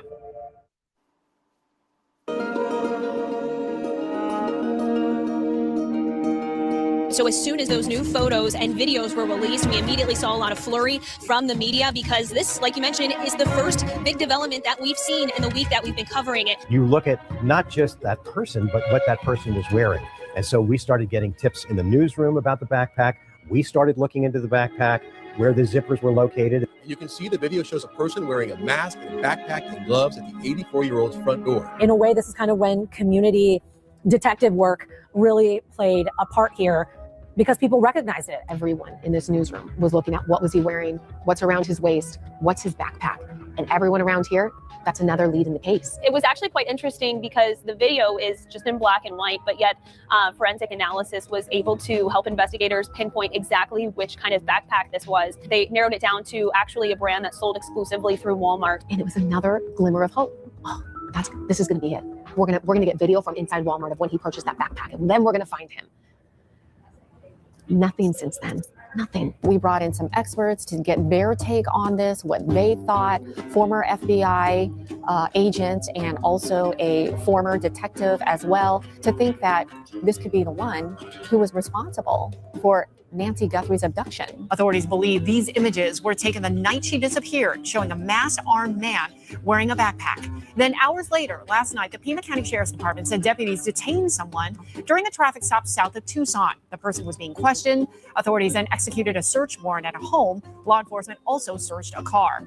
Both of those searches taking place in Rio Rico, Arizona. That's roughly 60 miles south of Tucson, near the U.S.-Mexico border. It was a hectic last 24 hours in this high-profile investigation, with a man being detained for a short time about an hour south of Tucson in Rio Rico, just outside of his own home. This morning, I spoke with Carlos Palenzuelos. This is the man who was detained in Rio Rico last night. He said he knew he was being followed as he was delivering food for DoorDash with his wife and 2 children in the car last night.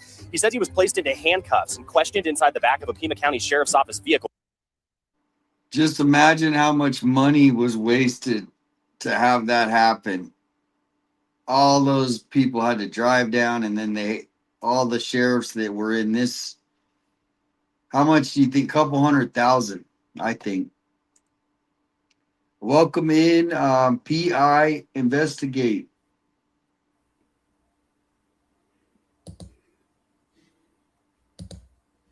Can you hear us? Can you hear me?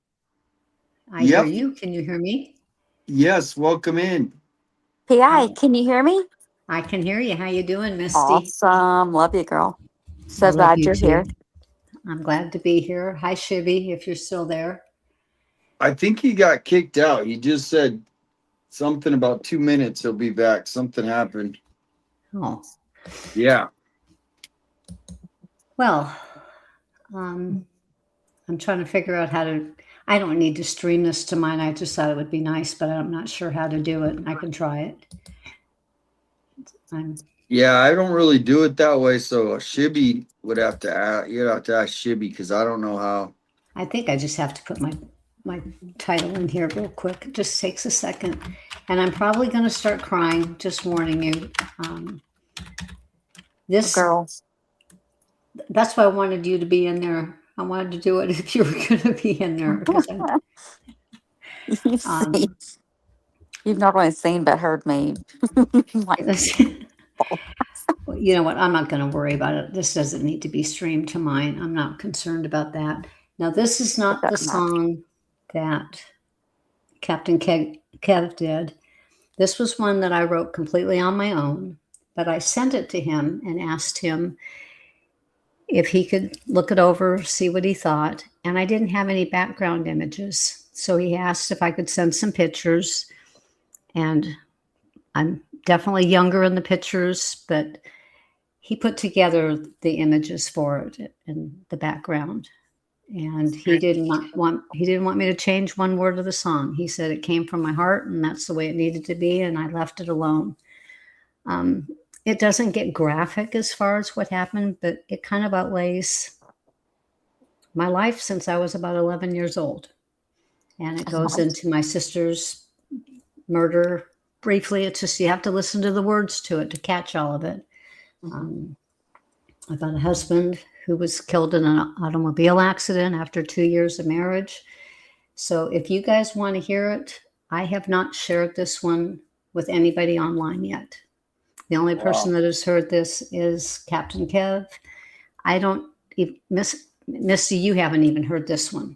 I know. I feel so special. I can't wait. I'm about to hear it, right? It's up to Cannot wait. 857. It's up to Damien. Yeah, yeah. Yeah, of course. Now, I'm not sure how do I get the link into your chat? Do I send it to you in an email, or how do you want me to do it? Because I Well, have where's the song? Where's the song? it's on YouTube. I've got the YouTube link. Yeah, you can send me the link. That'll work. Okay. I just asked one thing. This song is very, very special to me. And I really, this one, the one that Captain Kev did is very special too. But this one, I don't really want it played unless I'm aware of it. I don't mind as long as I know about it. Because What do you mean? As long as you know about it? I wouldn't want you just to post it without me knowing. Like she's on here right now and is allowing you to play it. Right. I'm sharing it with you and your channel tonight. That this particular song, I just don't want it out for everybody to share. You can make it on your. You can make certain song or certain videos that you don't want public, private on your channel or members only, and then not that it matters, but you just don't want anyone stealing it. I won't play it. I won't play it, but I don't want anyone taking it, and then you find out someone took your song. No, I am going to put it to private. It wasn't private, and I took it out of private for tonight. I think she's emailing it to you, Damien. I think she's emailing it to you, so just don't share it in your chat. Nope. And just play it. And Damien, I wouldn't think that you would ever do it without asking anyway, so I'm not concerned. Other channels I may not do the same thing with, but I decided that this was a channel I wanted to share it on. So your audience, well, your chat's been really good to me, and this is where I wanted to do it. There's certain other streamers I love dearly, but it just wasn't the right place. And I'll go ahead and I'll send the link to you in an email. The only thing is, do we get our tissue? Do we need to get our tissues? Because I know I got mine already. I got mine already. So this is a little intermission. I know a lot of people want to hear the song, and it's getting late. And okay, and the beginning of a song, when you get it, make sure you put it at 0 because some reason it wants to start like at midstream. And the beginning of it is a poem, and some of the words in the poem don't match my lyrics for some reason, but just wanted to let you know that. So I am going to send you this link right now. I almost sounded like I was from Alabama or Georgia again right then. See that? I'm getting that from you, Misty. You hang around me long enough. Well, I spent over 20 years in Georgia, so I had to pick up a little bit. You sound way classier than me. Oh, believe you me, still sound amazing. No, I'm not classy. I'm just. Well, I'm your Alabama girl, so. Yeah, well, I lived in the deep south, so. And it's on its way. I'm sending it to you through the same email that I sent the other one. And I'm actually, as I'm typing, I'm shaking. This is just, I haven't done this before. So, and it took me about almost a year to write the lyrics to this. The poem I've had for many, many years. But so I have just sent that to you, Damien. So you should have a YouTube link for it now. All righty. I remember you telling me about this song the other night, and I feel so privileged to get to hear it. Well, I'm glad that you're in here to hear it with me because I didn't want to sit in here with a bunch of guys and start crying. Well, I'm gonna put my microphone on mute when he starts playing it because well, then you won't hear it. No, you won't hear me. Oh, no, you'll be fine. And like sniffing and blowing my nose. Like I said, you've got to listen to, the words, you've got to listen to them. And when you do, it kind of ties it all together. But if not, it just sounds like a sad song. But there's meaning to it. There's meaning to it. Yeah. Damien, you've got it now. Well, tell me real quick, just a little bit about the song, because we're just doing this as far as, we've been waiting because I know you have a couple ones, but this one is special this because song is because just a brief scenario. And like I said, I don't want to make a big deal out of all of this, but I lost my mother when I was 11 years old. My father was not the best man in the world at that time. He did change. I was able to make amends with him later in life. My sister she was 10 years, a little more than 10 years older than me. And I had a brother that I happened to be 10 years older than him. We're all half brothers and sisters. My dad got around. He had 3 wives. He would have stayed with my mom, but she passed away, like I said, when I was very young. And so we're all halves, but to me, we were all siblings. A half brother and sister doesn't mean anything to me. My sister's case, she was in 1977. My sister was murdered in Morrisville, Pennsylvania. It's a small town. It was very, very small back then. It's over 50 years ago. Her cold case has been, her box of things, so to speak, have been sitting in a back room at the DA's office in Morrisville, untouched since 1997. I just got them to pull it, and it's been reopened officially as of Tuesday of this, my days are mixed up. Last Thursday, I talked to the cold case detective, and the box was sitting on his desk. Not one, but the boxes were sitting on and around his desk.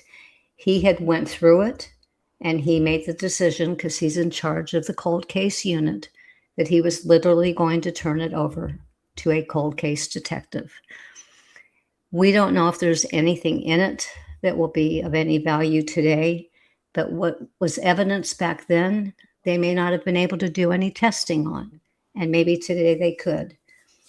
And I don't want to get very graphic, but she was beaten beyond recognition, and she was stabbed to death over 87 times.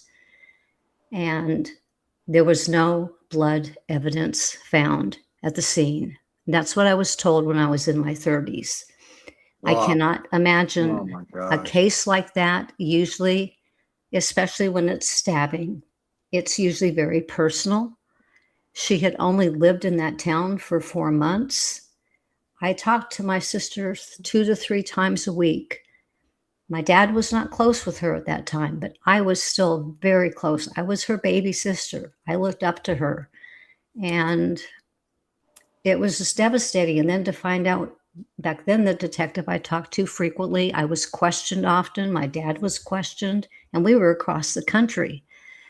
But they didn't have any real witnesses. Nobody really knew her. She had went out for dinner that night with a female friend.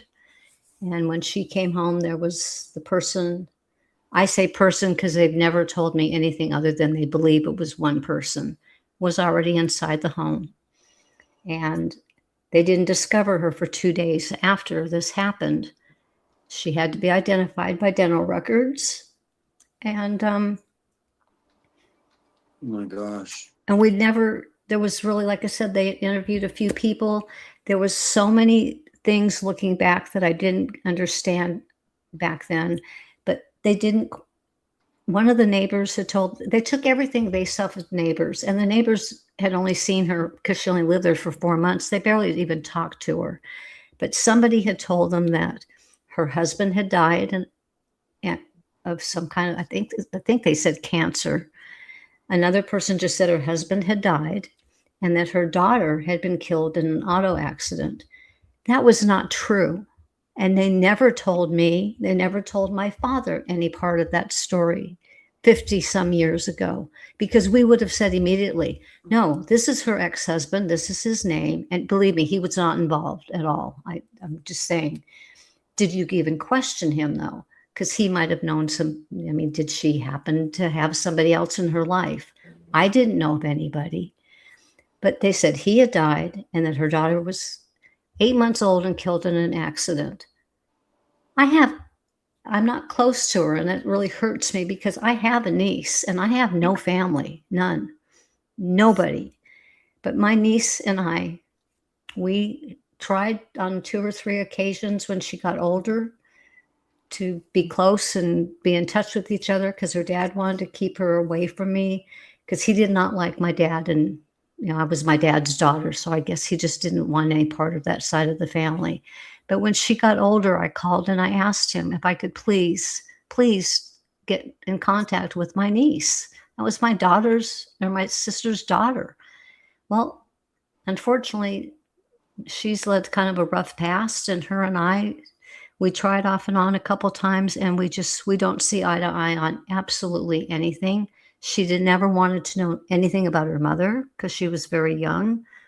And so I don't know my niece, but my niece was never killed in an accident. So all this invalid information they got back then makes me wonder if they had gotten some of the correct information. Did they question the right people?